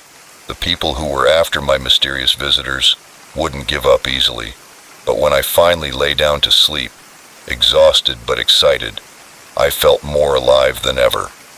My graveyard shift at Lou's Diner had turned into the prologue to an adventure I could never have imagined, and somehow I knew this was just the beginning. Whatever came next, I was ready. After all, every great story needs a reluctant hero, right? On that fateful night, that hero was me, a simple diner employee with a tendency to trust and a new taste for danger. The mysterious blue glow pulsing deep in the forest was unlike anything I had ever seen in my 15 years as a forest ranger. As I cautiously approached, the hairs on the back of my neck stood on end, and an inexplicable sense of dread washed over me. Little did I know that the discovery of those strange lights would lead me into a nightmare that would challenge everything I thought I knew about the forests I swore to protect. It was supposed to be a routine night patrol, the kind I had done countless times before, checking for illegal campers or signs of forest fires. The air was crisp with the scent of pine, and the full moon cast long shadows between the trees. Everything seemed normal until I saw that otherworldly light flickering between the branches. I radioed base to report my position and my intention to investigate. In hindsight, I should have waited for backup, but curiosity got the better of me, and I ventured deeper into the forest, following the pulsing blue glow. As I got closer, I began to hear low, rhythmic chants in a language I didn't recognize. My hand instinctively went to the gun on my hip, although I wasn't sure it would be any use against whatever was producing that light. I climbed a small hill and suddenly found myself at the edge of a large clearing. What I saw made me question my sanity. A circle of hooded figures stood around a glowing blue crystal the size of a car, swaying in unison. Their chants grew louder and more frenzied. The crystal pulsed in time with their voices, casting sinister shadows across the clearing. I hid behind a large tree, and my heart raced. This was far beyond what I had been trained to handle. Illegal campers or poachers, yes, but this was something else. As I watched, frozen, the chanting reached a fever pitch. The crystal's glow intensified, becoming almost painfully bright. And then, impossibly, a tear seemed to open in the air above the crystal. Through that tear, I glimpsed something, a strange and wrong landscape, with geometries that hurt my eyes to look at. Tentacle-like appendages reached toward the opening, grasping at the air. I must have made a sound, a gasp or a whimper, because suddenly one of the robed figures turned and looked directly at me. I could see that its eyes glowed with the same blue light as the crystal. "Intruder!" it shouted in a voice that was far from human. Panic seized me. I turned and ran, cutting through the undergrowth without worrying about stealth. Behind me I could hear screams and the sound of pursuit. I ran blindly, branches lashing my face, roots threatening to trip me at every step. My lungs burned, and my legs felt like lead, but terror kept me moving. The sounds of pursuit grew closer, and I could hear an inhuman howl that froze me to the core. When I thought I couldn't run another step, I broke out of the trees and found myself at the edge of a cliff. Below, a river flowed, swollen from recent rains. I was trapped. I turned to face my pursuers, drawing my weapon with trembling hands. The cloaked figures emerged from the trees, moving with an unnatural gliding motion. Their hoods had fallen back, revealing faces that were only vaguely human, with two wide mouths and those bright blue eyes. "You shouldn't have come here, Ranger," one of them said, its voice a harsh hiss. "You have seen things that should not be seen by mortal eyes." "What are you?" "What was that thing in the clearing?" I asked, my voice breaking. The creature's mouth stretched into a grotesque approximation of a smile. "We are the guardians of the portal. For centuries we have kept the boundary between the worlds intact, but now the stars are aligned and the great elder stirs in his sleep." My mind reeled, trying to comprehend what I was hearing. It sounded like something out of a horror novel, not something that should exist in the real world. "You have a choice, Ranger," the creature continued. "Join us in our great work, or be cast into the void." I looked from the creatures to the edge of the cliff behind me. The drop was easily 100 feet to the river below, churning and violent, certain death. But when I looked back at the inhuman faces of my pursuers, I realized that death might be preferable to what they had in mind. "I choose option 3, I said, and before they could question me, I turned and jumped off the cliff. The fall seemed to last forever. The wind rushed past me, and I had a moment to reflect on the absurdity of my situation. Then I hit the water, and everything went dark. I don't know how long I was unconscious. When I came to, I was on a rocky bank several miles downriver. Every part of my body ached, and I was sure I had broken ribs, but I was alive. Shaking, I tried to process what I had seen. Part of me wanted to believe it had been a hallucination, perhaps caused by some toxic fungus I had inhaled, but deep down, I knew it had been real. I managed to drag myself to my feet and staggered through the forest until I found a road. A truck driver took pity on me and gave me a ride back to the ranger station. My colleagues were shocked when I walked in soaking wet and talking about glowing crystals and inhuman cultists. They assumed I had been in some kind of accident and hit my head. I was taken to the hospital, where doctors diagnosed me with a concussion and exposure. In the days that followed, I thought about telling the whole story of what I had seen, but every time I started to tell it, the words got stuck in my throat. Who would believe me? They would label me crazy, and I would probably lose my job. And a small, terrified part of me wondered if those creatures would come after me if I spoke. So I kept quiet. I told everyone that I had fallen during a patrol and been swept away by the current. They seemed to accept it, although I noticed strange looks from my co-workers when they thought I wasn't looking. I went back to work trying to pretend everything was normal, but nothing was the same. Every time I entered the forest, I found myself jumping at shadows, half expecting to see that blue glow through the trees. I avoided the section of the forest where I had seen the crystal, making up excuses to send other rangers there. After a few months, the memory of that night slowly began to fade, taking on the quality of a bad dream. I began to wonder if maybe I had imagined it all.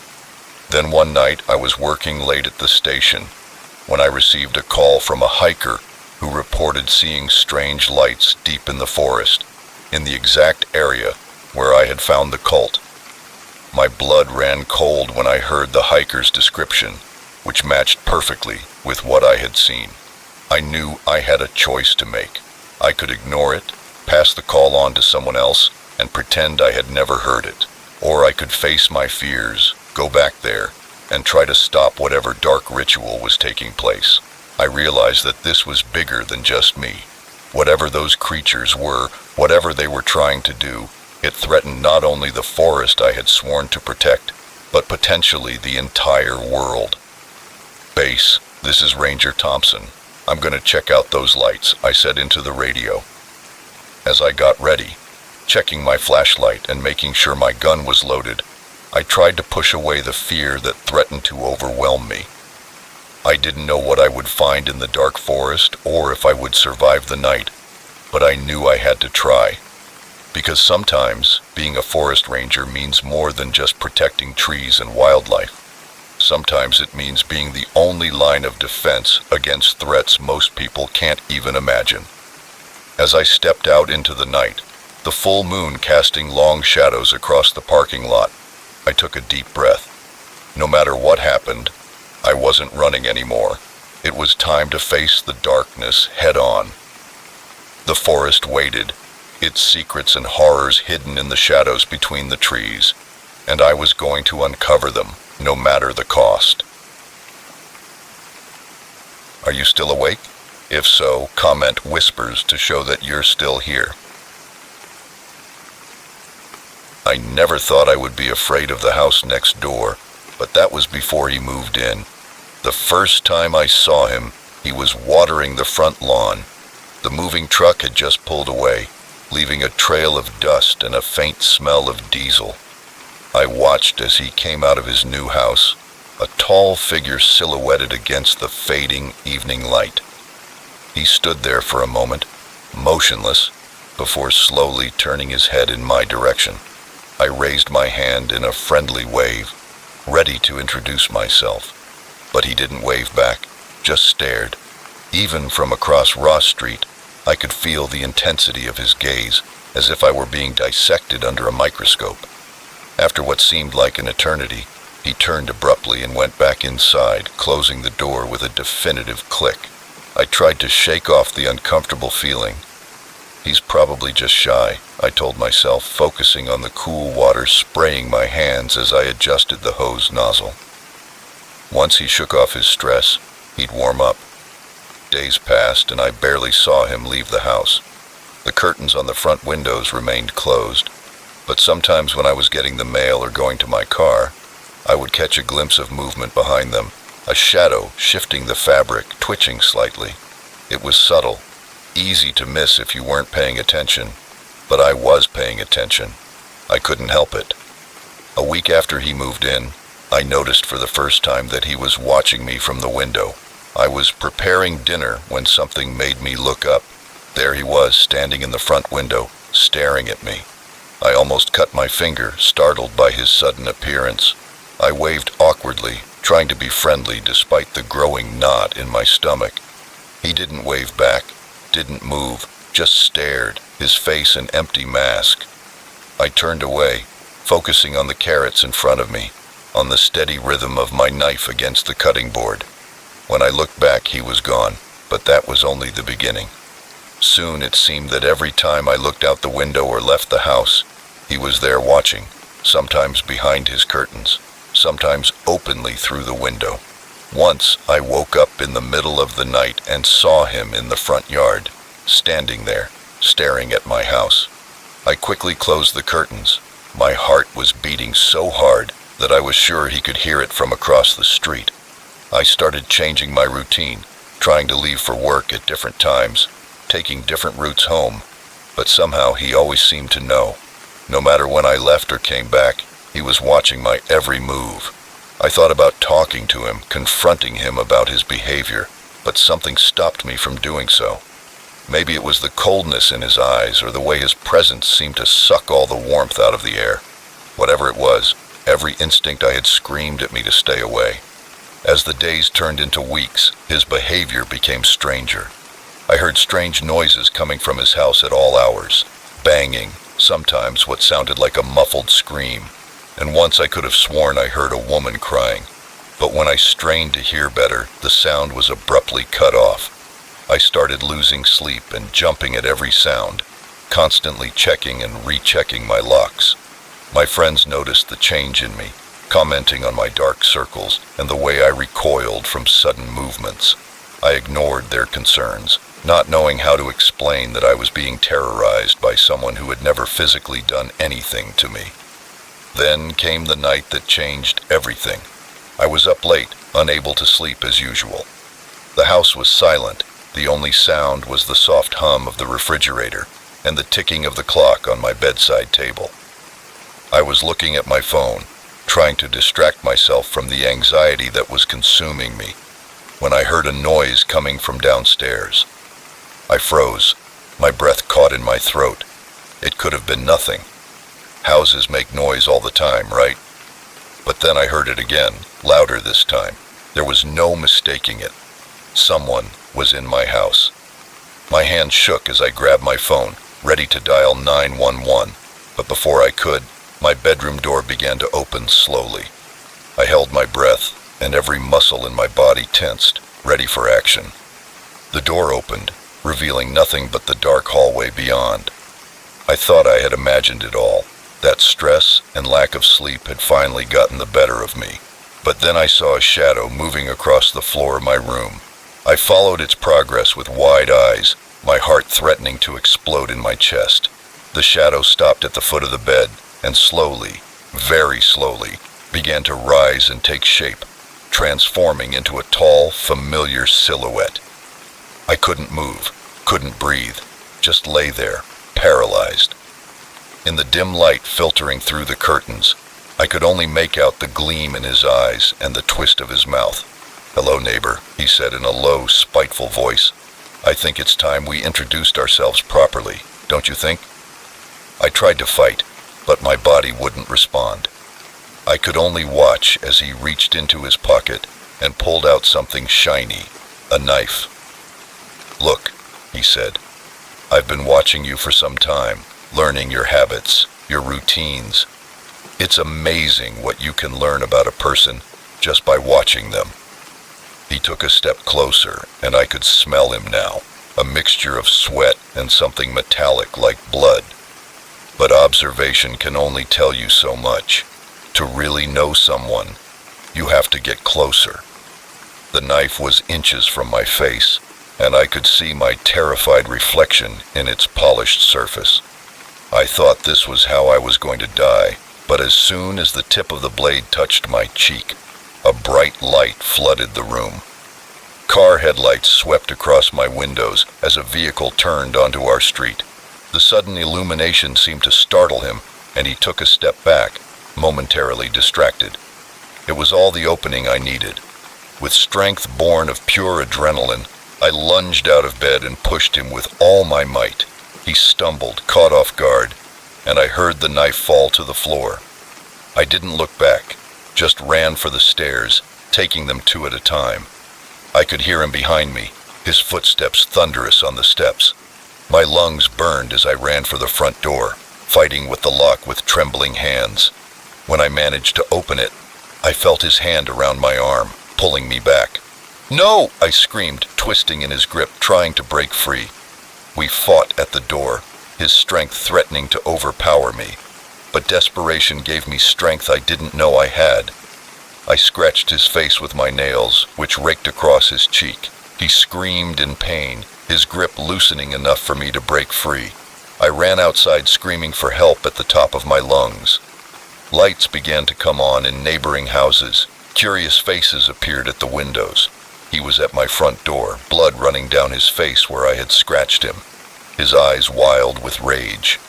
For a moment we stood staring at each other, both panting. Then, as the sound of approaching sirens filled the air, he turned and ran, not back to my house, but to his own. I watched in astonishment as he disappeared through the door, slamming it behind him. The police arrived minutes later and found me cowering on my front lawn, shaking uncontrollably. They listened to my story with serious expressions and immediately called for backup to surround his house. But when they broke down the door, they found nothing.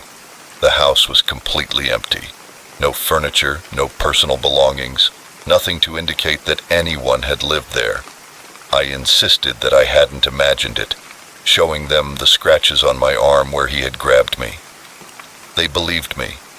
The signs of a struggle in my house were clear, but they were perplexed. How could someone just disappear like that? As I sat in the back of an ambulance with a shock blanket over my shoulders, I watched the police search his house. They found no trace of him, no clue as to his identity or where he might have gone. It was as if he had never existed, but I knew he had.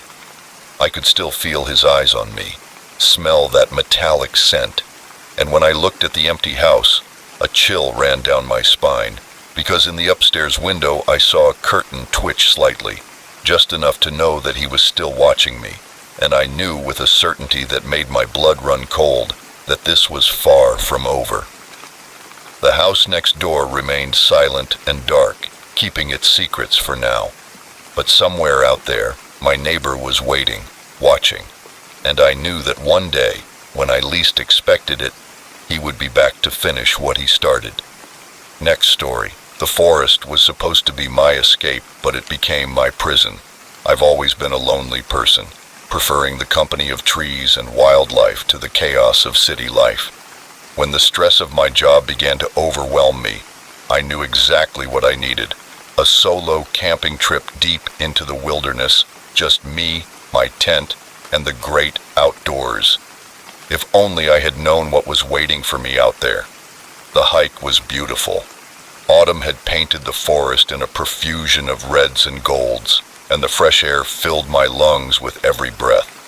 As I ventured deeper into the forest, the sounds of civilization faded away, replaced by the rustling of leaves and the occasional song of birds. I found an ideal spot to set up camp, just as the sun began to sink below the tree line. A small clearing next to a babbling brook, sheltered by a cluster of ancient pine trees. I pitched my tent with ease, gathered some firewood, and settled in for the night. I sat by my campfire, watching the flames dance and listening to the nighttime sounds of the forest. The moon was full, casting an ethereal glow through the branches above me. I felt the tension of the last few months melt away, and thought this was exactly what I needed. Little did I know how wrong I was. The first sign that something was wrong came shortly after midnight. I was dozing lightly in my tent when a sound woke me up. At first it was hard to identify, a kind of scraping mixed with what almost sounded like whispers. I sat up, straining my ears, and there it was again, closer this time. My heart raced as I opened the flap of the tent and looked out into the moonlit clearing. At first, I saw nothing out of the ordinary, just shadows and silver light. But then a movement caught my eye. Something was moving among the trees at the edge of the clearing. Something large. It seemed to detach itself from the shadows, moving in a wrong way, not quite human, not quite animal, just wrong. In an instant, it disappeared, returning to the darkness of the forest. I stood there for hours, my eyes fixed on that spot, barely daring to breathe, but nothing else happened. Finally, exhaustion overcame my fear, and I fell into a restless sleep. I told myself it was just an animal, maybe a bear or a deer, nothing to worry about. After all, the forest plays tricks on you at night. But when I woke up the next morning, I knew it hadn't been my imagination. First was the smell, a strong odor of mold that hadn't been there the night before. It reminded me of wet skin and something rotting. I unzipped the tent with trembling hands, fearing what I might find. The clearing looked different in the bright daylight. There were deep scratches on the trees surrounding my camp, too high to have been made by any normal animal. Scratches on the trunks as if something with huge claws had been sharpening them. But it was what I found around my tent that really made me shiver. There were dozens of bony footprints around it. They were huge, easily twice the size of my own feet, with long, curved claw marks at the end of each toe. They weren't there when I went to sleep. Whatever made those footprints was inches away from me while I slept. My instincts screamed for me to pack up and get out of there, but a quick check of my phone showed no signal, and I knew I was at least a day's hike from the nearest road. I spent the day in a state of hypervigilance, jumping at every sound and shadow. I tried to convince myself that it was just a large animal, maybe a bear, that had become curious about my camp, but deep down, I knew that wasn't true. Bears don't leave footprints like that. Bears don't move like that thing moved. As the sun began to set, my anxiety reached almost unbearable levels. I didn't want to be there when night fell again, but I had no choice. I was too far from safety to risk walking in the dark. I built a bigger fire than the night before, hoping it would keep whatever was out there at bay. As the flames crackled and popped, I huddled and watched the tree line constantly. Then I saw a flash of movement at the edge of the firelight. I tried to see what it was. For a moment, I thought I saw a face staring at me from behind a tree, but it was unlike any face I had ever seen before. Elongated, with eyes that reflected the firelight like a cat's, and teeth. God, the teeth. I blinked and it was gone, but I knew I hadn't imagined it. I stayed awake all night, feeding the fire and watching the shadows. Occasionally I would glimpse some movement or hear that strange scraping sound again, but whatever was out there kept its distance, content to watch me. When dawn finally broke, I was exhausted but alive and more determined than ever to get out of there. I packed up my camp in record time, not bothering to be organized or thorough. I just wanted to leave. As I picked up my backpack and prepared to leave, something on the ground caught my eye. There, half hidden under a fallen leaf, was a small polished stone. I wouldn't have noticed it if the sun hadn't shone on its surface. I picked it up. It was smooth and black, with strange symbols engraved on its surface, symbols that seemed to shift and change as I looked at them. A chill ran down my spine when I realized that this was not a natural formation, that someone or something had deliberately left it there. I didn't know what it was or what it meant, but I knew I didn't want anything to do with it.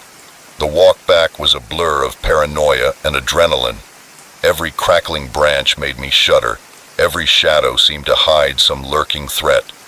I could have sworn I heard footsteps behind me more than once, but when I turned to look, there was never anything there. It wasn't until I reached the beginning of the trail and saw my car that I allowed myself to relax a little. It's been 3 weeks since that camping trip, and I still can't shake the feeling that I'm being watched. Sometimes, out of the corner of my eye, I see something moving out of sight, and when I turn to look, it's gone. I've been having dreams too, terrible dreams of running through an endless forest, pursued by something I can't see but feel, getting closer with every step. I wake up covered in sweat, the smell of wet fur and decay lingering in my nostrils. But the worst part, the part that makes me think I might really be going crazy. This morning I found something on my doorstep, a small polished black stone with changing symbols engraved on its surface, identical to the one I found in the forest. I don't know how it got there, I don't know what it means, but I know with a certainty that chills me to the core that whatever I found in that forest followed me home. And I'm afraid that next time, a bonfire won't be enough to keep it away. I brought something back with me, something that is waiting, and I don't think it will leave me alone until it gets what it wants. Next story. The moment I saw his smile, I knew I had made a terrible mistake. But it was too late. I had been driving for hours, the monotony of the highway broken only by the occasional glimmer of my headlights, catching a traffic sign, or the eyes of some nocturnal creature. The clock on my dashboard read 11:47 p.m., and fatigue was beginning to set in. I should have stopped at that motel a few miles back, but I was determined to get home tonight. That determination would be my undoing. The engine began to sputter and then cough. I furrowed my brow, tapping the fuel gauge, which was half full, but something was clearly wrong. The car jerked and began to slow down, no matter how hard I pressed the accelerator. No, no, no, no, I muttered, steering the ailing vehicle to the side of the road. With one last pathetic hiss, the engine died. I sat there for a moment, my hands still gripping the steering wheel, as if sheer willpower could restart the car. The silence was oppressive, broken only by the ticking of the cooling engine and my own irregular breathing. I grabbed my cell phone, no signal of course. I opened the hood and got out of the car, the cool night air sending shivers down my arms. I pointed my cell phone flashlight at the engine compartment, but it might as well have been written in hieroglyphics for all the sense it made to me. That's when I saw headlights approaching in the distance. A sense of relief washed over me. Another car meant help, or at least the possibility of a ride to the nearest town.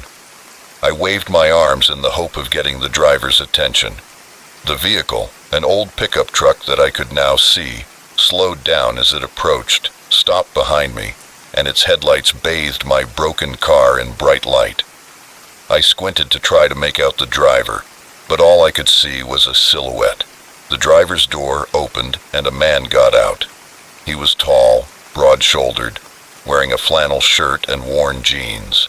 As he approached, I could see that he was older, perhaps in his 50s, with gray hair and a scruffy beard. "Car trouble?" he asked. I nodded, gesturing helplessly toward the open hood. "I suppose you don't know anything about engines." He laughed and stepped past me to look at the engine compartment.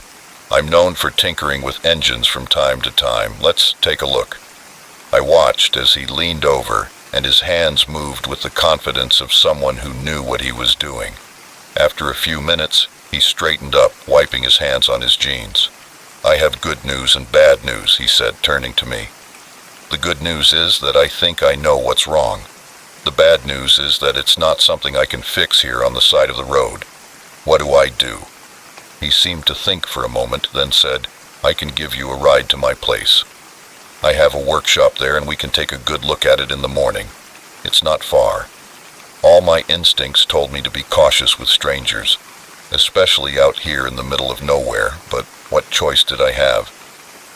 "That's very kind of you," I said slowly. "Are you sure it's not too much trouble?" That's when he smiled, and something in my gut twisted. It wasn't an unkind smile, not exactly, but there was something strange about it, something that didn't quite reach his eyes. "No trouble at all," he said, still wearing that unsettling smile. "Always happy to help a stranger in need." Before I could respond, he was already moving to hook my car up to his truck. I stood there torn between relief at his offer of help and a growing sense of unease. As we drove down the dark road, me in the passenger seat of his truck, my car behind us, I tried to shake off my nervousness. "He's just being nice," I told myself. "Not everyone has bad intentions." We drove in silence for a while, the only sound being the rumble of the truck's engine and the occasional crackle of the old radio. I watched the trees pass by outside the window, trying to gauge how far we had traveled. "What brings you out here so late?" he said suddenly, making me jump slightly. I swallowed, trying to keep my voice steady. "I was coming home from a business trip. I probably should have stopped for the night, but I was eager to get back." He nodded, keeping his eyes on the road. "Was your family waiting for you?" "No," I replied, and immediately regretted it. Why had I told him that? "I mean, not right away. My parents live nearby." He made a non-committal sound, and we fell silent again. I found myself looking at him more often, watching the way his hands gripped the steering wheel, the shape of his jaw. Everything about him seemed tense, coiled like a spring ready to snap. We left the main road and turned onto a narrow, unpaved trail. My uneasiness grew with every passing minute. "It's really remote out here," I said, trying to keep my voice light. He looked at me, and the unsettling smile returned to his face. "I like my privacy." Finally, we pulled up to a small, run-down house with a separate garage next to it. Old car parts and rusty tools were scattered across the property. The house was lit by a single flickering light on the porch. "We're here," he said, turning off the engine.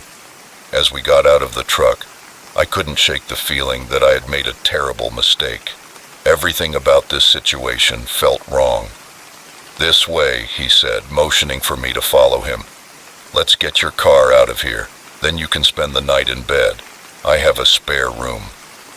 I followed him reluctantly toward the house, my heart beating so hard I was sure he could hear it. As we turned the corner, I saw not a garage, but a basement door built into the ground.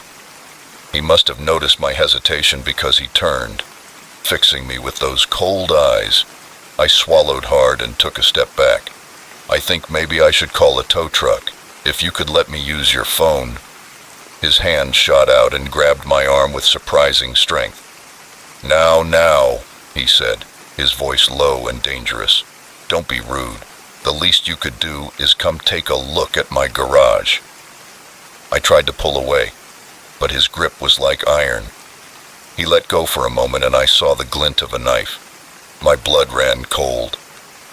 It's a shame, he said, almost sadly. The polite ones are so much easier.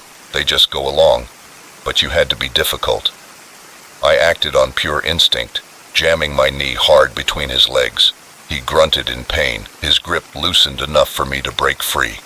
I ran without caring which direction I was going, just needing to get away. I could hear him behind me, crashing through the undergrowth and shouting obscenities. I ran through the forest, branches hitting my face, roots threatening to trip me at every step.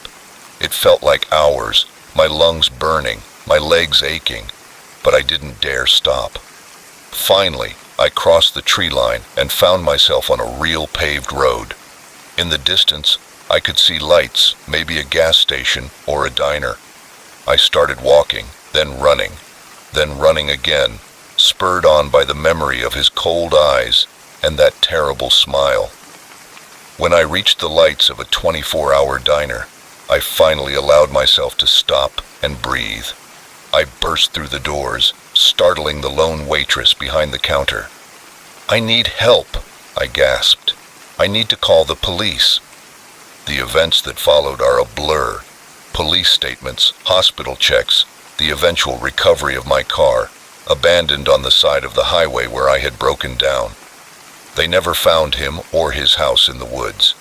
It was as if he had vanished into thin air, taking with him all evidence of his existence. Sometimes I wonder if I imagined it all, but then I see a pickup truck on the road or a man with gray hair and a sparse beard, and my heart races. I no longer drive alone at night. I don't accept help from strangers, and I will never forget the lesson I learned on that dark and lonely stretch of highway. Sometimes the real monsters aren't the ones hiding in the dark. Sometimes they're the ones who offer you a helping hand and a friendly smile, and by the time you realize the truth, it's already too late. Next story. The darkness was absolute. At that moment, I realized how much we take light for granted. It had been a long day at work, and I was looking forward to a quiet evening at home. I was settled on my couch with a glass of wine and my favorite book when the lights flickered once, twice, and then went out completely. The sudden silence was deafening, without the hum of the refrigerator or the noise of the air conditioner. Just nothing. I searched for my cell phone, using its dim light to make my way to the kitchen, where I kept a flashlight. As I rummaged through the drawer, a sound made me freeze. It was faint, almost inaudible, but unmistakable. Someone was trying to open the door. My heart leaped into my throat. I lived alone in a small apartment on the third floor of an old building. My neighbors were mostly elderly or young professionals who kept to themselves. No one should have been at my door, especially during a blackout. I held my breath, listening intently. There it was again, the soft scrape of metal on metal. Someone was picking the lock. Panic washed over me. I frantically searched for a weapon, anything I could use to defend myself. My eyes fell on a heavy cast iron skillet hanging on the stove. The sound at the door stopped abruptly for a moment. I dared to hope that whoever it was had given up and left. But then I heard a soft thud, followed by the sound of the door slowly opening. I pressed myself against the kitchen wall, trying to control my irregular breathing in the total darkness. I couldn't see anything, but I could hear footsteps, slow and deliberate footsteps moving through my living room. My mind raced. Should I confront the intruder, try to get past them and escape, or stay hidden and hope they left without finding me? The decision was made when I heard a floorboard creak outside the kitchen. They were getting closer.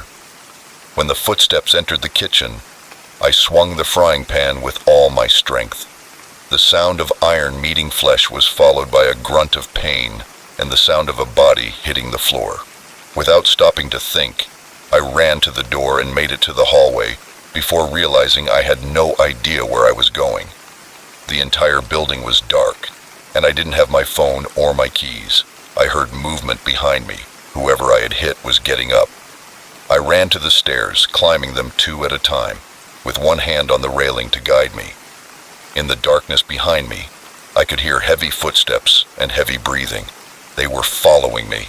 I burst through the stairwell door on my floor, immediately regretting my decision. The hallway was indistinguishable from the abyss I had just left. I had no idea which way to go. A hand grabbed my ankle and I screamed, kicking out blindly. My foot connected with something solid, and I heard a muffled curse. I advanced on my hands and knees, not caring where I was going as long as it was away from my pursuer. Finally, I felt a door and got up, banging on it with all my strength, shouting, "Please, someone help me." The sound of approaching footsteps spurred me on. I went to the next door, and then the next, banging and shouting. Why wasn't anyone answering? Where was everyone? Just as despair was about to overwhelm me, a door opened and a faint voice called out, "Hello, what's going on?" "Please," I gasped. "Let me in, someone's after me." The door closed behind me and I heard a lock click. "Are you okay?" The voice belonged to an elderly woman, and I could see her silhouette in the dim light coming from a flashlight on a nearby table. Before I could answer, a fist began pounding on the door. We both jumped. "Open up, police," a hoarse voice demanded. My blood ran cold. The woman moved toward the door, but I grabbed her arm. "Wait," I whispered. "I don't think they're really the police." She hesitated, then nodded. "Who is it?" she called. "Ma'am, this is the police. We're investigating a disturbance. Please open the door." The woman looked at me, uncertainty clear in her eyes. I shook my head vigorously. "I'm sorry," she replied, "but I can't see anything. How can I know you're really the police?" There was a pause, and then the sound of something sliding under the door. She bent down and picked up what looked like a badge. My heart sank. Maybe I had made a terrible mistake. Maybe I had attacked a real cop in my panic. She looked at me. "It looks real," she whispered. "Open it," I said softly as she tried to unlock the door. A thought occurred to me. "Wait," I hissed. "Ask her something only a real cop would know." She nodded and then called out, "What's the non-emergency number for our police station?" There was a long pause, too long. "Ma'am, please open the door immediately or we'll be forced to break it down." The woman's eyes widened as she realized what was happening. She stepped away from the door, grabbed my arm and pulled me toward what I assumed was her bedroom. The banging on the door intensified, accompanied by the sound of wood breaking. They were breaking down the door. We huddled in the bedroom, the elderly woman fumbling with her cell phone. 911, she whispered. I nodded, my eyes fixed on the door. I heard the intruders breaking into the apartment, now rummaging through the furniture and getting closer. The elderly woman's muffled voice sounded incredibly loud as she spoke to the 911 operator.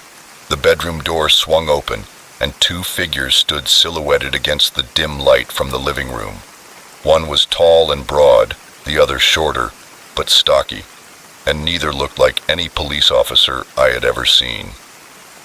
"Well," said the man with the hoarse voice from before, "looks like we found ourselves a little party." The elderly woman screamed, dropping the phone. I looked around frantically for a weapon, anything to defend ourselves. Suddenly, a blinding light flooded the room, and we all froze momentarily, stunned. Real police officers entered the room and quickly subdued the two intruders. When my eyes adjusted to the light, I saw that the power had been restored to the building. The next few hours passed in a blur of police statements and paramedic examinations. We learned that it was a gang that had been taking advantage of the blackouts to rob apartments. They were posing as police officers to gain entry to buildings. As I sat in the back of an ambulance with a shock blanket over my shoulders, I couldn't help but marvel at how quickly everything had changed. One moment I was enjoying a quiet evening at home, and the next I was fighting for my life in the dark. The elderly woman, Mrs. Chen, as I learned, came to see how I was doing. "Are you okay, dear?" she asked, patting my hand. I nodded, giving her a weak smile. Thanks to you, I said. If you hadn't let me in, she nodded. You would have done the same for me. That's what neighbors are for. As I watched the police cars, their lights painting the street with flashes of red and blue, I realized something. The darkness wasn't just the lack of light. It was the fear, the uncertainty, the feeling of being completely alone. But even in that darkness, there was a glimmer of light. The kindness of a stranger, the courage to fight, the hope that help would come. I may never feel completely safe in the dark again, but I will always remember that even in the darkest moments, there is always a chance for light to shine through. You just have to be brave enough to look for it. Next story. The camera was so small I almost didn't see it, but when I did, I couldn't help but see how my dream vacation had turned into a nightmare. It was supposed to be the trip we'd always dreamed of. After months of overtime and saving, my wife Sarah and I had finally saved enough for a week at an exclusive beachfront property. The photos online were breathtaking. Crystal clear white sand and a modern villa that looked like something out of a magazine. When we arrived, it looked even better than the photos. The property manager, a friendly local named Miguel, gave us a tour, pointing out all the amenities: the infinity pool, the state-of-the-art kitchen, the huge master bedroom with a private balcony. Sarah squeezed my hand and her eyes sparkled with excitement. We were both thinking the same thing. This is paradise. The first few days were ecstatic. We swam in the warm ocean, relaxed by the pool, and watched spectacular sunsets from our balcony. We dined together in the gourmet kitchen, laughing and talking like we hadn't in years. The stress of our daily lives seemed a million miles away. We had just finished dinner and were cleaning up when Sarah stopped with a strange look on her face. "Did you hear that?" she asked, tilting her head to one side. At first, I heard nothing but the soft hum of the air conditioner. Then, faintly, I noticed a low mechanical hum, so quiet that I might not have heard it if the house hadn't been so quiet. "It's probably just the refrigerator," I said, but even as the words left my mouth, I knew that wasn't it. "It sounds like a camera," Sarah whispered, her eyes meeting mine. I tried to laugh, but the sound disturbed me too. We spent the next hour searching the kitchen and living room for the source of the noise, but found nothing. The uneasiness lingered. That night, when we lay in bed, I couldn't shake the feeling that we were being watched. Every shadow seemed sinister. Every corner of the house seemed threatening. Sarah tossed and turned beside me, clearly as disturbed as I was. The next morning, we tried to put it out of our minds.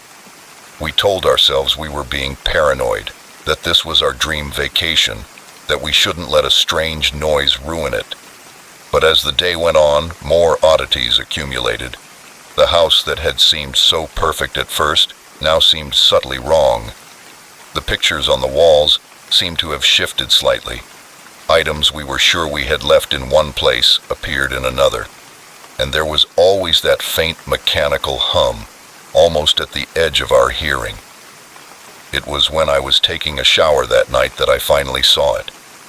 When I picked up the shampoo, a glint of something metallic caught my eye.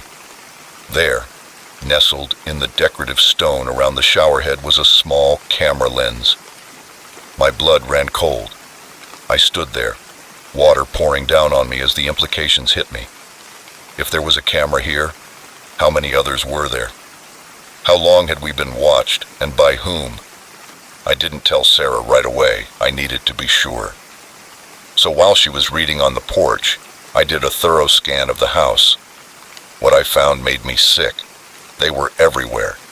Tiny, minuscule cameras hidden in light fixtures, behind air vents, and even in the digital clock next to our bed.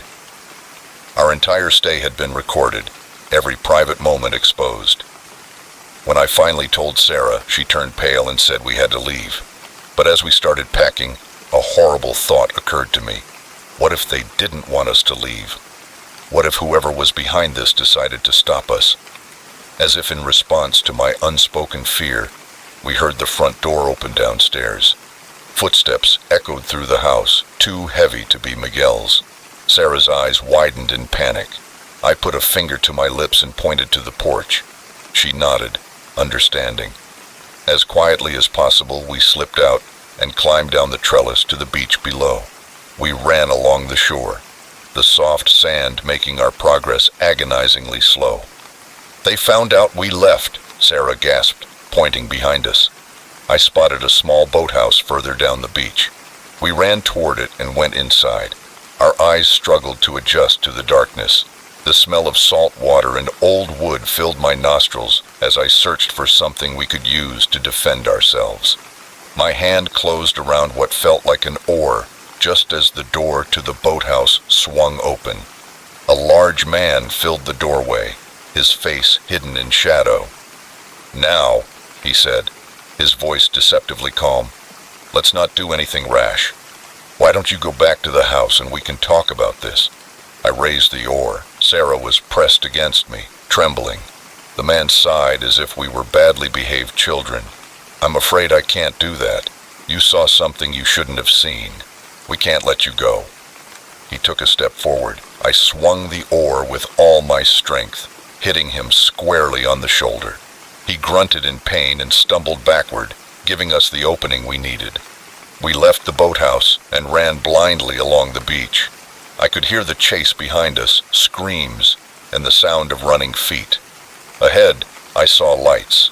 Another house. This was our only chance. We knocked on the door, gasping for breath.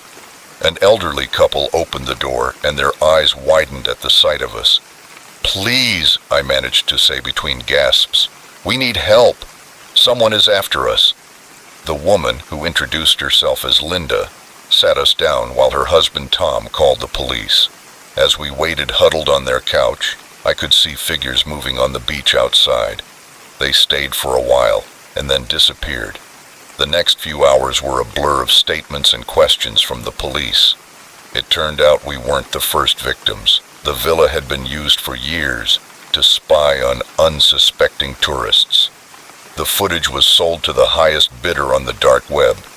Miguel, the property manager, was arrested.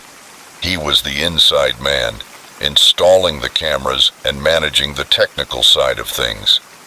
The man who had been stalking us was never caught. As we sat at the police station, waiting for our flight home to be arranged, Sarah rested her head on my shoulder. "I keep thinking," she said quietly, "about all the moments we had there, our conversations, our laughter, even our intimate moments. None of that was really ours, was it? They stole everything." I put my arm around her, pulling her close. "No," I said firmly. "They may have recorded it, but they can't take away our memories. They're always ours." She nodded, but I could feel her sadness. I knew it would be a long time before either of us felt truly safe again. When we boarded our flight home the next day, I couldn't help but look back at the island. From up here it still looked like paradise, but now I knew the truth. Sometimes the most beautiful places hide the ugliest secrets. I don't know if we'll ever take another vacation like that one. The trust we had in the world was shaken to its core. But as I sat there, holding Sarah's hand as the plane took off, I made a silent promise. Whatever came next, whatever challenges we faced, we would face them together. They could have invaded our privacy, but they couldn't steal our love, and in the end, that's the one thing no camera can ever truly capture. Next story. I never thought that a simple brown package could change my life forever. But as I held the unmarked package, I had no idea of the danger I had just invited into my life. It was supposed to be a routine business trip. 3 days in a mid-range hotel, attending a conference I had been to a dozen times before. Nothing exciting, nothing out of the ordinary, just another dot in the monotony of my corporate existence. I checked in late. The sun was already setting as I dragged my suitcase down the carpeted hallway to my room. The key card beeped, the lock clicked, and I opened the door, ready to collapse into bed and order room service. That's when I saw a small brown package innocently sitting on the floor, right inside the door. At first, I thought it was probably just promotional material from the hotel. but when I bent down to pick it up, a chill ran down my spine. The package was not addressed to the room number or the guest. There was a name on it, a name that wasn't mine. I stood there, package in hand, suddenly unsure of what to do. The logical thing would be to take it to the front desk and leave it where I found it. My curiosity was matched by my sense of responsibility. I put my suitcase on the floor and closed the door, then took the package to the desk. It was light, and whatever was inside weighed no more than a few ounces. There was no return address, just the name, Michael Brennan. I don't know what made me open it. Maybe it was the long day of traveling, or the 3 cups of coffee I had on the plane. Maybe it was just that uncomfortable feeling of wanting to know, of solving the mystery. I carefully tore open the brown paper, revealing a plain white envelope underneath. I slid my finger under the flap, breaking the seal, and inside was a single sheet of paper and a small USB drive. The paper was covered with what appeared to be random sequences of numbers and letters, some kind of code I couldn't decipher. The USB drive was equally nondescript, just a basic black flash drive with no identifying markings. Looking at the contents of the envelope, it was clearly not meant for me. I should take it to the front desk and explain the mix-up. That would have been the right thing to do. Instead, I found myself reaching for my laptop. I told myself I would just check the drive for any identifying information, something that would help me return it to its rightful owner. But deep down, I knew I was lying to myself. As soon as I plugged in the drive, a window popped up with files and more files, all with names that meant nothing to me. TPS_2207.doc, atlasfinal.pdf, imgzozo98.jpg. My cursor hovered over one of the document files. Just a quick peek, I told myself, just to see what it is. The file that opened made my blood run cold. It was some kind of financial report, but the numbers were astronomical, billions of dollars being moved between accounts I had never heard of, and at the end, a name I recognized, Senator James McAllister. My mind was reeling. What was this? Some kind of secret fund? Evidence of corruption? I opened another file, and then another, each revealing more damning information. Offshore accounts, shell companies, bribes paid and received. It was like stumbling into the middle of a huge conspiracy. I was so absorbed that I almost didn't hear the soft click, almost inaudible amid the hum of the air conditioner, but it was enough to make me freeze, my fingers hovering over the keyboard. I quickly closed the laptop and removed the USB drive, stuffing it into the envelope and putting it in my pocket. My heart was beating so hard I could feel it in my throat. The doorknob shook, and then there was a knock, a firm, insistent knock. "Room service," a voice called out, but something about it didn't sound right. Too hoarse, too loud for a hotel maid. I didn't answer, hoping they would think the room was empty and go away, but the knock came again, louder this time. "Open the door," the voice demanded, all pretense of being room service abandoned. "We know you're in there." Panic seized me. Who were they? How did they know I had the package? My eyes scanned the room for an escape route. The window? No, I was on the 10th floor. The bathroom? A dead end. The sound of a key card being swiped made the decision for me. I grabbed my suitcase and ran to the closet, squeezing myself inside as the door opened. Through the slats of the closet door, I could see 2 men entering the room. They were dressed casually, but something about their posture screamed dangerous. One of them immediately went to the desk where my laptop was still sitting. "It's been accessed," he said in a low, angry voice. The other man cursed and began searching the room. "He can't have gone far," he said. I held my breath as they searched the place, checking under the bed, in the bathroom, and even on the balcony. I was sure they would find me at any moment, as my heartbeat was giving me away. But somehow, miraculously, they didn't check the closet. After what seemed like hours, but was probably only minutes, I heard them leave, slamming the door behind them. I waited another 5 agonizing minutes before daring to move. When I finally came out of the closet, my legs were shaking so badly that I could barely stand. I knew I couldn't stay here. Whoever those men were, they would come back. I had to get out of there. I had to find a safe place. But where? I was in a strange city with no one I could trust. The police? But what if they were corrupt too? I grabbed my things and left the room, climbing the stairs instead of using the elevator, paranoid about being trapped in a small space. In the darkness, every sound made me jump. Every shadow seemed like a potential threat. I reached the lobby without incident, trying to look casual as I walked quickly toward the exit. I was almost there when I heard a scream behind me. There he was, one of the men from the room. I ran into the street, dodging pedestrians and ignoring the angry honking of cars as I ran through traffic. I had no plan, no destination in mind. I just knew I had to keep running. I ran until my lungs burned and my legs felt like jelly. Finally, I stopped, leaning against a wall, breathing heavily. What had I gotten myself into? I still had the flash drive and the coded paper in my pocket. Whatever was on there was big enough that people were willing to kill for it. I couldn't go home. That would be the first place they'd look. Then it occurred to me that my college roommate, Alex, worked in cybersecurity. If anyone could figure out what was on that drive, it was him.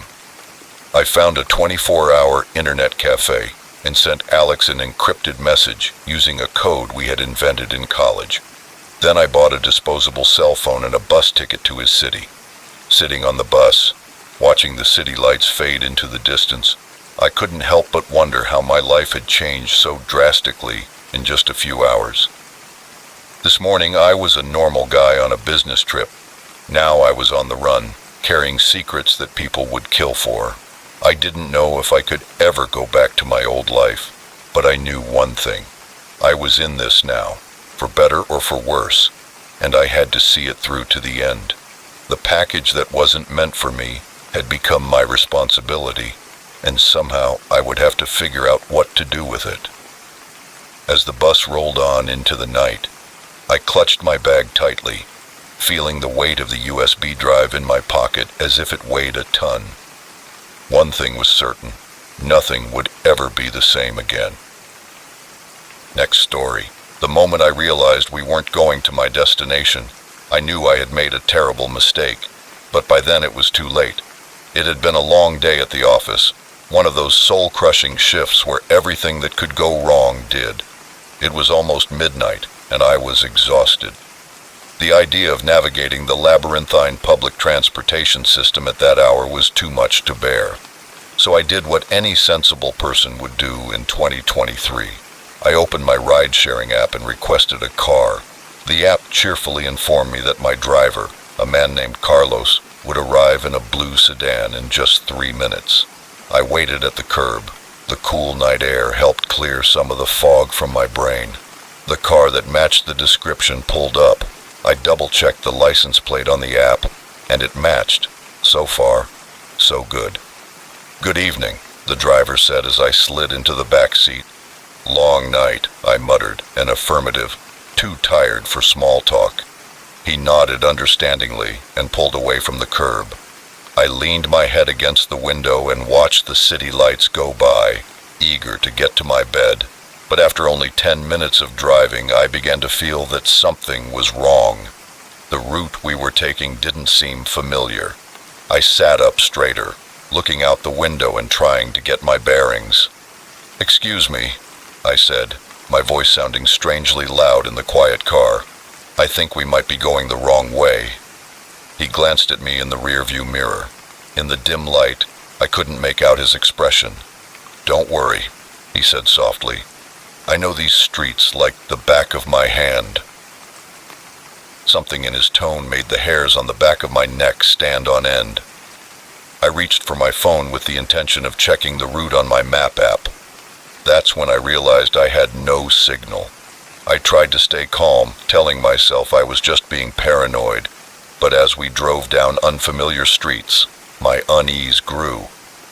"I think we're going the wrong way," I said more firmly this time. "Could you please follow the GPS?" That's when I heard the ominous click of the doors locking.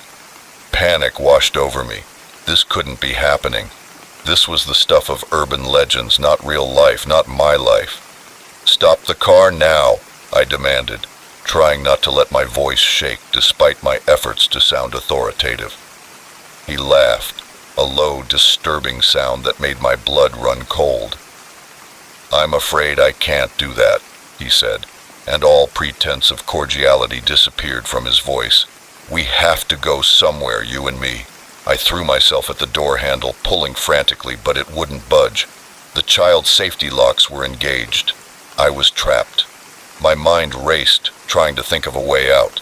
I could try to grab the steering wheel and force us off the road, but at the speed we were going, that would probably end badly for both of us.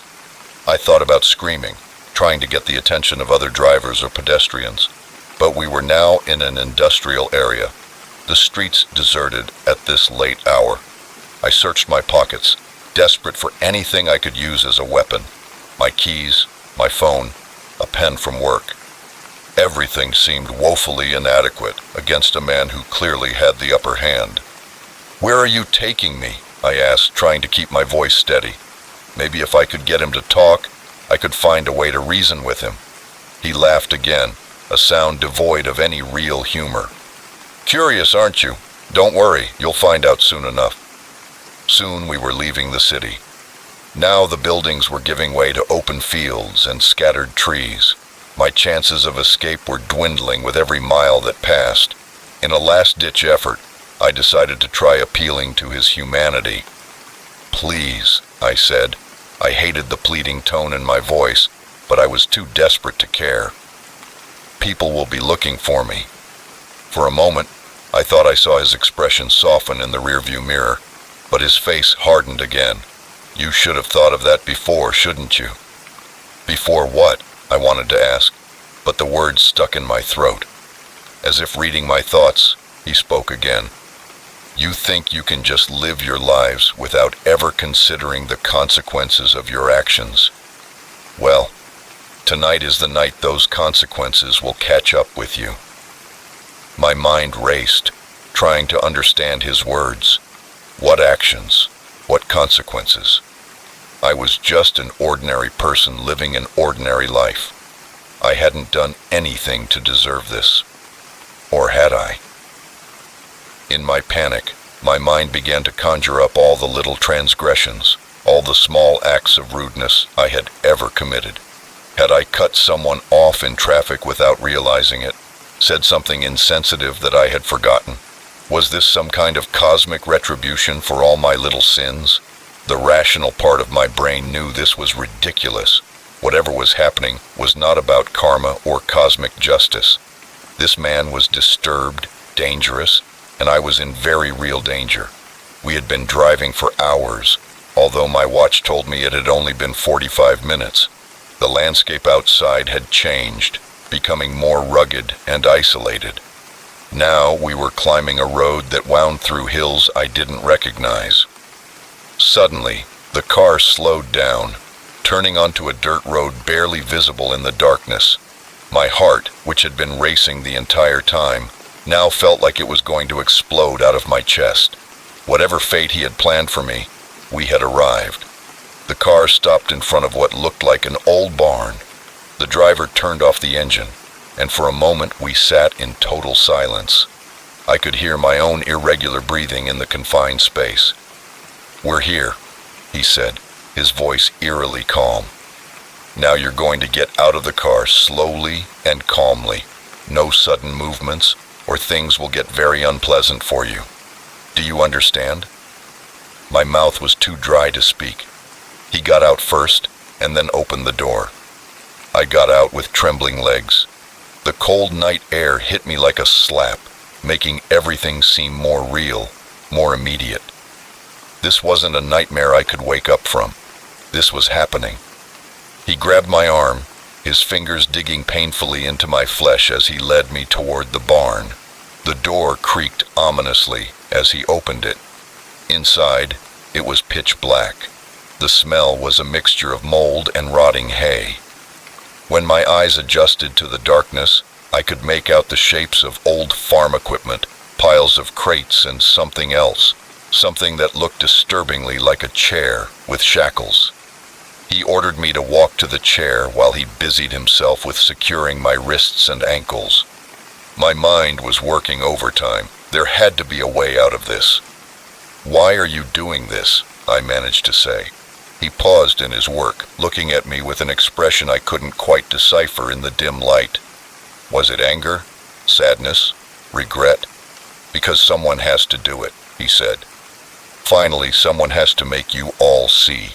"See what?" I asked, desperate to keep him talking, to delay whatever he had planned. He stepped back, staring at me silently for a long moment, then reached into his pocket and pulled out a photo, holding it up in front of my face. It was a photo of a young woman smiling at the camera. She looked a little familiar, but I couldn't place her. "This is her," he said, his voice breaking with emotion. "Or rather, this was my daughter. She's dead now.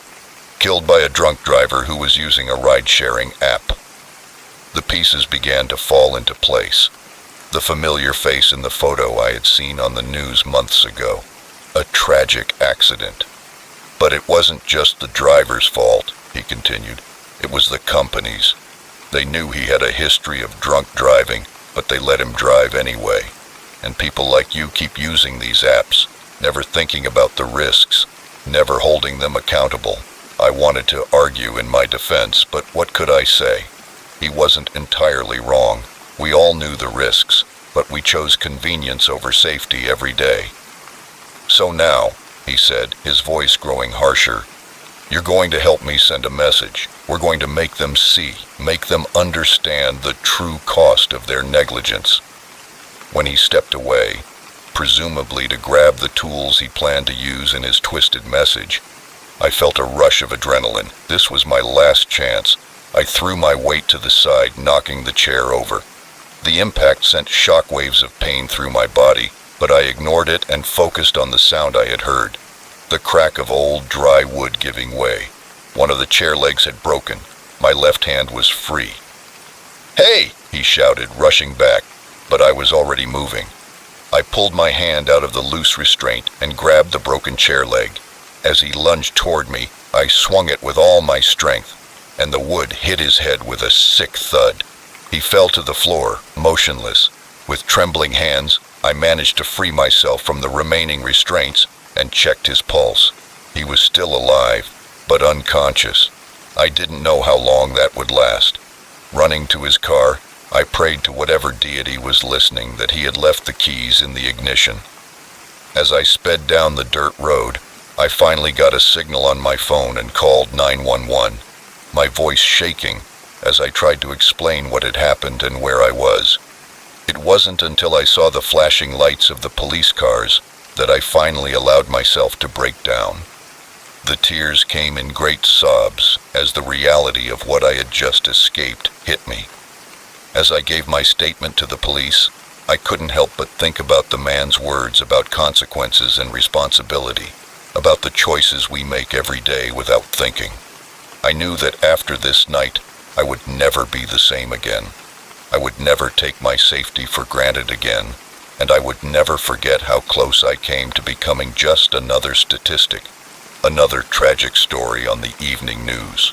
What should have been a simple drive home instead took me on a journey to the darkest corners of humanity and back. And now, as I watched the sun begin to rise, I knew I had been given a second chance. A chance to live more consciously, more responsibly, a chance I was determined not to waste. Next story. The moment I saw the screen flashing, I knew something was terribly wrong, but by then it was too late to turn back. It was just another night at the office, or so I thought. As a junior analyst at Crimson Global, a multinational corporation with its fingers in every industry from technology to pharmaceuticals, burning the midnight oil was practically part of my job description. But tonight was different. Tonight would change everything. I had been poring over quarterly reports for hours, my eyes tired and my brain foggy from the endless numbers. The office was eerily quiet. The usual hustle and bustle of the day had been replaced by the soft hum of computers and the occasional distant sound of the cleaning crew. I decided to take a break, stretching my arms above my head and yawning widely. That's when I noticed a faint, irregular flash coming from the security office at the end of the hallway. Curious and happy for any distraction from my mind-numbing task, I decided to investigate. The door to the security office was ajar, which was strange in itself. As I approached, I could see the bank of monitors inside, each showing a different part of the building, but one screen was flashing rapidly, alternating between different camera images. My eyes fixated on the malfunctioning monitor. As I watched, the images began to clear up. I realized with a start that I was looking at the executive floor, an area that my security clearance definitely did not cover. I knew I should report the glitch and get back to my spreadsheets, but something kept me there. My eyes were glued to the screen as it panned across luxurious offices and restricted laboratories. And then I saw him. In one of the labs, a figure was moving furtively between the equipment-laden benches. This was no janitor or scientist working late. His movements were too hurried, too secretive. My heart began to race. Was I witnessing a corporate espionage break-in? I reached for the phone. The figure on the screen turned, and I saw his face. I felt the blood drain from my face when I recognized him. It was Dr. Emerson, head of our biotechnology division. What was he doing in his own lab in the middle of the night?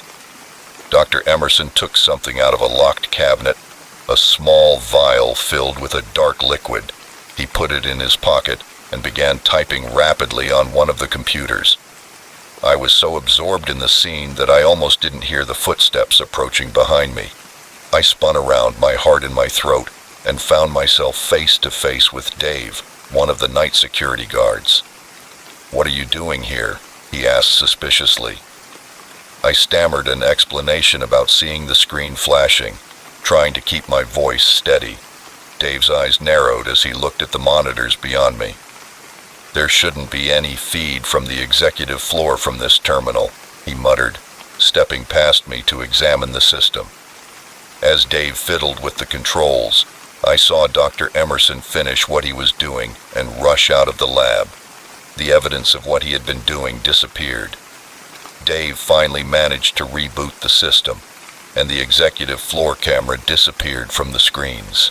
He turned to me with a stern expression. "You shouldn't be here," he said. "These systems are restricted for a reason." I nodded, trying to look suitably chastened, while my mind raced. Should I tell him what I had seen?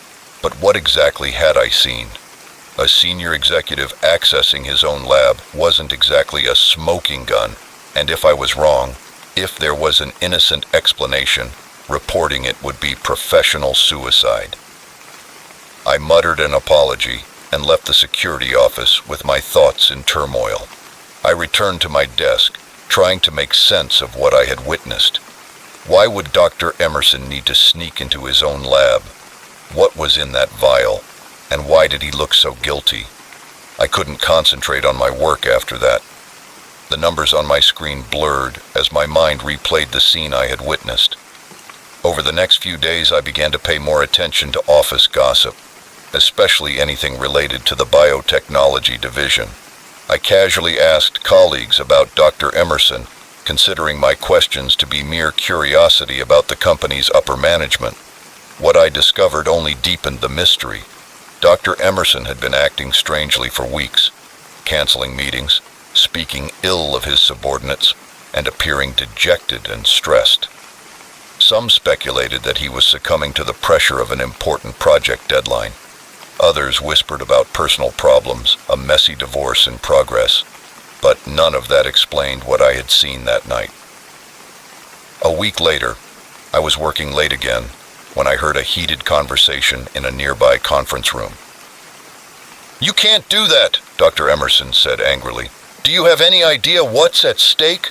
A colder voice replied, one I recognized as belonging to Victoria Hardwick. our CEO.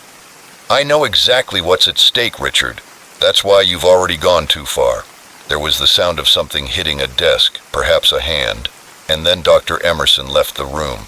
He was so preoccupied that he didn't even notice me cowering in the shadows of my cubicle. My curiosity was now raging. What was going on? What had Dr. Emerson done that was so terrible that even our notoriously ruthless CEO was putting a stop to it? I made a decision that I knew could cost me my job, or worse, I was going to find out the truth. Over the next few weeks, I threw myself into my work with renewed vigor, making sure to volunteer for any task that could give me access to more confidential information. I started arriving early and staying late, using the quiet hours to investigate. It was during one of these nighttime investigations that I finally discovered what was going on.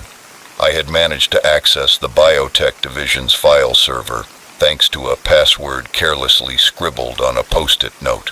I was sifting through recent reports when I came across the Lazarus Project. The file was highly encrypted, but from what I could gather, it was some kind of radical life extension therapy. The applications and potential profits were staggering, but as I dug deeper, my excitement turned to horror. The tests had gone wrong, terribly wrong. The test subjects had experienced rapid aging, cognitive decline, and in some cases, death. But instead of shutting down the project, Dr. Emerson continued to falsify data and cover up the failures. And worse, he began testing on humans, vulnerable people, the homeless, undocumented immigrants, people who wouldn't be missed, people who died horrible deaths in the name of scientific progress and corporate greed.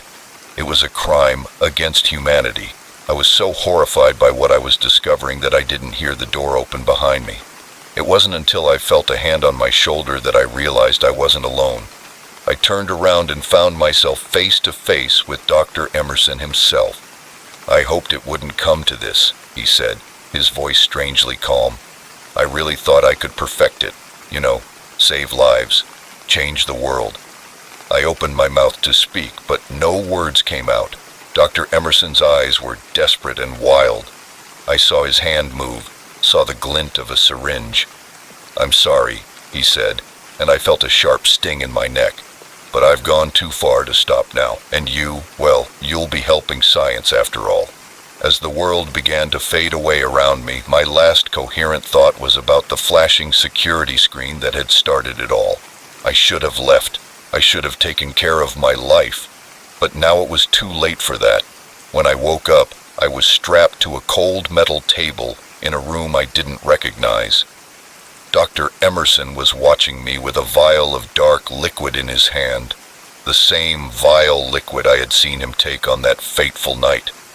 "Don't worry," he said, his voice sounding distant and distorted. "You won't remember any of this, and who knows, maybe you'll be the one to change everything." As the world began to fade away around me, my last coherent thought was about the flashing security screen that had started it all. I should have left. I should have taken care of my life. But now it was too late for that. When I woke up, I was strapped to a cold metal table in a room I didn't recognize. Dr. Emerson was watching me with a vial of dark liquid in his hand, the same vile liquid I had seen him take on that fateful night. "Don't worry," he said, his voice sounding distant and distorted. "You won't remember any of this, and who knows, maybe you'll be the one to change everything." As the needle approached my arm, I closed my eyes, silently cursing my curiosity, my ambition, my foolish belief that I could discover the truth without consequences. The truth, it seemed, was far more dangerous than I could have imagined, and now I was about to pay the ultimate price for discovering it. Next story. The cabin stood silent in the clearing, a dark sentinel against the fading light. I knew I should keep walking, pass right by it, but curiosity had always been my downfall. I had been walking for hours, pushing myself harder than usual to escape the chaos of my thoughts. My job, my relationship, my life, everything seemed to be spiraling out of control. The wilderness had always been my refuge, a place where the complexities of the world dissipated, leaving only the simple truths of survival. As the day wore on and familiar trails gave way to uncharted territory, I realized I had strayed far from the beaten path. The shadows lengthened and a chill crept into the air. That's when I saw a faint cloud of smoke rising above the trees. Where there's smoke, there are people, I thought. Maybe they could point me in the right direction, or at least let me warm up before I tried to find my way back. I pushed through the underbrush, ignoring the scratches from the branches and thorns. The trees opened up into a small clearing, and there stood a gray, weather-beaten cabin that looked as if it had grown directly out of the forest floor. But something seemed strange.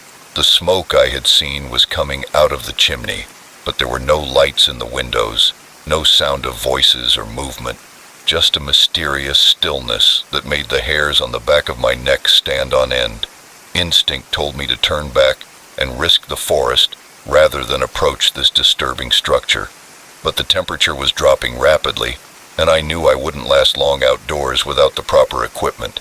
"Hello?" I called, my voice sounding strangely loud in the silence. "Is anyone there? I'm lost and need help." But there was no answer, not even the sound of a dog barking, only oppressive silence. I took a deep breath and stepped into the clearing. The cabin seemed larger as I approached, its windows looking like dark, empty eyes watching my every move. The porch creaked ominously under my weight as I climbed the steps and knocked on the door, the sound echoing in the silence. "Hello? Please, if anyone's there, I just need directions or a phone to call for help." Nothing. I tried the doorknob, hoping it was locked. To my surprise, it turned easily and the door swung open with a long groan. The interior was dark except for a faint orange glow coming from what I assumed was a dying fire in the fireplace. The smell hit me immediately, musty and damp, with an undercurrent of something sickly sweet, like rotting fruit. I pushed the thought away, searching for my cell phone to use as a flashlight. The beam of light cut through the darkness, revealing a Spartan interior, a rough wooden table, a few chairs, some shelves lined with jars and books. Everything was covered in a thick layer of dust. "Hello?" I called again, softer this time, part of me hoping for a response, part of me dreading it. I stepped deeper into the cabin, and the beam from my flashlight danced across the walls. I saw a photo hanging on the wall, faded and yellowed by time. A group of people stood in front of the cabin, smiling at the camera, but there was something wrong with their faces, as if someone had rubbed an eraser over them. My breath caught in my throat. I moved on to the next photo and the next. They were all the same people in various poses around the cabin or in the forest, but always with those blank, disturbing faces. The floorboards behind me creaked. I turned abruptly, but there was nothing there, just shadows and dust. I knew I should leave. The rational part of my brain was screaming at me to get out and risk the forest, but a morbid curiosity kept me there. I had to know what this place was, what had happened here. I headed toward what looked like a bedroom. The door was ajar, and I opened it slowly, shuddering at the creak of the rusty hinges. The beam of my flashlight fell on a neatly made bed with a faded bedspread. More photos covered the walls, but these were different. They showed normal people, smiling, with clear faces. But each photo had a date written below it, along with two other words that made my blood run cold: before and after. The after photos were the blurry, faceless photos I had seen in the main room. My hands were shaking now, the flashlight beam jerking erratically around the room. What was this place? What had happened to these people? A metallic glint caught my eye. On the bedside table was an old tape recorder with a cassette tape still inside it. Without thinking, I pressed play, and a man's voice, rough and distorted, filled the room. On the 47th day of the experiment, Subject 12 is showing remarkable progress. Facial distortion is nearly complete, and cognitive functions are rapidly deteriorating. At this rate, we should achieve total transformation within a week. The committee will be pleased." I stood there frozen as the implications of what I had just heard sank in. Transformation experiment? What kind of sick game was this? My mind reeling. I had to get out of here. I had to tell someone about this place. But when I turned to leave, the beam of light from my flashlight fell on something that made me stop in my tracks. A mirror hanging on the wall near the door. In its reflection, I saw myself, but not as I should have been. My face was blurred and distorted, just like in the photographs. I raised my hand to my cheek, feeling the smooth skin where my features should have been.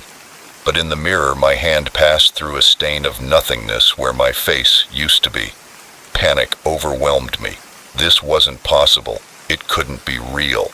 I had to be dreaming or hallucinating. The floorboards creaked. This time, when I turned around, I wasn't alone. A figure stood in the shadows, tall and strangely motionless, and when it stepped into the dim light of the dying fire, I saw that its face was a blank canvas, featureless and smooth. "Welcome," it said, its voice coming from nowhere and everywhere at once. I tried to scream, but no sound came out. I tried to run, but my legs wouldn't move. The figure advanced, its white face somehow radiating a terrible hunger. "Don't fight it," the voice said, soft and terrifying at the same time. "The transformation is already beginning. Soon you will be one of us, free of identity, free of yourself, just pure nothingness, pure and beautiful." Its hand reached out to me with pale fingers that stretched toward my face. I felt a pulling sensation, as if my very essence was being ripped away. At that moment, my survival instinct overcame my fear. I banged on the door with all my strength, and it swung open. I fell onto the porch steps, got up, and ran into the forest. I ran blindly, branches hitting my face, roots threatening to trip me at every step. But I didn't slow down. I didn't look back. I could feel them behind me, a presence more felt than seen, hungry and relentless. I don't know how long I ran, maybe hours. The forest became blurry around me, and more than once I thought I saw faces in the trees, smooth, empty faces watching me with invisible eyes. When I finally crossed the tree line and saw the lights of my car in the parking lot, I almost cried with relief. I locked the doors and sped away, my tires kicking up gravel as I drove.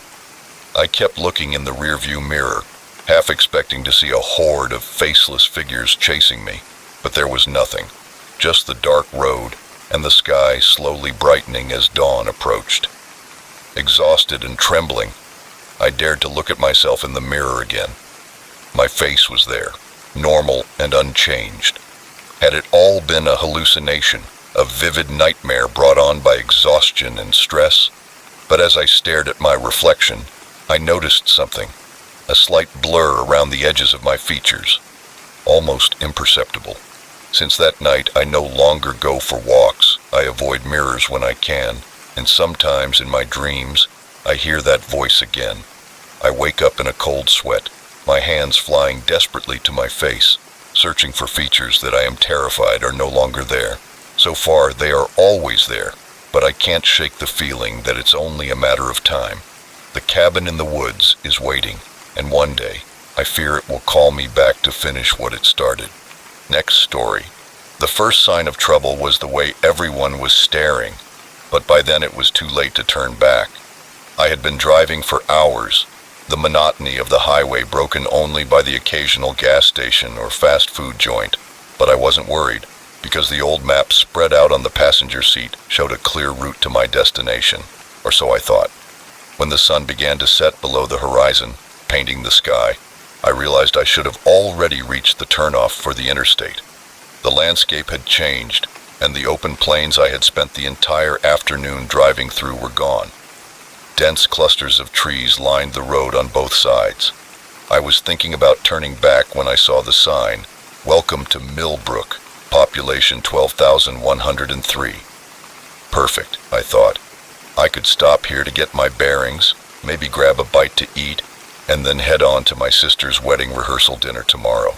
Millbrook's main street looked like something out of a Norman Rockwell painting, with quaint storefronts with hand-painted signs, a small park with a gazebo, and even a soda fountain. Everything was charming in an old-fashioned way. But as I drove down Main Street looking for a place to park, I noticed something strange. The sidewalks were empty, not just quiet, but completely deserted. And yet I could see faces in every window watching me go by. I pulled into a spot in front of what looked like a diner and turned off the engine. The silence was immediate and oppressive. No traffic noise, no pedestrian chatter, not even the sound of birds, just an eerie stillness that made the hairs on the back of my neck stand on end.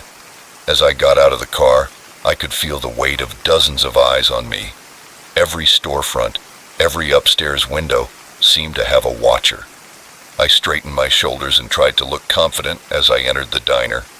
I walked in, a bell above the door rang, the sound shrill in the unnatural silence. Like a painting, half a dozen people sat at the counter and in the booths, all frozen in mid-action. A waitress stood behind the counter, a coffee pot suspended over a cup. An elderly gentleman had a fork halfway to his mouth, and each of them was staring at me. "Hi," I said, my voice sounding much too loud in the silence. "I'm a little lost and was hoping to get some directions." For a long moment no one moved, and then slowly, almost mechanically, they went back to what they were doing. The waitress served the coffee. The old man went back to eating. But there was something strange about their movements, as if they were actors who had forgotten their lines and were improvising badly. I approached the counter and slid onto a stool. The waitress turned to me with a strange smile on her face. "What'll it be, stranger?" she asked, her voice flat and emotionless. "Just coffee, thank you," I replied, trying to keep my voice steady. "And if you could point me to the interstate, I'd really appreciate it." She poured the coffee without looking at the cup, her eyes fixed on my face. "Interstate," she repeated, as if the word were foreign to her. "There are no interstates around here. You're in Millbrook. Why do you want to leave?" A chill ran down my spine. I looked around the diner and realized for the first time that there were no clocks on the walls, no calendars, nothing to indicate the passage of time. "I'm just passing through," I said, my hands wrapped around the hot coffee mug. "I need to get to my sister's wedding." At the word wedding, a wave seemed to pass through the diner. Heads turned, eyes focused. The waitress's smile grew wider, if that was possible. "A wedding," she said, leaning in close. Her breath smelled of decay. "Here in Millbrook? When's the big day?" "Tomorrow," I said, leaning back slightly. "In Chicago, which is why I really need to get going." "Chicago," her voice creaked like rusty hinges. "Chicago is a long way from here, young man. Why don't you stay a while and rest? We have a nice hotel just down the street." I stood up, leaving my coffee untouched on the counter. "Thank you, but I really need to get going. If you could point me in the right direction." The waitress's hand shot out, grabbing my wrist with surprising strength. Now, she said, still smiling that terrible smile. "There's no need to rush off. Millbrook is a wonderful place. Maybe you'll want to stay forever." I pulled my arm away and backed toward the door. The other customers were rising from their seats and now coming toward me with slow, deliberate steps. I left the diner and ran to my car, fumbling for my keys. I saw that the street was no longer empty. Dozens of people lined the sidewalks, all with the same vacant expression, all moving toward me with the same determination. Finally, I put the key in the ignition, and the engine roared to life. The tires squealed as I pulled away from the approaching crowd. Then I turned and sped down Main Street toward what I hoped was the town limits. In my rearview mirror, I could see them following close behind. Some had gotten into cars and were now in pursuit. I reached the edge of town, where the welcome sign to Millbrook stood, but something was different. The population number was changing. 12,124, 12,125. With a shock of horror, I realized it was counting me. counting everyone who entered Millbrook and never left. I stepped on the gas and the car protested as I pushed it to its limit. The town receded behind me, but I could still see the headlights in my mirror. They were following me relentlessly. I drove all night, making random turns and backing up, doing everything I could to throw off my pursuers. It wasn't until dawn that I finally felt safe enough to slow down. I was on a normal road surrounded by normal traffic. Billboards advertised familiar products. A sign indicated that Chicago was 100 miles ahead. I almost cried with relief. I made it to my sister's wedding. I smiled in the photos, danced at the reception, played the role of the dutiful brother, but inside, I was shaken to my core. I never told anyone about Millbrook. Who would believe me? I tried to convince myself it was all a stress-induced hallucination, a vivid nightmare caused by too many hours on the road. But then I catch a glimpse of someone on the street, someone with the same fixed stare and mechanical movements, and my blood runs cold. I look at a map and notice a blank spot, a place where a town should be, but there's no name. And late at night, when the world is quiet, I swear I can hear a voice in the wind. "Come back to Millbrook," the whispers say. "Stay with us." I've moved 3 times since that night, changed my phone number, my email, and even my name. But deep down, I know it doesn't matter. Because Millbrook isn't just a place. It's waiting, watching. And one day somehow I fear it will find me again. So I keep driving, always on the move, and I never take the scenic route again. Because you never know when you might stumble upon a town that isn't on the map. A town where the shadows are a little too long, the smiles are a little too wide, and the people, well, the people aren't really people. Remember that if you're on the road and you see a sign for a town you've never heard of, keep driving. Don't look back, and whatever you do, don't stop in Millbrook, because once you're there, you may never leave. Next story. The moment I saw his eyes change, I knew I had made a terrible mistake, but it was too late to leave. I had been driving for hours, my eyelids heavy.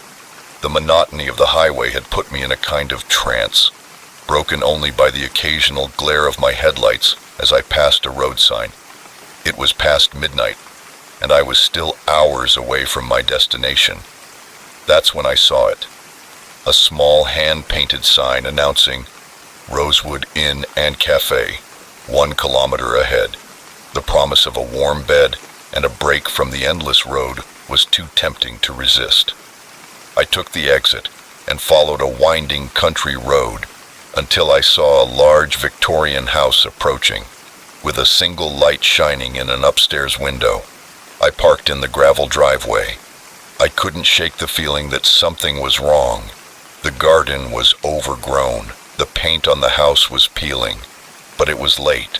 I was exhausted, and I had already made the turn. It couldn't be that bad for just one night. I climbed the steps to the porch, my footsteps echoing in the stillness of the night. Before I could knock, the door opened, revealing a woman in her 60s with silver hair pulled back in a tight bun. "Welcome to Rosewood," she said in her warm, inviting voice. "I'm Margaret, the owner. We've been expecting you." I blinked in surprise. Expecting me, but I didn't make a reservation. Margaret's smile didn't waver. "Oh, we always have a room ready for weary travelers. Please, come in out of the cold."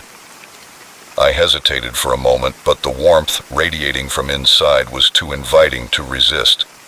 I stepped into the hallway, the wooden floor creaking beneath my feet. The interior of the house was like stepping back in time. Antique furniture, oil lamps, and faded photographs adorned every surface. The air was heavy with the scent of lavender and something else I couldn't quite identify, something older, more musty. "Let me show you to your room," Margaret said, already halfway up the stairs. "I'm sure you must be tired after your long journey." I followed her down the hallway, sliding my hand along the smooth wooden banister. She led me to a room at the end of the hallway, opening the door with a flourish. "Here we are," she said. "I hope you'll be comfortable." The room was small but cozy, dominated by a large four-poster bed. A vase of dried flowers on the bedside table and heavy curtains framed the window. It was charming in an old-fashioned way. "Thank you," I said, placing my overnight bag on the bed. Margaret smiled at me. "Now why don't you get some rest? Breakfast is at 8 o'clock sharp. Don't be late. Mr. Rosewood doesn't like to be kept waiting."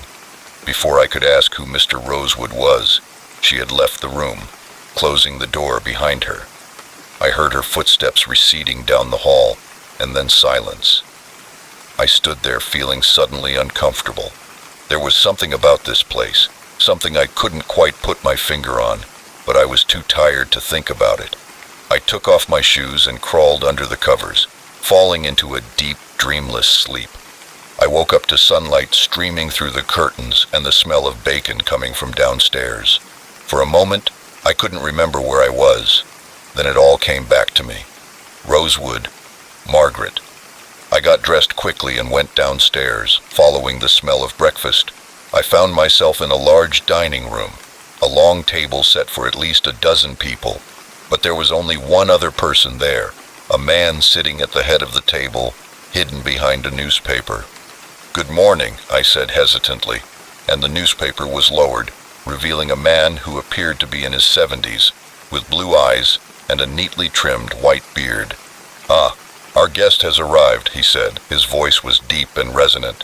"Please have a seat. Breakfast will be ready shortly." I sat down, feeling strangely like a child called into the principal's office. "You must be Mr. Rosewood," I said, trying to break the tension. He nodded, folding the newspaper and setting it aside. I told him my name and added, "I hope it's okay that I stopped by without making a reservation. I was very tired, and when I saw the sign..." Mr. Rosewood waved his hand, dismissing my concerns. "Nonsense. Rosewood is always open to those in need. In fact, we insist that you stay a while and rest." Margaret appeared carrying a tray full of food and placed a plate in front of me. Eggs, bacon, and toast, all perfectly prepared. "Eat," she said with the same unwavering smile on her face. "You'll need your strength." I ate in silence, aware of Mr. Rosewood's eyes on me. When I was finished, Margaret took my plate away before I could even thank her. Then Mr. Rosewood said, leaning forward, "Why don't you tell us a little about yourself? What brought you to Rosewood?" I explained about my work, my destination, my impromptu decision to stop for the night. As I spoke, I noticed Margaret hovering in the corner of the room, listening intently. There was something in her eyes, a hunger that hadn't been there the night before. "Fascinating," Mr. Rosewood said when I finished. "You know, we don't get many visitors here in Rosewood, which is a shame. We really do have a lot to offer." I glanced at my watch, suddenly eager to leave. "Well, I really should be going. Thank you for your hospitality, but I have a long drive ahead of me." Mr. Rosewood's smile faded a little. "Leaving already? But you just got here. Surely you can stay another night." I stood up, shaking my head. "I'm sorry, but I really can't. I have to go." I turned to leave, but Margaret was there, suddenly blocking my way. Now," she said, her voice no longer warm and inviting. "Mr. Rosewood asked you to stay. It would be rude to refuse." I felt a chill run down my spine. "I appreciate the offer, but I really must go. Please excuse me." Her hand shot out and grabbed my arm with surprising strength. "I'm afraid we can't let you do that," she said. Her eyes were now cold and hard. I pulled my arm away and stepped back, my heart pounding. Mr. Rosewood was now standing, advancing toward me with a predatory grace that belied his age. "You see," he said, his voice now a low hiss, "it's been a long time since we've had a guest so vital." Mr. Rosewood's smile was terrible to behold. "We want you, my dear, to stay forever. Rosewood needs fresh blood to survive, and you, my friend, are exactly what we've been waiting for."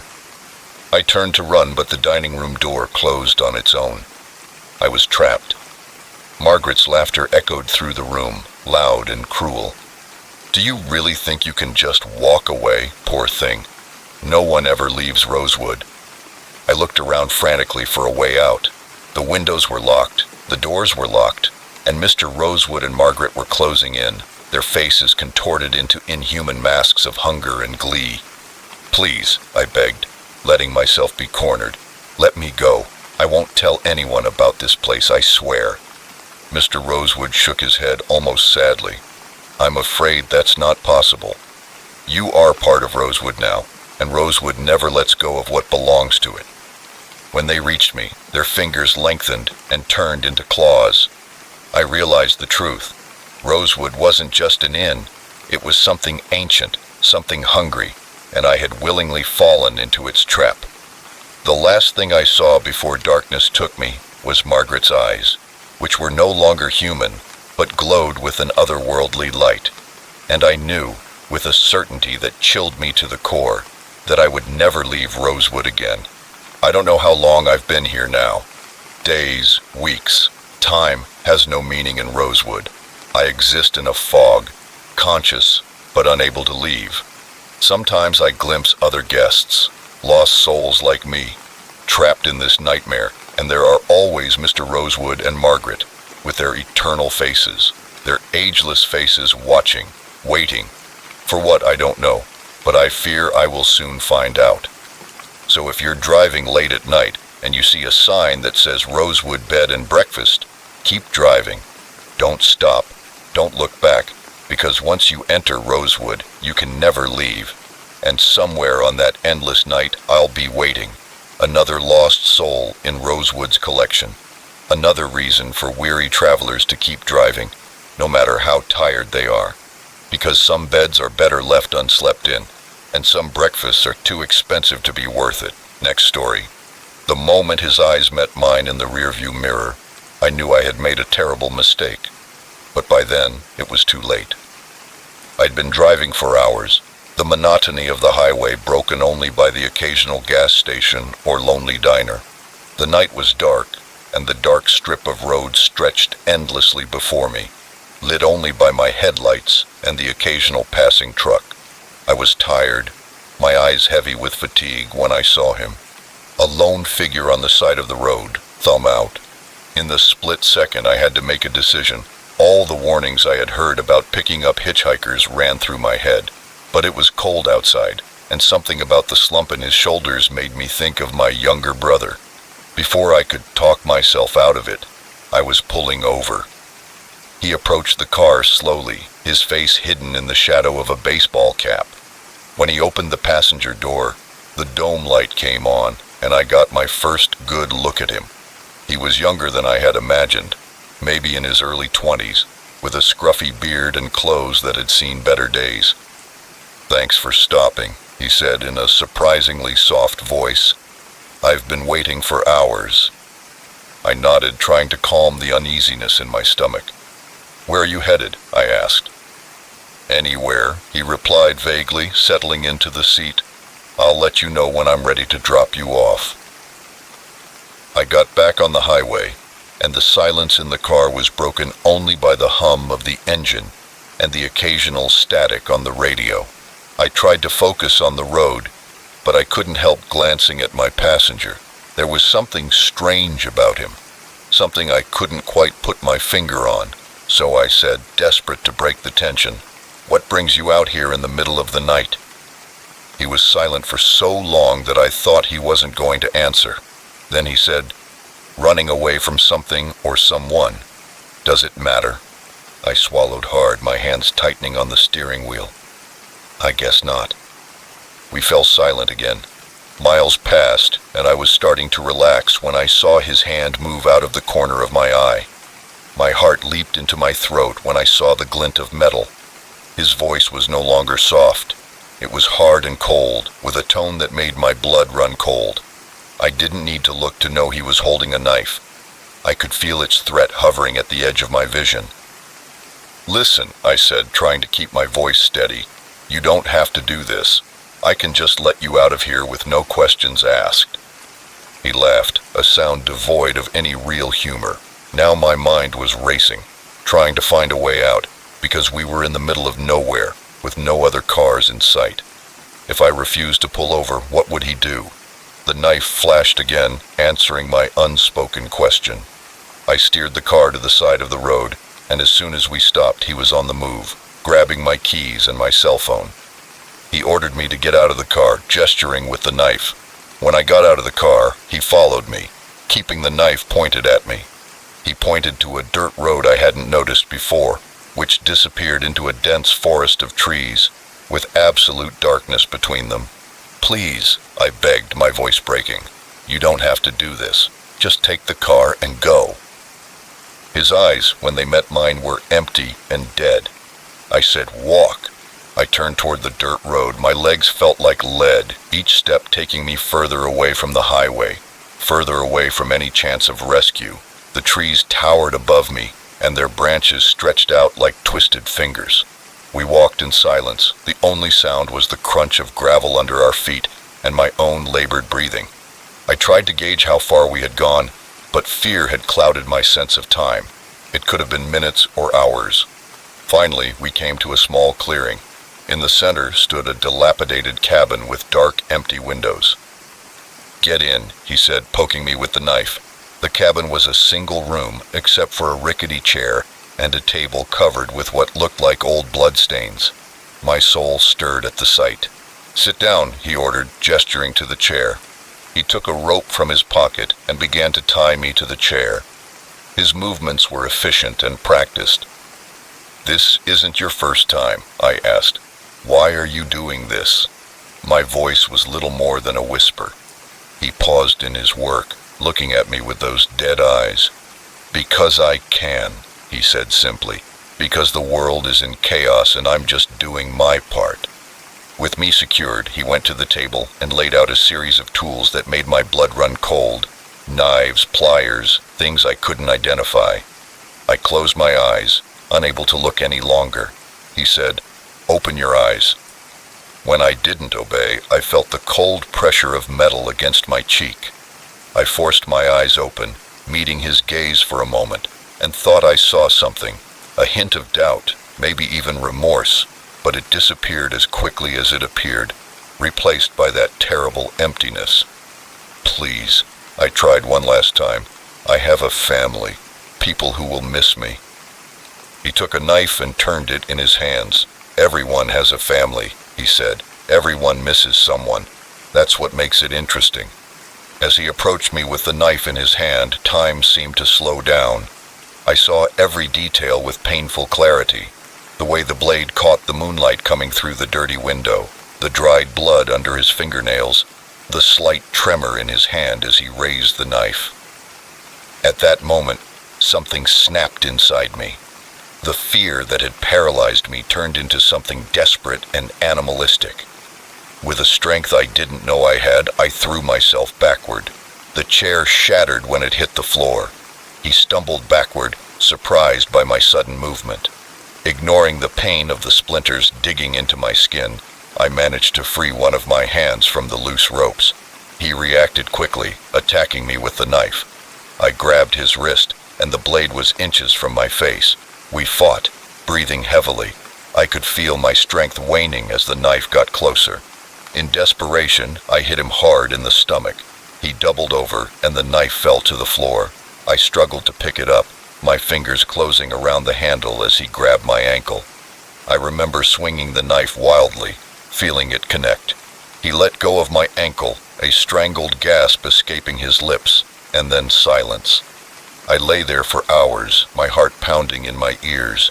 When I finally had the courage to move to look, I saw him lying motionless beside me, a dark stain on his chest.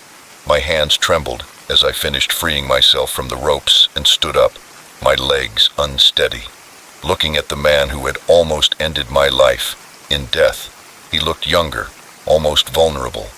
I felt a wave of pity that was soon replaced by revulsion for what he had tried to do and what I had been forced to do. I found my phone and keys in his discarded jacket. When I stepped outside, the cool night air felt like a blessing on my skin. I wanted to run to put as much distance between myself and this place as possible, but I knew I couldn't. With trembling fingers, I dialed 911. While waiting for the police to arrive, I sat on the porch of the cabin, watching the first signs of dawn color the sky.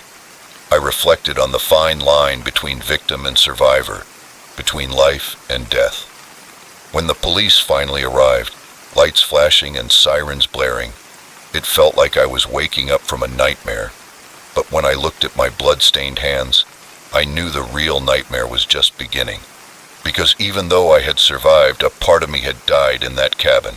The part that believed in the basic goodness of people, that trusted strangers, that thought the worst could never happen to me. As I was led to a police car, a shock blanket was placed over my shoulders. I caught a glimpse of my reflection in the window. The person staring back at me was a stranger, older and harder, with eyes that had seen too much. I knew then that the hitchhiker had taken something from me after all, not my life but my innocence, and I wasn't sure I would ever get it back. The road stretching out ahead of the police car was no longer a path to adventure, but a reminder of how quickly life can change, how a simple act of kindness can turn into a fight for survival, and how sometimes the real monster isn't the stranger you pick up on the side of the road, but the one you become when you're pushed to the limits of human endurance. Next story. The moment I saw him in the background of our family photo, I knew our perfect vacation had turned into a nightmare, but by then it was too late. It was supposed to be the trip of a lifetime. 2 weeks in a picturesque beach town, just me, my wife Sarah, and our 2 kids, Tommy and Lily. We planned for months, poring over brochures and travel websites, planning every detail. The quaint beach house we rented looked like something out of a postcard, with its weathered blue shutters and wraparound porch. The first few days were idyllic. We built sand castles, swam in the waves, and explored the charming town center with its ice cream parlors and souvenir shops. Sarah and I even managed to sneak out for a romantic dinner one night, leaving the kids with a local babysitter recommended by our rental agency. It was on the 4th day that I first noticed something strange. We were having lunch at a seaside cafe, and I had a sudden, inexplicable feeling that I was being watched. I looked around but saw nothing out of the ordinary, just other tourists enjoying the sun and sea breeze. "Is everything okay, honey?" Sarah asked, noticing my distraction. I forced a smile. Yes, I thought I saw someone I knew.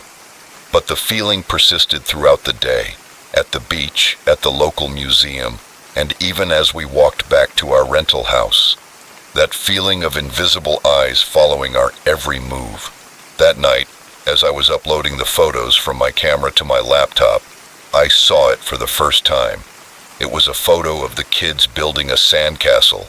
In the background, almost imperceptible unless you were looking for him, was a man.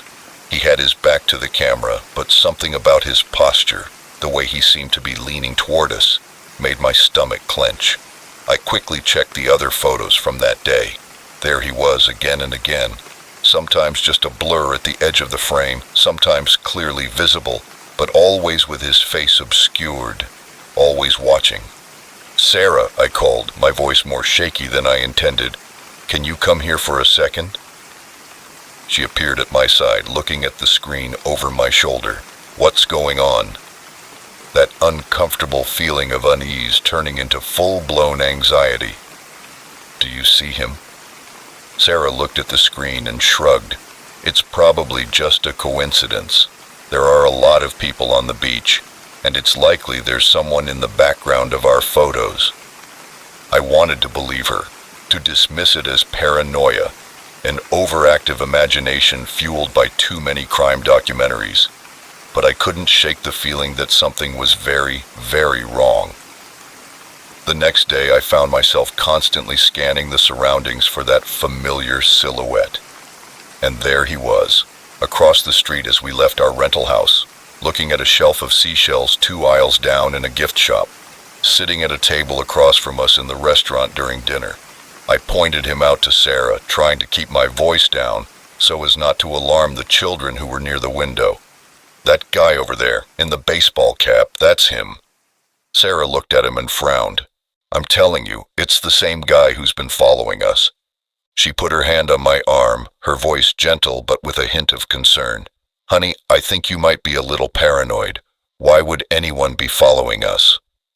I wanted to explain so she would understand the certainty I felt, but looking at her worried face, at Tommy and Lily coloring the children's menus, I hesitated. Was I overreacting, seeing patterns where there weren't any? I tried to push it out of my mind and focus on enjoying our vacation, but with each passing day, the sightings became more frequent, more brazen. He no longer tried to hide. He stood openly on street corners, watching us from the patios of cafes. And then came the note we found under the door of our rented house. A simple white card with 4 words written in capital letters. I am always watching you. Sarah's face paled as she read the note. Maybe it was just a prank by the local kids playing with tourists.